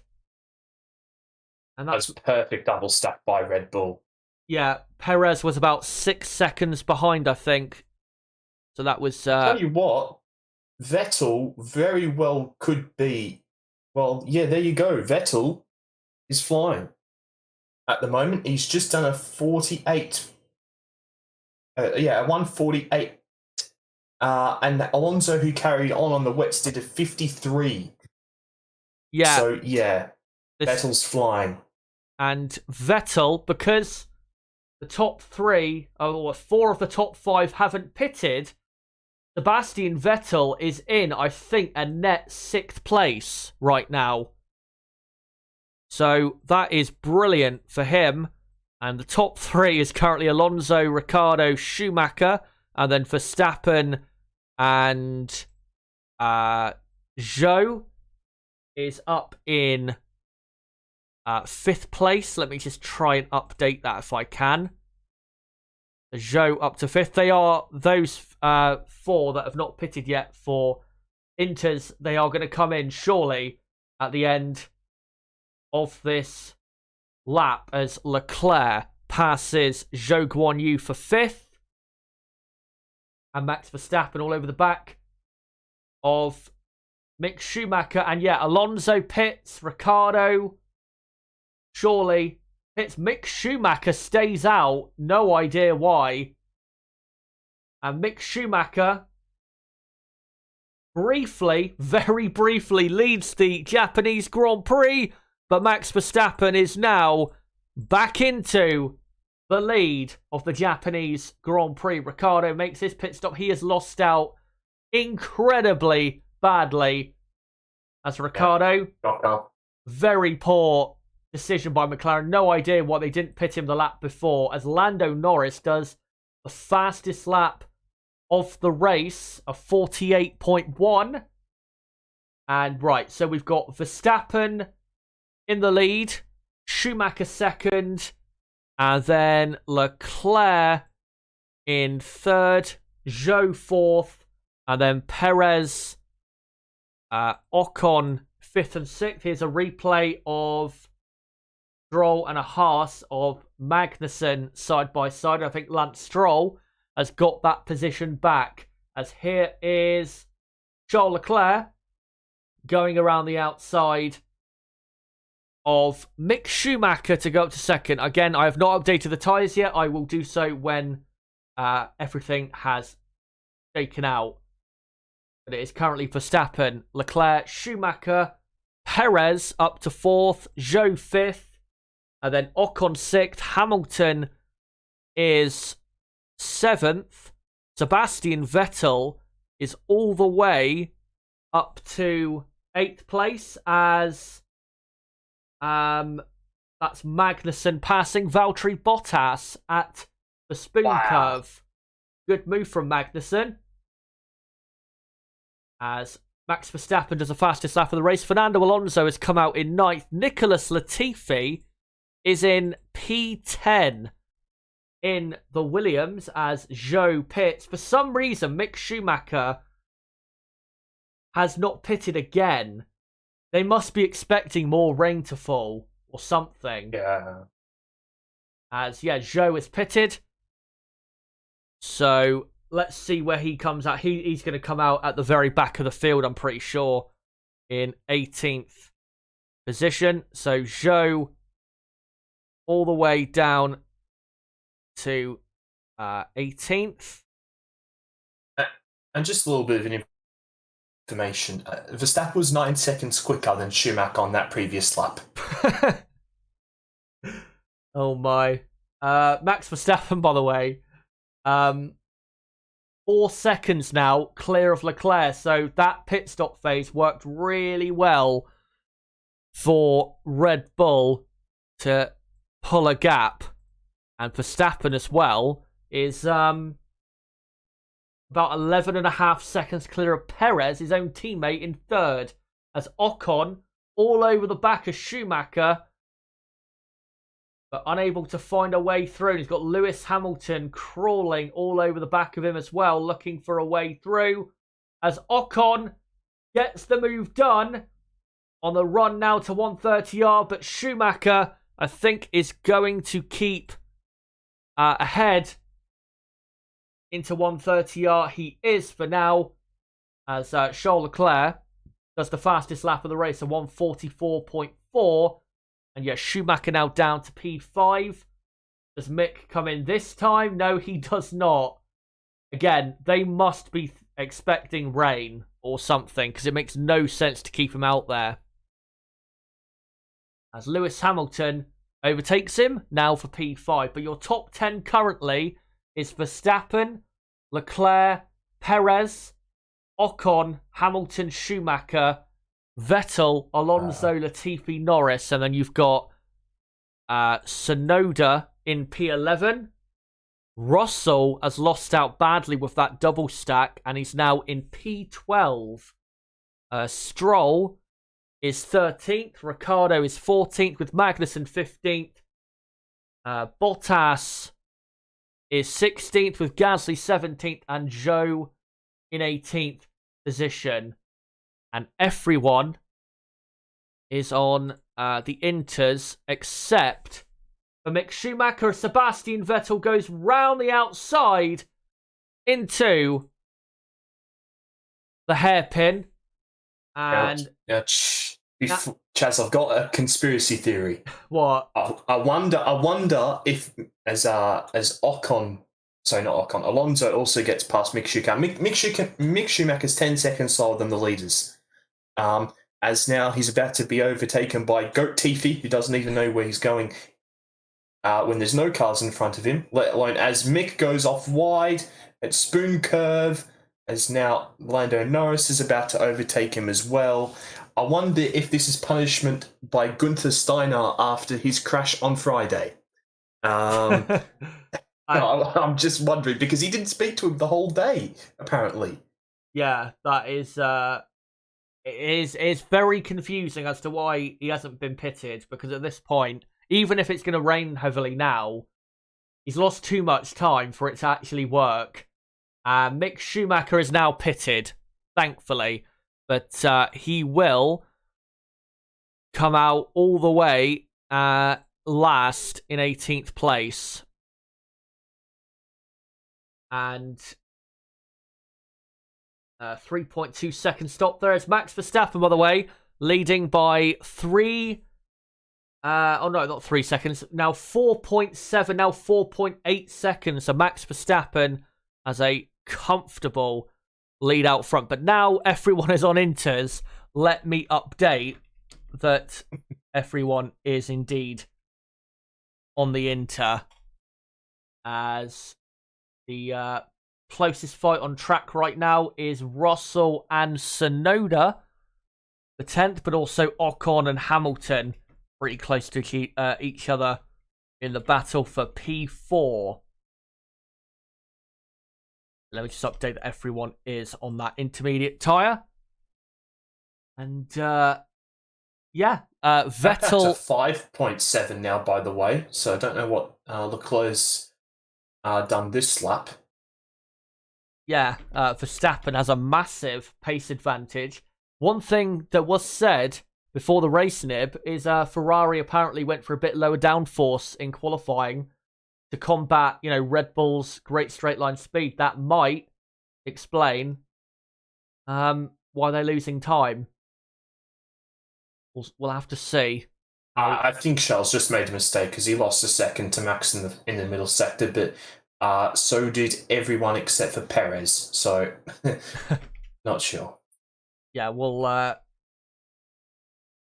see how he goes on this lap. He's already lost a few tenths on this lap. As Russell says, brakes are the same as Singapore quali. And if you didn't know, in Singapore quali, he had a brake issue, which meant he ended up getting knocked out in, I think, 11th place. So he also has brake issues. Does Russell, who's had a miserable last week or so. The Singapore Grand Prix was awful for him. And this Grand Prix not going any better for him. Yeah, look at Max Verstappen. He's pulled out another second. I think it's just raw pace nib. I think at this stage now it seems so, yes. Yeah, I think it's like I said, I think Ferrari, they've got a lower downforce package on, and that's why he's so slow. He's lost a second and a half, I think, almost on this lap already. As Russell, right behind Tsunoda, coming into Spoon. And no move going to be attempted, not close enough. Sergio Perez is starting. Is he starting to gain? I don't think he is, actually. The gap... It's only been a couple of tenths this lap. Yeah, it's staying pretty much as it was. As the gap between Verstappen and Leclerc now 7.3 seconds in Max's favour, of course. As Russell all over the back of Tsunoda and the other Mercedes of Lewis Hamilton all over the back of Esteban Ocon for P4. As also, important to mention that, Sebastian Vettel and Nicholas Latifi have gained so much from their pit stop. Vettel 6th, Latifi 8th, and 2 seconds clear of Lando Norris behind him. So Latifi, he just keeps it, keeps it together, then he should be able to finish in P8. As Russell, obviously much quicker than Tsunoda at the moment. Hamilton getting right up behind Esteban Ocon. Yeah, Hamilton, the second quickest driver on circuit at the moment, behind, of course, Max Verstappen. Yeah, if he gets past Ocon, I think Hamilton has got a good chance of getting after Perez, but he needs to pass Ocon really in the next lap or two. Because he'll end up losing just way too much time to catch Perez. He's about 6.5 seconds behind Perez in third. As Russell coming through 130R. Oh, no, that's Hamilton actually. Behind Ocon. And the gap now 8.8 seconds, 8.9 seconds in Max Verstappen's favour. Verstappen on another planet compared to the rest of the field. As Hamilton only 4 tenths behind Ocon coming into turn 1, but not close enough. Go for a move in turn 1 or turn 2. At this rate, Max... I was going to say Max Verstappen's going to end up having like a 20-25 second lead at the end of this Grand Prix. And I was just about to say that Checo Perez gained a second on the previous lap, and I think he's already gained about half a second on this lap as well. I assume it's a little bit of looking after the tyres, but Perez, everyone behind Leclerc, Perez, Ocon, Hamilton, and Vettel and Alonso are all going faster than Leclerc at the moment. And Alonso just did a 46.6 and Leclerc did a 48.2. Yeah, that is worryingly slow from Leclerc, even though he does currently have the fastest lap of the race. A reminder, guys, Max Verstappen can win the championship, but we don't know yet how many points will be awarded at the conclusion of this race. Verstappen has to be 112 clear of whoever is second in the championship to be champion. I was about to say, certainly at this current stage with the points given out, he will not be world champion today. As we're on board with George Russell and Yuki Tsunoda, and that's a mega move by Russell up the inside of the going into the Dunlop curve. My goodness.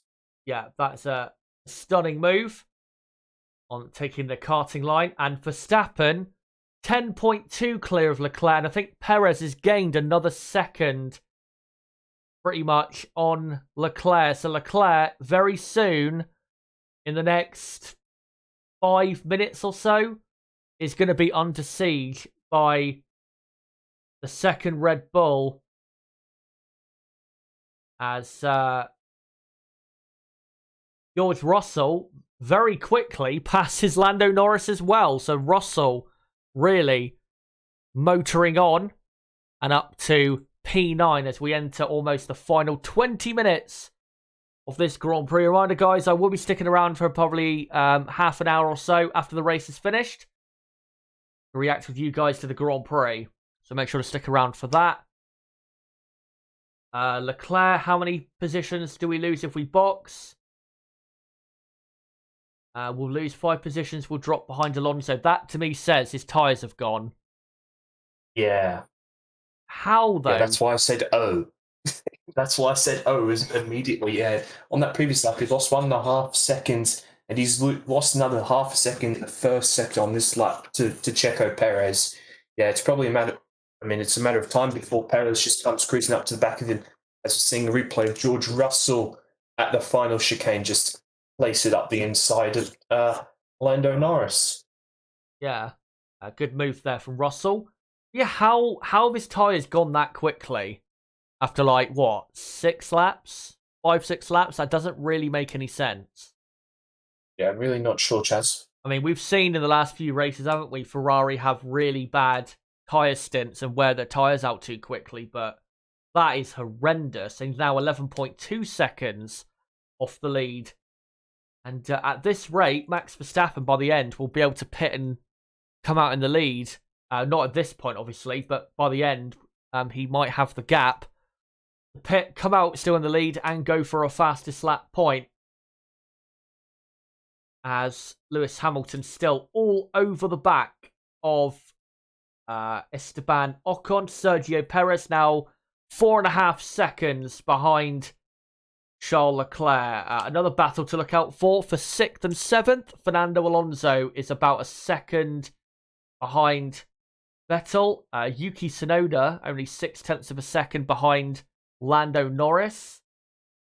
Bottas right behind Magnussen as well. Yeah, I've got to say that the pace has really dropped off from the majority of the drivers.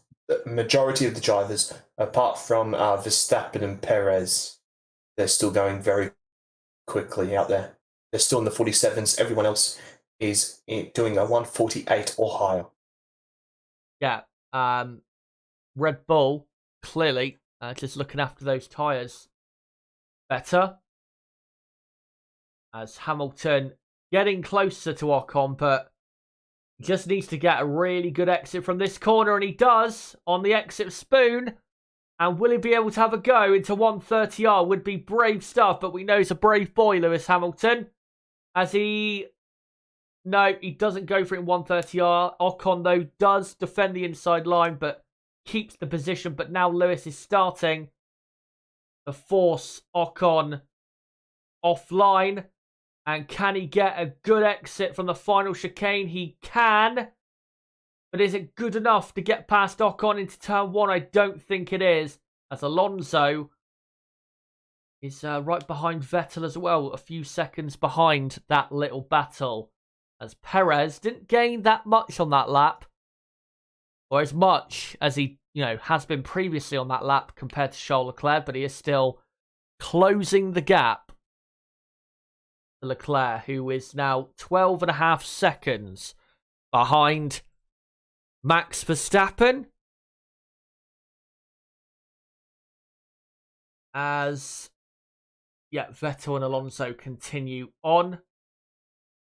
And got Lance Stroll and Yuki Tsunoda now behind Lando Norris. Another battle to look out for soon is Russell and Latifi. Ocon making noises about pitting, and Hamilton saying, "Yeah, let's make sure we undercut him." Yeah, it's surprising how much they're wearing these tires out. Yeah, because I thought they'd go to the end really on these tires, but yeah, they're already thinking about coming in for another pit stop. As Hamilton now has another good run on Ocon, going into 130R. But not good enough. Maybe he can get a good run through the corner, though. And no, unfortunately not. As Verstappen pretty much gains close to a second again on Leclerc. And Perez is now under 4 seconds behind Leclerc as Alonso.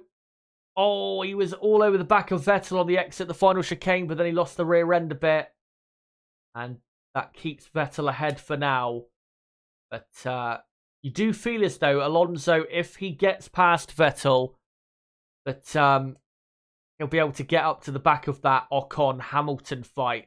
The thing is, though, in terms of like pit stops, because there's only 15 minutes to go, unless you gain an incredible amount of time, I'm not sure it's really worth it. At this point. Not worth it unless the tire is just bald. Yeah. As Zhou Guan Yu decides to pit. And he now down to the back. And yeah, if there's like a difference in lap time of like 3 seconds a lap or something, then yeah, go for it. But which is the case because those back there are in the 50s. So yeah, worth it. Whereas I mean, Verstappen's still doing a 47.5, and everyone else up around in the points are doing 48s. As Lewis Hamilton gets a very good run on Esteban Ocon through the exit spoon. Can he go for the move this time? Position himself to the outside. Will he attempt the move? No, he will not, as the Alpine sparks away. And Hamilton, will he go for the move down the inside? No, he feigns a move, but forces Ocon slightly offline. And just needs to get a good exit here, and I reckon he could get a move done. I don't think it's good enough as he comes down to turn 1. And Ocon defends to the middle of the track, and no, it wasn't good enough. Because obviously the Mercedes not quick in a straight line, he can't carry that any straight line speed, really, to get past Ocon when he does get a good exit from a corner. And yeah, just a replay of Hamilton as he was following up behind Ocon there. Good battle this, and it's good to see Ocon defending his position and not just letting Hamilton go. Because obviously, if Ocon finished 4th, that would be very important points for Alpine. Because at the minute, they're on course to go back ahead of McLaren. But after McLaren had a big points haul, really, Alpine need to respond in kind. As George Russell has overtaken Nicholas Latifi for 8th place. As Max Verstappen now 14.5 seconds clear of Leclerc. Perez just about under 3 seconds behind Leclerc. I reckon Perez is going to have a go probably in 5 minutes or so in getting second from Leclerc as Hamilton all over the back of Ocon again on the exit of the spoon curve. Onto 130R now, and he's forcing Ocon offline, but still can't go for a move. But he is so much quicker, there is no doubt about that. As Ocon runs wide through the chicane, can Hamilton get a good exit? No, he cannot. And they continue on. One thing I do need to do quickly, Nib, unfortunately, is turn my TV off and turn it back on again because it was about to shut down. So tell me if anything has happened. Well, Hamilton having a look into turn 1, but just not close enough, as there was a graphic that they put up on the broadcast just before where it was giving everyone full points, and it would say Verstappen would not be champion today.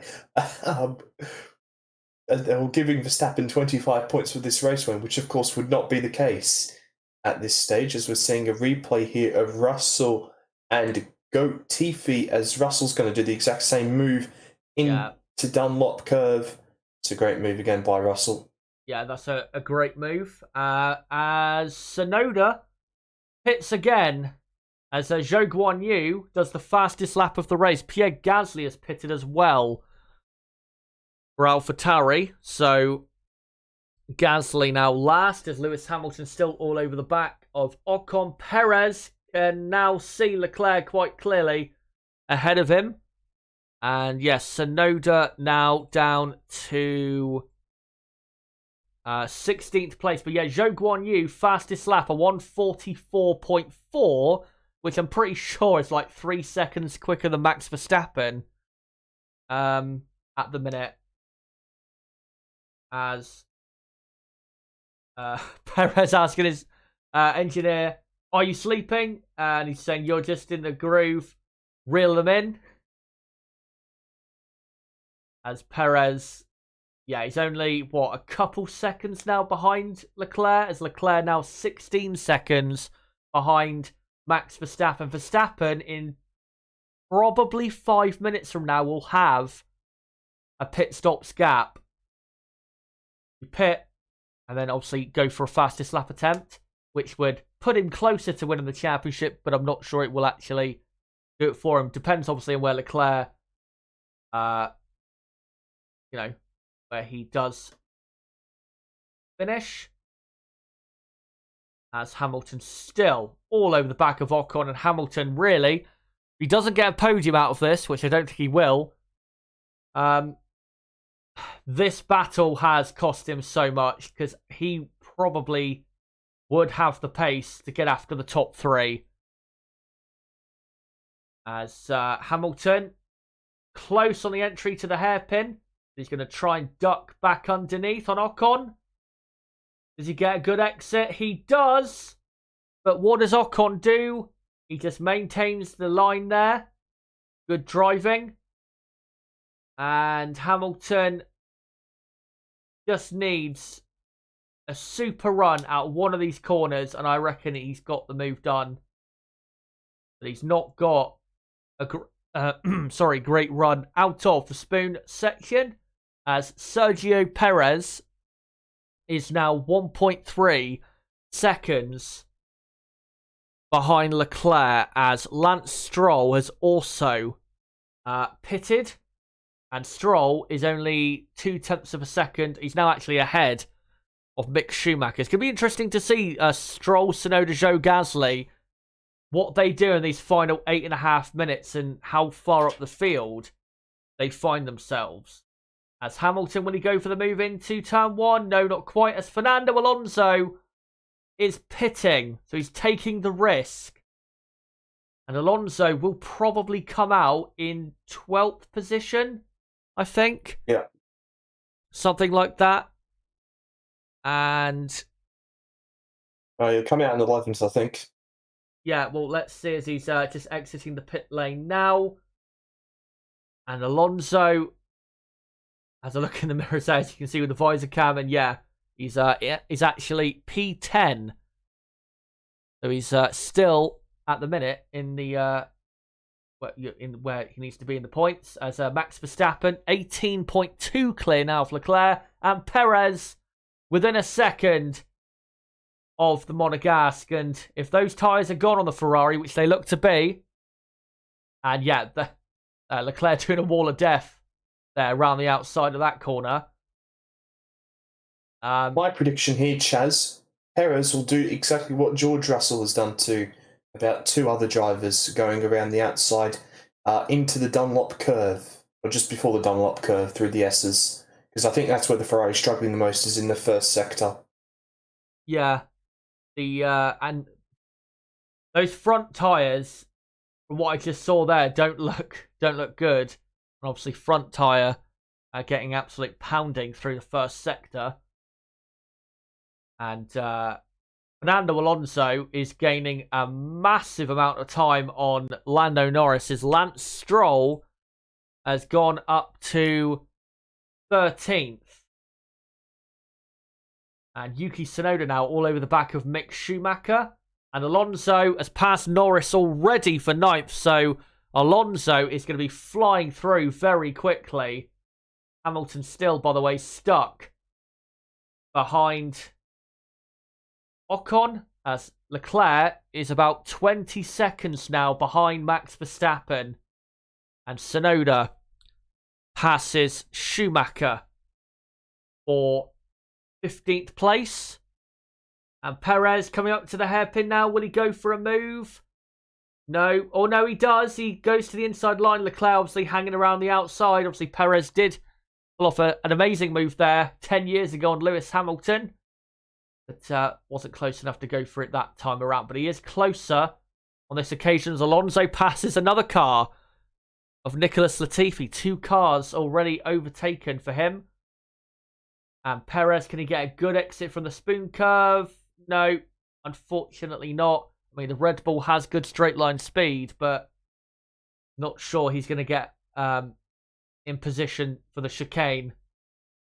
You never know. He's got a good run there through 130R.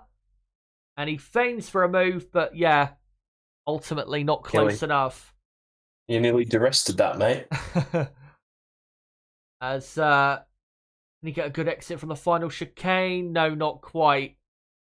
And Leclerc at this point, you can see on the timing screen yourself, Nib, he's losing, 2 seconds a lap to Verstappen, if not more. It's incredible how slow he is. Yeah, it's 1.5 on the previous. I mean, mate, Verstappen is in a league of his own. For the top drivers that haven't pitted on these intermediates, he's literally been doing a mid 47 for the last 20 minutes. Yeah, it's incredible pace from him. I've got to say though, Alonso is flying. He was 1.5 seconds quicker than the cars ahead of him through the first sector, and again in the middle sector. So yeah, Alonso's flying on those fresh inters. He is, as Perez gets a good run on Leclerc after the second Degner. And he'll take the more inside line, but Leclerc will just hang it round the outside. But can Perez get a good enough exit? I'm not sure he can, as Mick Schumacher is now all the way down to last. And Valtteri Bottas has been pushed down to 15th now. Lance Stroll is up to P12, and Lance Stroll only 3.3 behind Ricciardo. Stroll might nick a point, if there is a point for 10th place by the end, which I'm not sure there will be. We'll have to see. As Perez, very quick there through 130R. And again, close, but not close enough. And Max Yates, 22.5 seconds clear of Leclerc. And he is 35 seconds clear of Ocon. And we've only had, 20 to 25 racing laps? That's incredible pace by Verstappen and Alonso. I think they just showed a purple sector for him. Zhou Guan Yu, though, still has fastest lap of the race. Surely Perez is going to send it on one of these corners in the final now 3 minutes. And Verstappen asking, are we going to box the new Inters? And they say not at the moment. Well, they've only got, 2.5 minutes to make that decision. As Perez, does he get a good enough exit? Not really. Unless he really does a banzai move into the hairpin.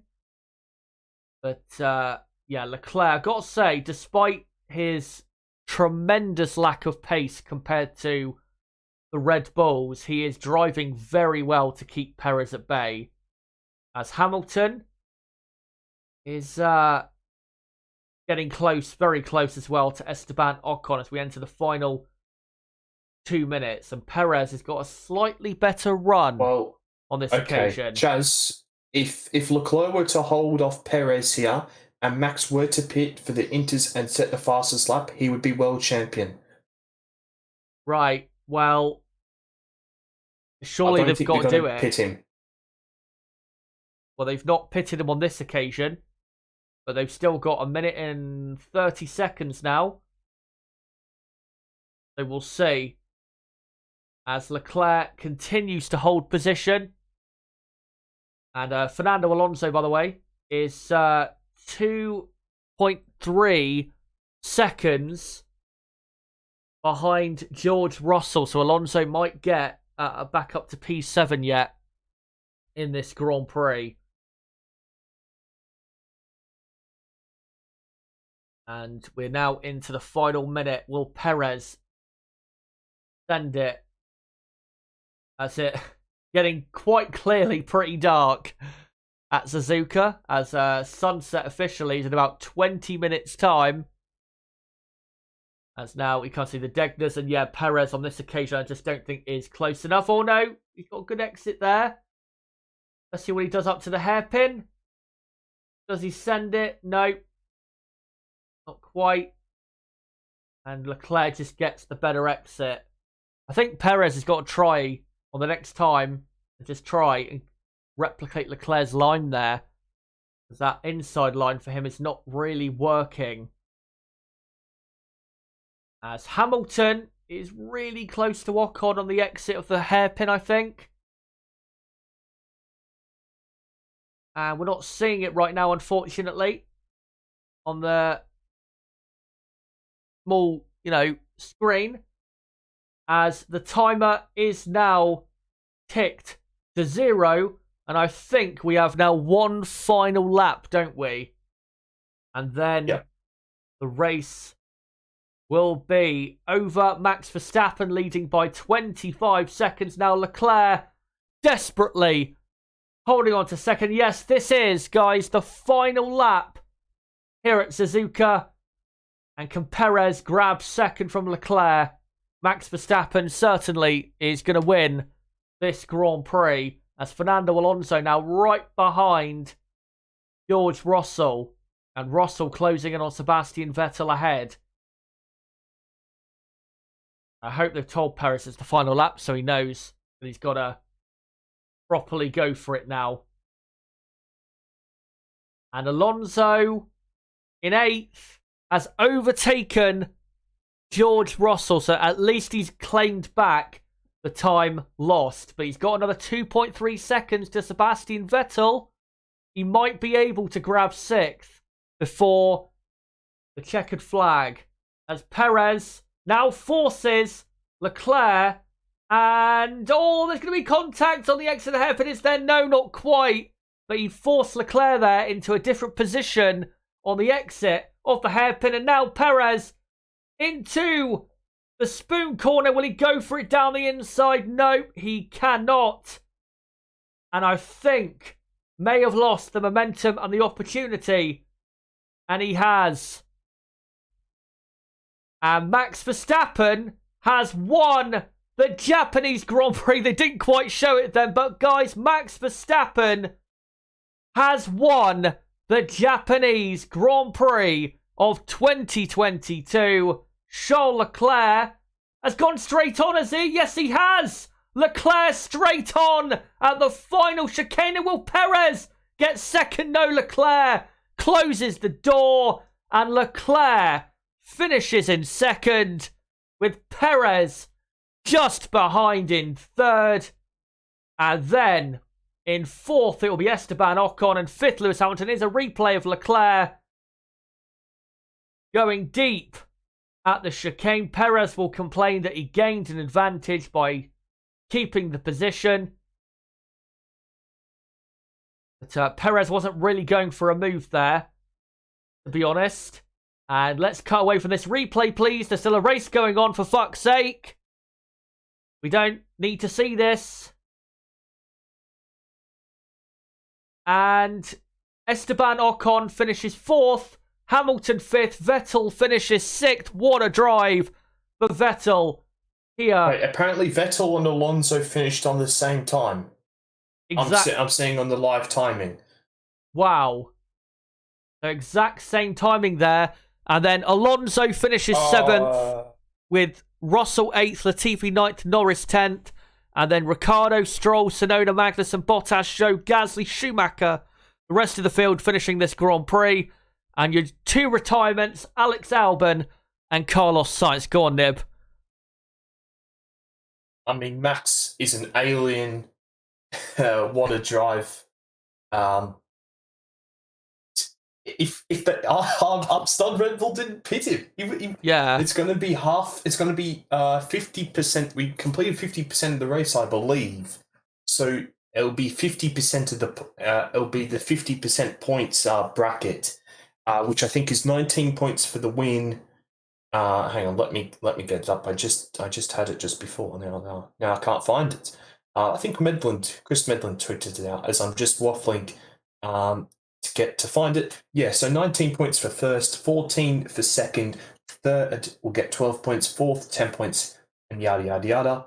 So I'm pretty sure Max only needed 1 more point to win the world championship. So wait, hold on. I'm a bit baffled. Verstappen 19 points for victory.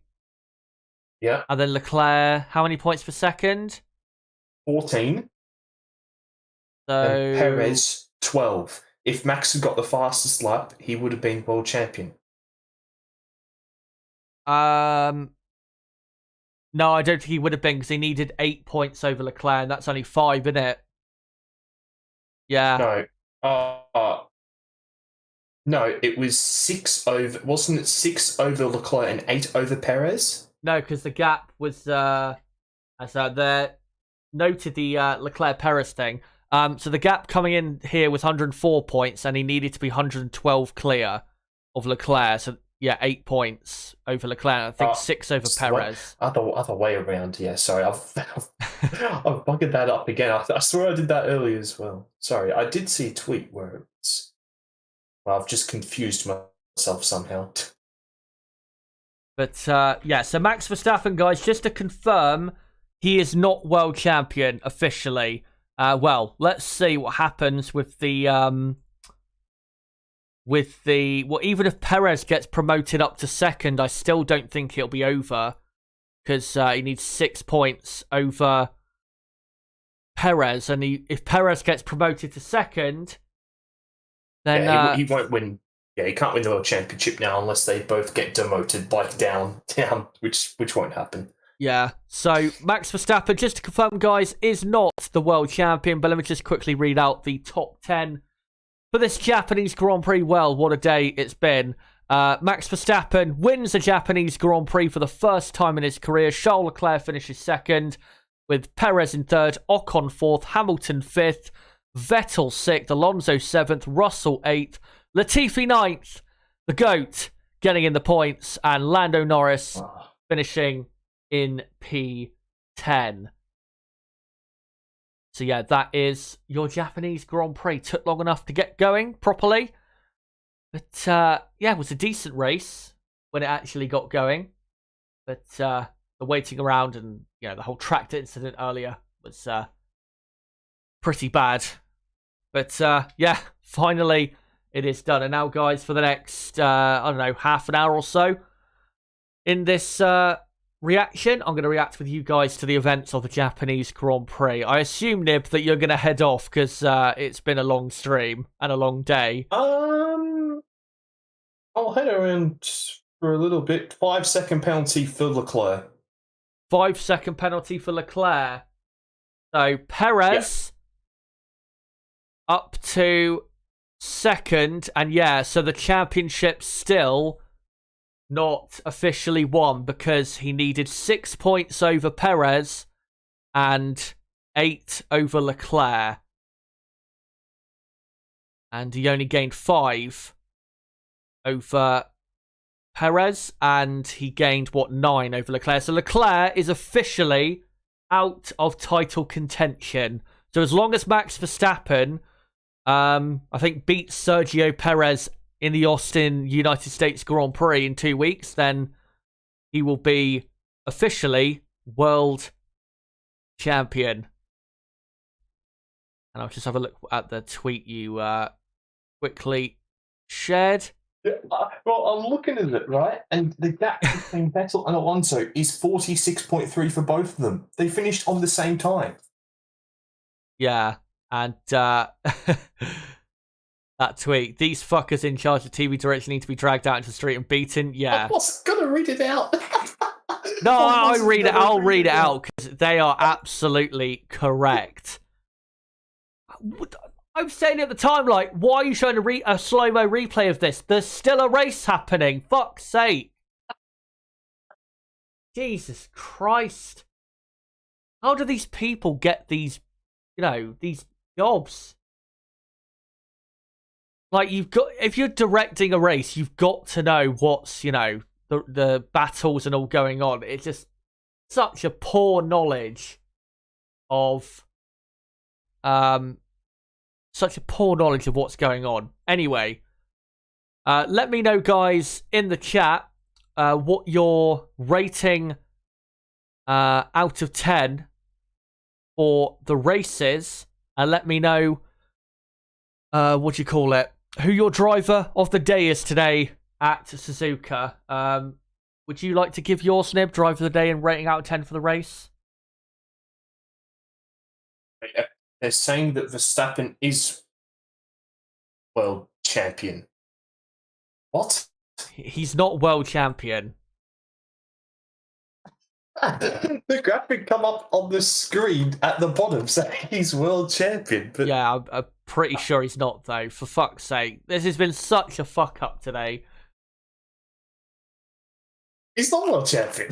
I know. Yeah, what a day. What a day it's been. Right, let me just quickly post a link out for the stream in a couple places. So yeah. Oh, because apparently Johnny Herbert said he's world champion, and he's not. Yeah. So what? Do they all think he is? People hugging him. Yeah. What's going on? Let me just hold on. Do Japanese GP, and I'll just post it on Twitter again. I'll have a look on Twitter to see if there is confirmation that he's world champion, but I don't think he is.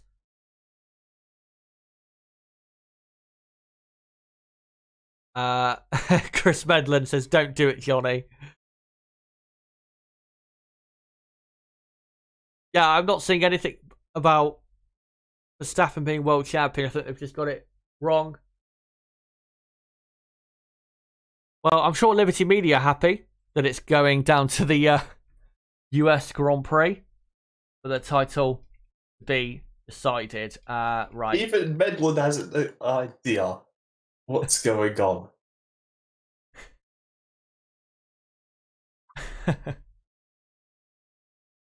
Come. Now Sky Sports F1 are displaying that he's won the championship. How? Are we sure?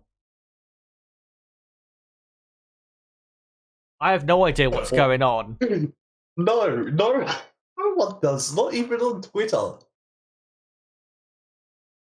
Let me just post this link out whilst. Yeah, but on Sky F1 they're displaying Max Verstappen wins the World Championship at the minute. Don't have official confirmation of that. Let me just do a couple hashtags here. Yeah, now they're doing a whole graphic and everything. Unless they're... Well, are they counting full points for this? Surely not. Because if it was full points, he would be champion. Wouldn't he? I have no idea. No one has any idea. Not even the journalists have any idea what's going on. What is going on? They're playing with the full graphic now as well. Like, what? Yeah, I have not a fucking Scooby-Doo. Well, I mean, Red Bull haven't got their T-shirts on and everything, so because Red Bull would have T-shirts here at the Grand Prix if he was to be world champion. Exactly. Engine Mode 11 just tweeted out Max Verstappen win a normal championship. Difficulty impossible. Yeah, I was just seeing what Chris Medlin says. Okay, they're celebrating Verstappen as world champion, but I'm sure we're in the region of up to 75% race distance, so reduced points are not quite enough to give him the title. Yeah. I'm pretty sure. Oh, with that. I've just seen. Did you just see who got driver of the day? Vettel? Yes! Well, that's not a surprise, is it? I mean, he's not my driver of the day, but yeah, it's not a surprise. We're going back into the period of where Hamilton was robbed of so many of driver of the days just because he's so much better than everyone else. Like, this is just what's happening now. Yeah.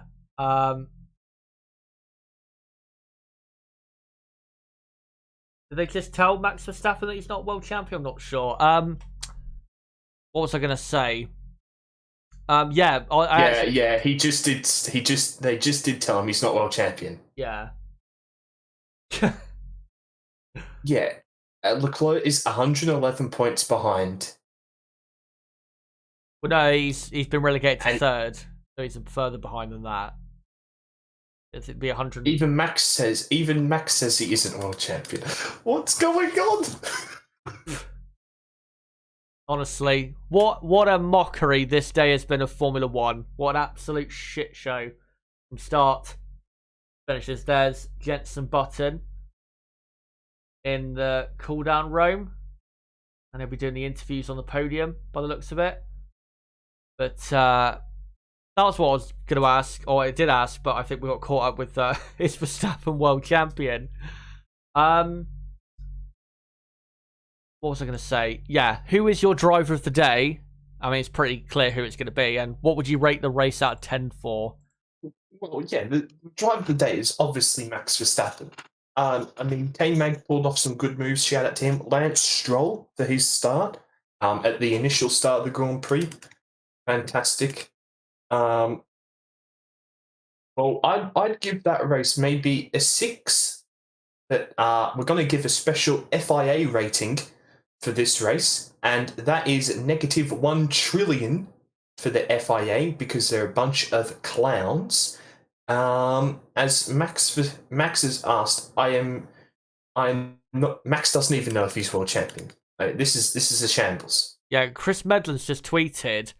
So the way they are saying the points are being awarded is because the race resumed, they can give full points, which does make him champion.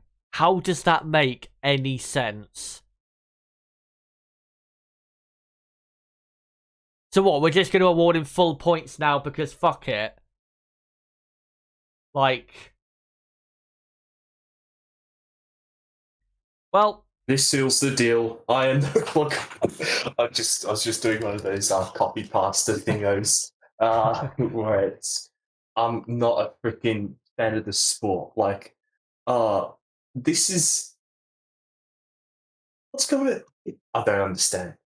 Yeah. I mean, it's not great, is it? When the first, 20 minutes after a race finishes, we're like, is he world champion? Is he not? It's like, we should know straight away, to be honest. Yeah, so what? Now they can give full points after a red flag? After there's been a red flag? Like, well, what? Not even that. If you look at the amount of laps we had, it was probably 25 to 30, probably at most. Like half race distance. So I'm baffled. Yeah.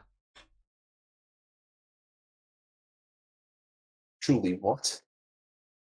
Let me just have a further look through Twitter. Well, even with the end of the race, they didn't show Max Verstappen cross the line, did they? Until just after. Just again, what a shambles. Just everything. Okay, well, Medland's just got to tweet out now. This is Article 57. If a race is suspended in accordance with Article 57 and cannot be resumed, points for each title will be awarded in accordance with. We resumed the race, so according to the rules, full points can be awarded. That makes Max champion. What? Hold on, let me read that tweet. If a race is suspended, cannot be resumed, points for each title will be awarded in accordance with.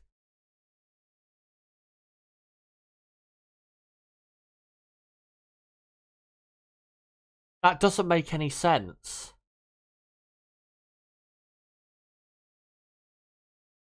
When I read that makes literally no sense whatsoever. So, Chris Medland tweeted, if a race is, quote from the regulations, if a race is suspended in accordance with Article 57 and cannot be resumed, points for each title will be awarded in accordance with ... etc. We resumed the race, so according to the rules, 4 points can be awarded. That makes Max champion so confusing.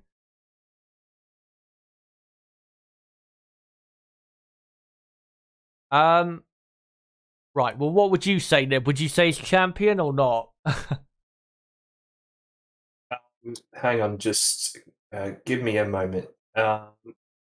Max is the champion at the race director's discretion champion. Bang. I'm really joking, by the way. I don't know what the fuck is just going on, Chaz. I still don't understand. I don't think I will understand ever. I mean, what a fucking ridiculous day. From the Gasly tractor thing, from the Marshall nearly getting run over by Gasly. And then fucking hell, we've got the cost cap stuff tomorrow. There's going to be a bonkers 24 hours in F1. Yeah, absolutely. Right. I guess we'll just get straight into I will head off now, by Yeah. the way, because I'll go and cook some dinner, because it's now 7:30, so we need to eat some dinner. Yeah, it's been, I mean, I'm at the, 5-hour, 25 mark? I thought I would have been done with the stream by about 20 minutes ago at the fucking latest, to be honest. Yeah. Yeah, what a day. What a day. But yeah, cheers for coming on, mate. And yeah, the delay was 2 hours in total? Yeah, cheers for sticking it out and being on, and hopefully you'll be around for the US Grand Prix, but I'm guessing probably not because of the timing. Well, that's what US Grand Prix on at 4 p.m. 4 a.m. So yeah, probably not. Yeah. US Grand Prix on at 6 a.m. It might depend on what time my mum's got to wake up for work, actually. So yeah, we'll see how that goes. Yeah, well, hopefully we can have you on for the US Grand Prix. And now that apparently Verstappen is champion according to something, we should hopefully get all the media, like Alberta, the Spanish guy Albert Fabrega. Yeah, that's his name. Is the Sky Sports put out the graphic now? So apparently he is the world champion. Well, they what the fuck fucked that up royally, because now it doesn't. Well, no real feeling with it. That's probably the most just worst ending. Not the worst ending, obviously, but I don't even know what to say to it. To be honest, just totally confusing. Yeah, cheers for coming on, mate, and yeah, hopefully we'll have you for the US Grand Prix, and yeah, cheers again. Hopefully you have a good rest of your day. Well, hopefully with Liverpool, Arsenal later, that's good. And I'll head off. I'll stop waffling, stop annoying everyone, and yeah, I hope you have a good rest of your morning, Chaz. Cheers, mate. Right, see you later. Toodaloo, mate. Yeah. Right, and yeah, so I'm just seeing it now come through on Twitter, the tweets that Max Verstappen has officially, guys, won the World Championship, even though we were pretty sure that he wasn't world champion. They've decided, fuck it, he's world champion because they say so. But right, let's just get into the reaction. Let me know, guys, in the chat, what did you think of today's Japanese Grand Prix? Let me know your rating out of 10 for the race, and let me know as well, what do you call it, who your driver of the day is. For me, out of 10, I would go for a... I'm probably going to... You know what? Fuck it. I'm going to go for a 0 out of 10, because the way the FIA handled this Grand Prix, with the Gasly stuff and everything, and what do you call it, with the the delays, the restart being suspended, and the way that ended there, yeah, this race gets a 0 out of 10 for me. But yeah, driver of the day, quite clearly Max Verstappen. He was literally on another planet compared to everybody else. And yeah, let me know in the chat whether you agree with my driver of the day and rating out of 10 for the race.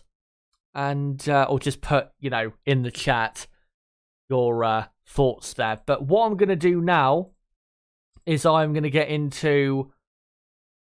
I'm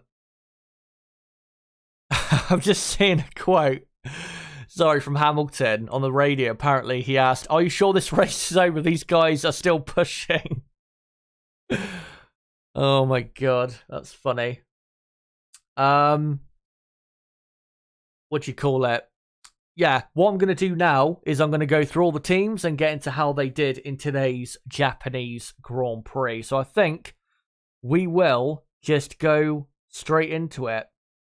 And we will start with Red Bull Racing. Let me just get rid of that timer. And let me actually just allocate the timer to a different place and get the race over text on screen so you guys know that the race is indeed over. And there you go. That happened last week, I remember. But there you go. Yeah, Red Bull Racing to start with. 1-2 for them, and yeah, they deserved it. Red Bull had incredible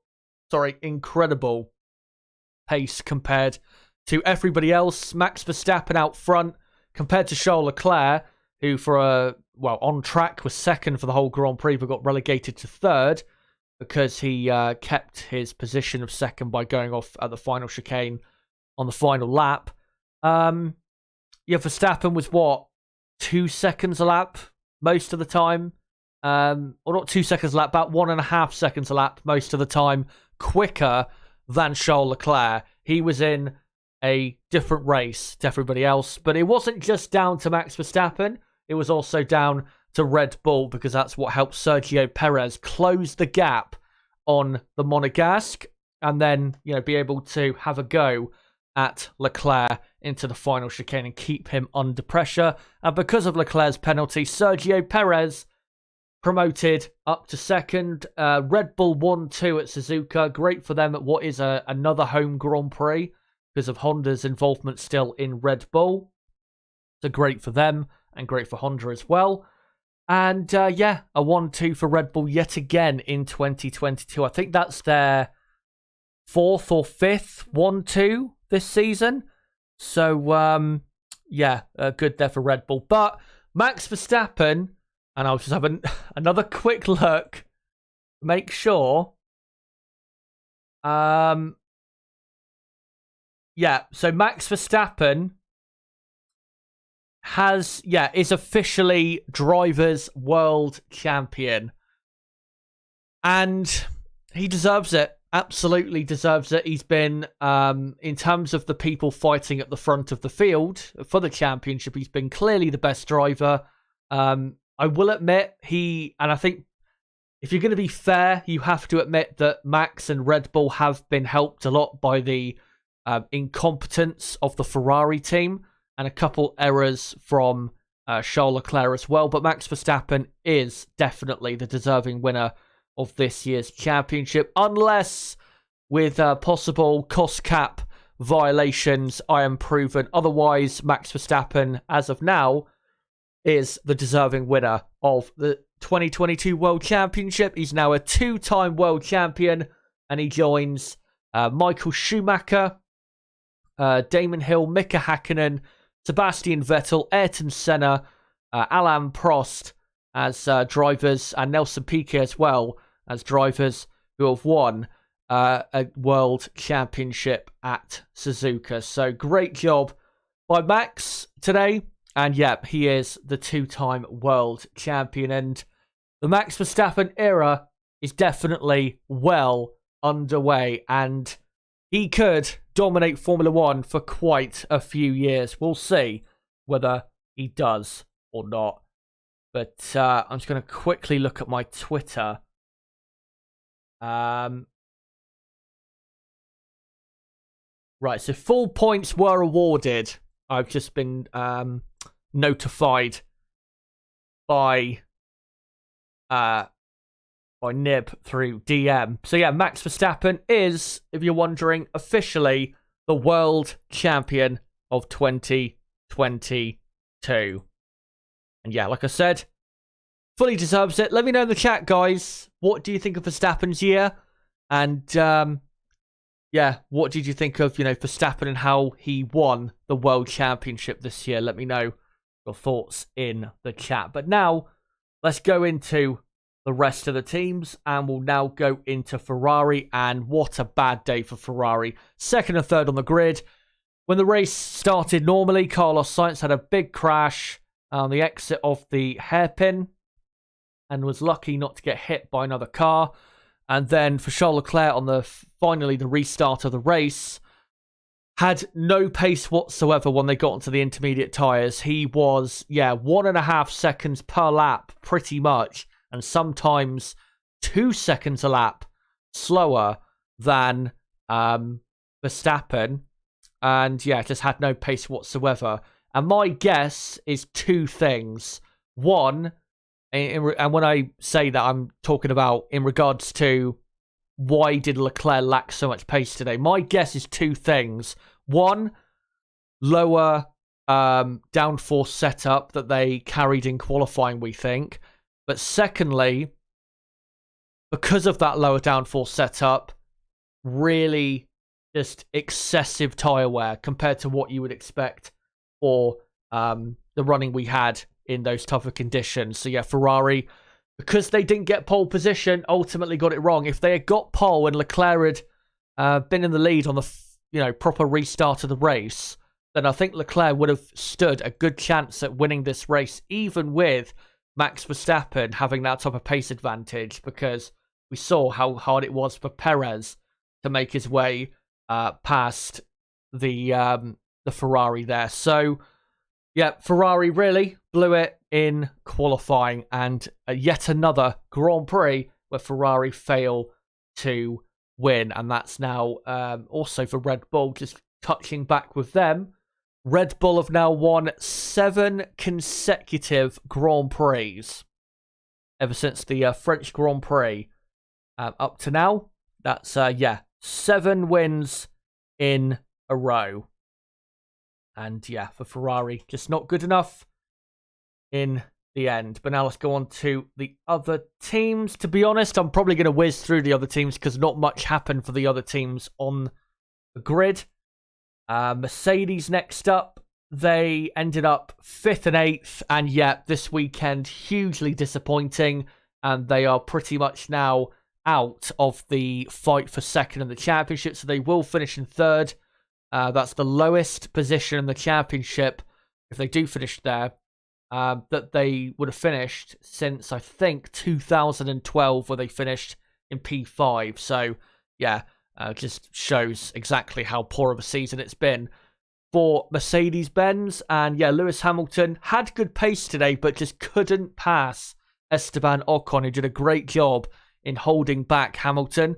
And George Russell was really screwed over by the the double stacking that they had to do, and Russell lost a few seconds from that, and then had to make his way through the field and eventually got up to 8th place. Was running 7th, but Fernando Alonso obviously took that away from him, I think, on the final lap of the Japanese Grand Prix. So Russell ending up in 8th, and Lewis Hamilton in 5th, and Mercedes weren't even the 3rd quickest team this weekend, I think we can say, from what we saw in qualifying and the race itself. A poor weekend, and to be honest, if Mercedes, I think there's one more chance for them to win this year, which I think is the next Grand Prix in Austin. If they don't win there, I don't see them winning a race in, Mexico, Brazil, or Abu Dhabi. So their chances at getting that first win of the season at this point,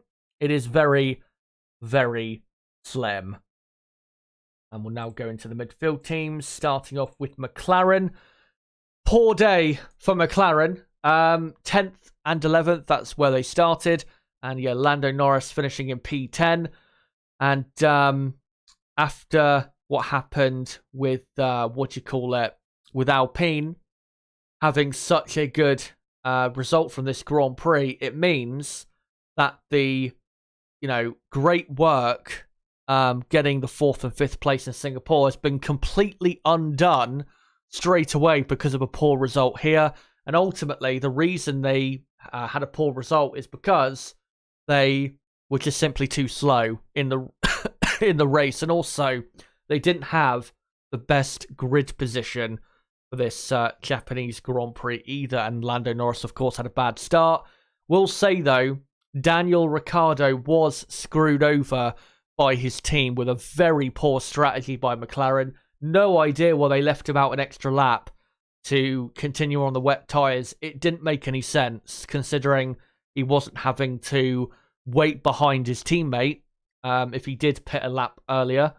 So, yeah, just a stupid decision, really, by McLaren. And it's cost them a few extra points in the Constructors' Championship as they now fall back down to 5th place. And Alpine, who will go on to now, they are now back into 4th place. They scored today 18 points, and Alpine are now 13 points clear of McLaren in 4th place in the championship. So great job by them. Esteban Ocon, what a race by him.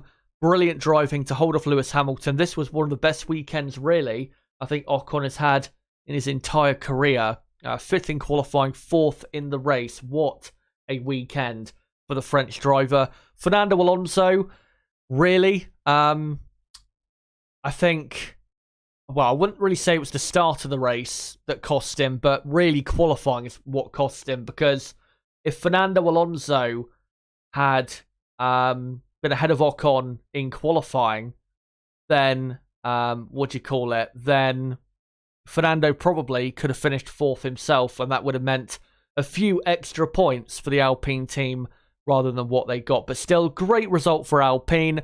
Fernando Alonso, of course, was literally, a thousandth of a second away or something from grabbing 6th place and a couple extra points. But yeah, great result for Alpine. Back into 4th place. 4 races to go. They've just got to really stay reliable and execute from their grid positions, from whatever they have in qualifying, to win that little battle for 4th place in the championship. And to be honest, looking at this season, they would deserve to finish 4th in the championship. So we'll see whether they can do it. And to be honest, it would be a deserving, like I said, result for that team. And now we'll go through the final few midfield teams quickly. Alfa Romeo, 15th and 16th. That's all I can say about them. They were pretty bad in the race today. Next team we'll go on to is Haas F1. With Kevin Magnussen. He had a good start, Magnussen, to the race, and he was looking good before the intermediate tyres were put on for him. I think lost too much time from lost too much time having to pit a lap later for the intermediate tyres. So I think Magnussen, if he had pitted a lap before, could have probably scored a point from this Grand Prix, a point or two even from this Grand Prix. But in the end was 14th, and Mick Schumacher finished in last. Obviously, Nib put out that conspiracy theory about maybe Gunter was leaving him out there too long on purpose for what happened on Friday. Maybe that's what he did, because honestly, there's no other explanation as to why they would leave him out there on wet tyres on a track that was clearly good enough for the Inters.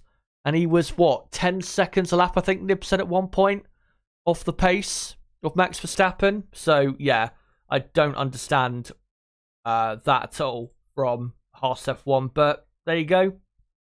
And they, they ended up finishing 14th and 18th in this Grand Prix. Next up, we will go to AlphaTauri. 13th and 17th for them. Yuki Tsunoda a bit unlucky in how things played out in the end, but I think he drove well this weekend. Out-qualified and outraced his teammate in tricky conditions. So, yeah, Tsunoda, good job by him. And for Pierre Gasly, even though, 17th, not a good race, what happened with the tractor before the race was red flagged was unacceptable. All of the drivers have said it. All of the drivers I've heard are very angry about it. That's what an F1 journalist has said. That they're very angry on, their WhatsApp groups and stuff like that. So, Gasly probably affected by that, I would say, after then. I know the drivers are very good at putting those things out of their mind to focus, but that definitely would have affected Gasly a bit. And that was a very poor incident. And in tomorrow's live stream that I'm going to do on the channel at 6 p.m. UK time, again, tomorrow, sorry, I was just reading something on there on Twitter. Yeah, tomorrow at 6 p.m. UK time, I will be doing a stream covering some of the events of the Japanese Grand Prix and hopefully covering the cost cap analysis reveal from the FIA that is supposed to come out tomorrow. So I will get into that whole incident with the tractor with Gasly. Next up, we will go to Aston Martin, and what a job by Sebastian Vettel. 6th place, didn't have a good start to the race, a very clumsy error, but to be honest, I just don't think he could see anything in his Aston Martin. And then with a brilliant decision to come in as early as possible for the intermediate tyres, he jumped all the way up to P6 and maintained that position, held off Fernando Alonso, even to the line by, well, pretty much nothing. That's a great result for Aston Martin, and they were 15 points behind Alfa Romeo. They are now only 7 points behind Alfa Romeo. So Aston Martin could finish 6th in the championship, which would be, like I was saying, coming into this weekend, that would be a great save from them if, what do you call it? Yeah, sorry, I was just reading something there in the chat. It would be a great save from Aston Martin to finish in the top 6 of the championship. So great job by Vettel, 2nd consecutive points finish, and let's hope he ends the final 4 races with a bang. And finally, we will go on to Williams, and Nicholas Latifi finished in the points in P9. What a job by the GOAT, Nicholas Latifi. And what a drive. Obviously, he benefited as well from doing the same thing as Sebastian Vettel, pitting very early for intermediate tyres, and then ended up benefiting from that a lot. Was eventually at one point up in P8, eventually was passed by the Mercedes of George Russell, but was quick enough to hold off the cars behind. That includes the McLarens. So great pace from Latifi, who does seem to have a good way in the wet with his pace when he's not making stupid mistakes like turning into corners that don't exist like he did on Friday. But yeah, great job by Latifi. Couple more points for them. I mean, it's not going to mean a higher position in the championship, but at least it's another points finish for the Williams team. And I'll now go back to these pictures on screen. And one thing I am going to do before I read out final few comments, and by the way, I'm not going to read out all the comments in the chat because I am pretty tired, and I think we're about done with the events of this Grand Prix. Let me just look at the championship standings quickly. So yeah, Max Verstappen world champion. The top 10 of the championship the same, except Sergio Perez is now up to 2nd. It's now 1 point clear of Leclerc. And on the constructors' side, Red Bull, obviously massively clear of Ferrari. They're actually 165 points clear of the Ferrari team. They are not yet, though, Constructors World Champions. Ferrari, yeah, 2nd, about 70 odd points clear of Mercedes in 3rd. Alpine are 4th, 13 clear of McLaren in 5th. Alfa Romeo are 6th, 8 clear of Aston Martin 7th. Haas and AlphaTauri 8th and 9th, they're still level on points. And Williams 10th still, but on 8 points now rather than 6. So those are your championship standings after this Japanese Grand Prix.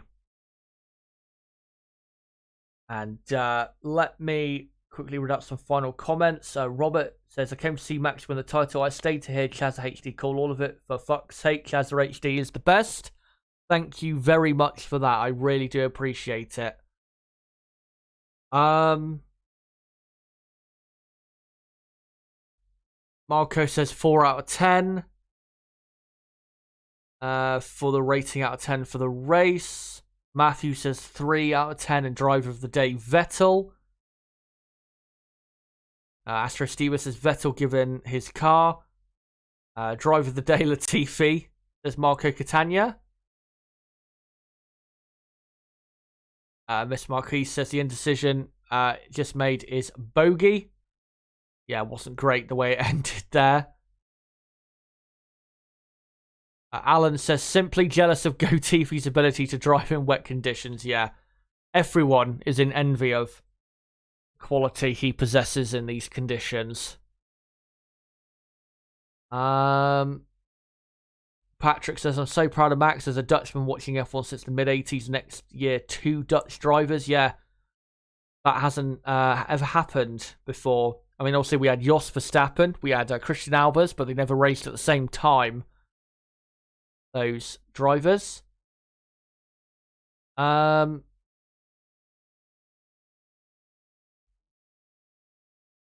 see if there's any other ratings out of 10 for the race. I think Matalu says 0 out of 10.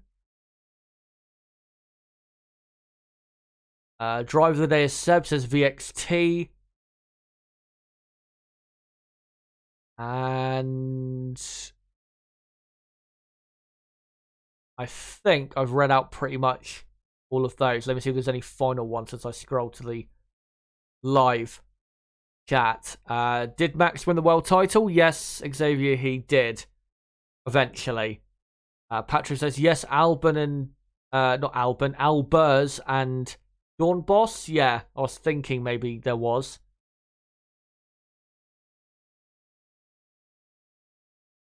And, right. So, I think, guys, I'm going to finish up there with the comments. I have been live for almost 6 hours. So, yeah, this has been a long day, especially when 2 hours of it, we were just filling time because of the delay.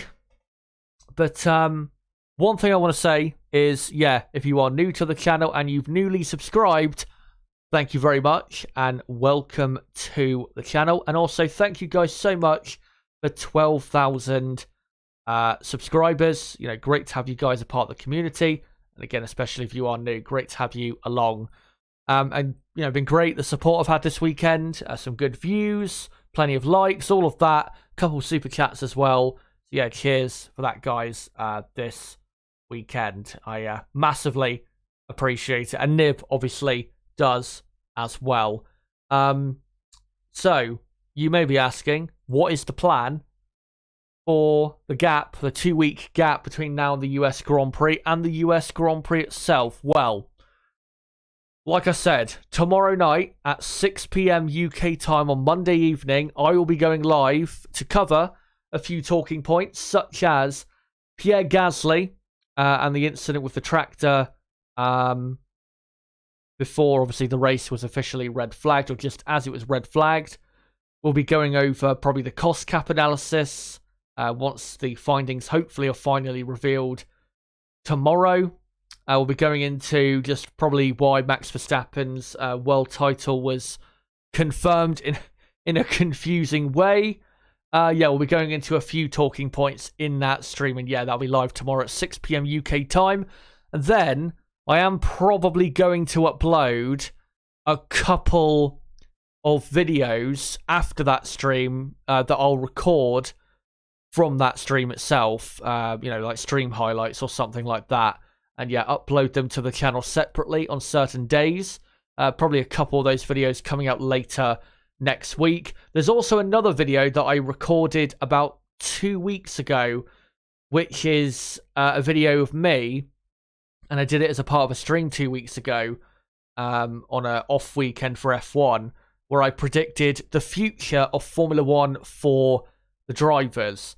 That video will be coming out either say, Friday next week or Saturday next week or the start of the week after. There's also another video I'm working on, say a longer formed recorded video, which is me going into how Max Verstappen won the 2022 World Championship. My hope is I can get it out before the US Grand Prix, but that's not absolutely confirmed yet. But yeah, they've got a stream tomorrow and then, 3 or 4 possibly recorded videos after that. And then for the US Grand Prix, let me just give you my schedule for that. So on Friday, or not Friday, for Thursday the 20th of October, I'll be live at 6 p.m. UK time for a weekend preview of the United States Grand Prix. And then one thing I can announce is that I will, because the timings of the sessions are at better times for the majority of my audience, I will be covering every practice session for the US Grand Prix. So on Friday, the 21st of October, I'll be live from 7:45 p.m. UK time all the way through till, I think, midnight UK time to cover Practice 1 and Practice 2 and do a watch-along for both of those sessions. Practice 1 beginning at 8 p.m. UK time and then Practice 2 beginning at 11 p.m. UK time. And then on Saturday the 22nd of October, there will be a colossally long stream where I'm going to do, firstly, a qualifying preview at 6 p.m. UK time until, say, 7:30 p.m. UK time. Then we'll be getting into a Practice 3 watch-along from 7:30 p.m. until 9 p.m. UK time. And then from 9 p.m. until 11 p.m. UK time will be a proper build-up with other certain topics going into qualifying. And then the qualifying watch-along will be from 11 p.m. till midnight UK time on Saturday, the 22nd of October. And then for about half an hour after that session finishes, I'll be reacting with you guys to the events of qualifying at COTA. So that stream will be pretty much, 6 hours at least. And then on the race day, Sunday the 23rd of October, I'll be live again at 6 p.m. UK time until 7:30 p.m. For the race preview. Then from 7:30 p.m. UK time all the way through till 10 p.m. UK time, I'll be live for the race watch-along. The race starts at 8 p.m. UK time.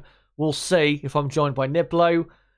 To be honest, I wouldn't bet on it, but we'll see what happens with that. And then from 10 till 11 p.m. UK time, I'll be reacting with you guys to the events of the 2022 United States Grand Prix. So that is my plan for content for the United States Grand Prix. So I hope to see you guys around for that. But yeah, plenty of content heading your way in the next 2 weeks basically. Plenty of content coming your way.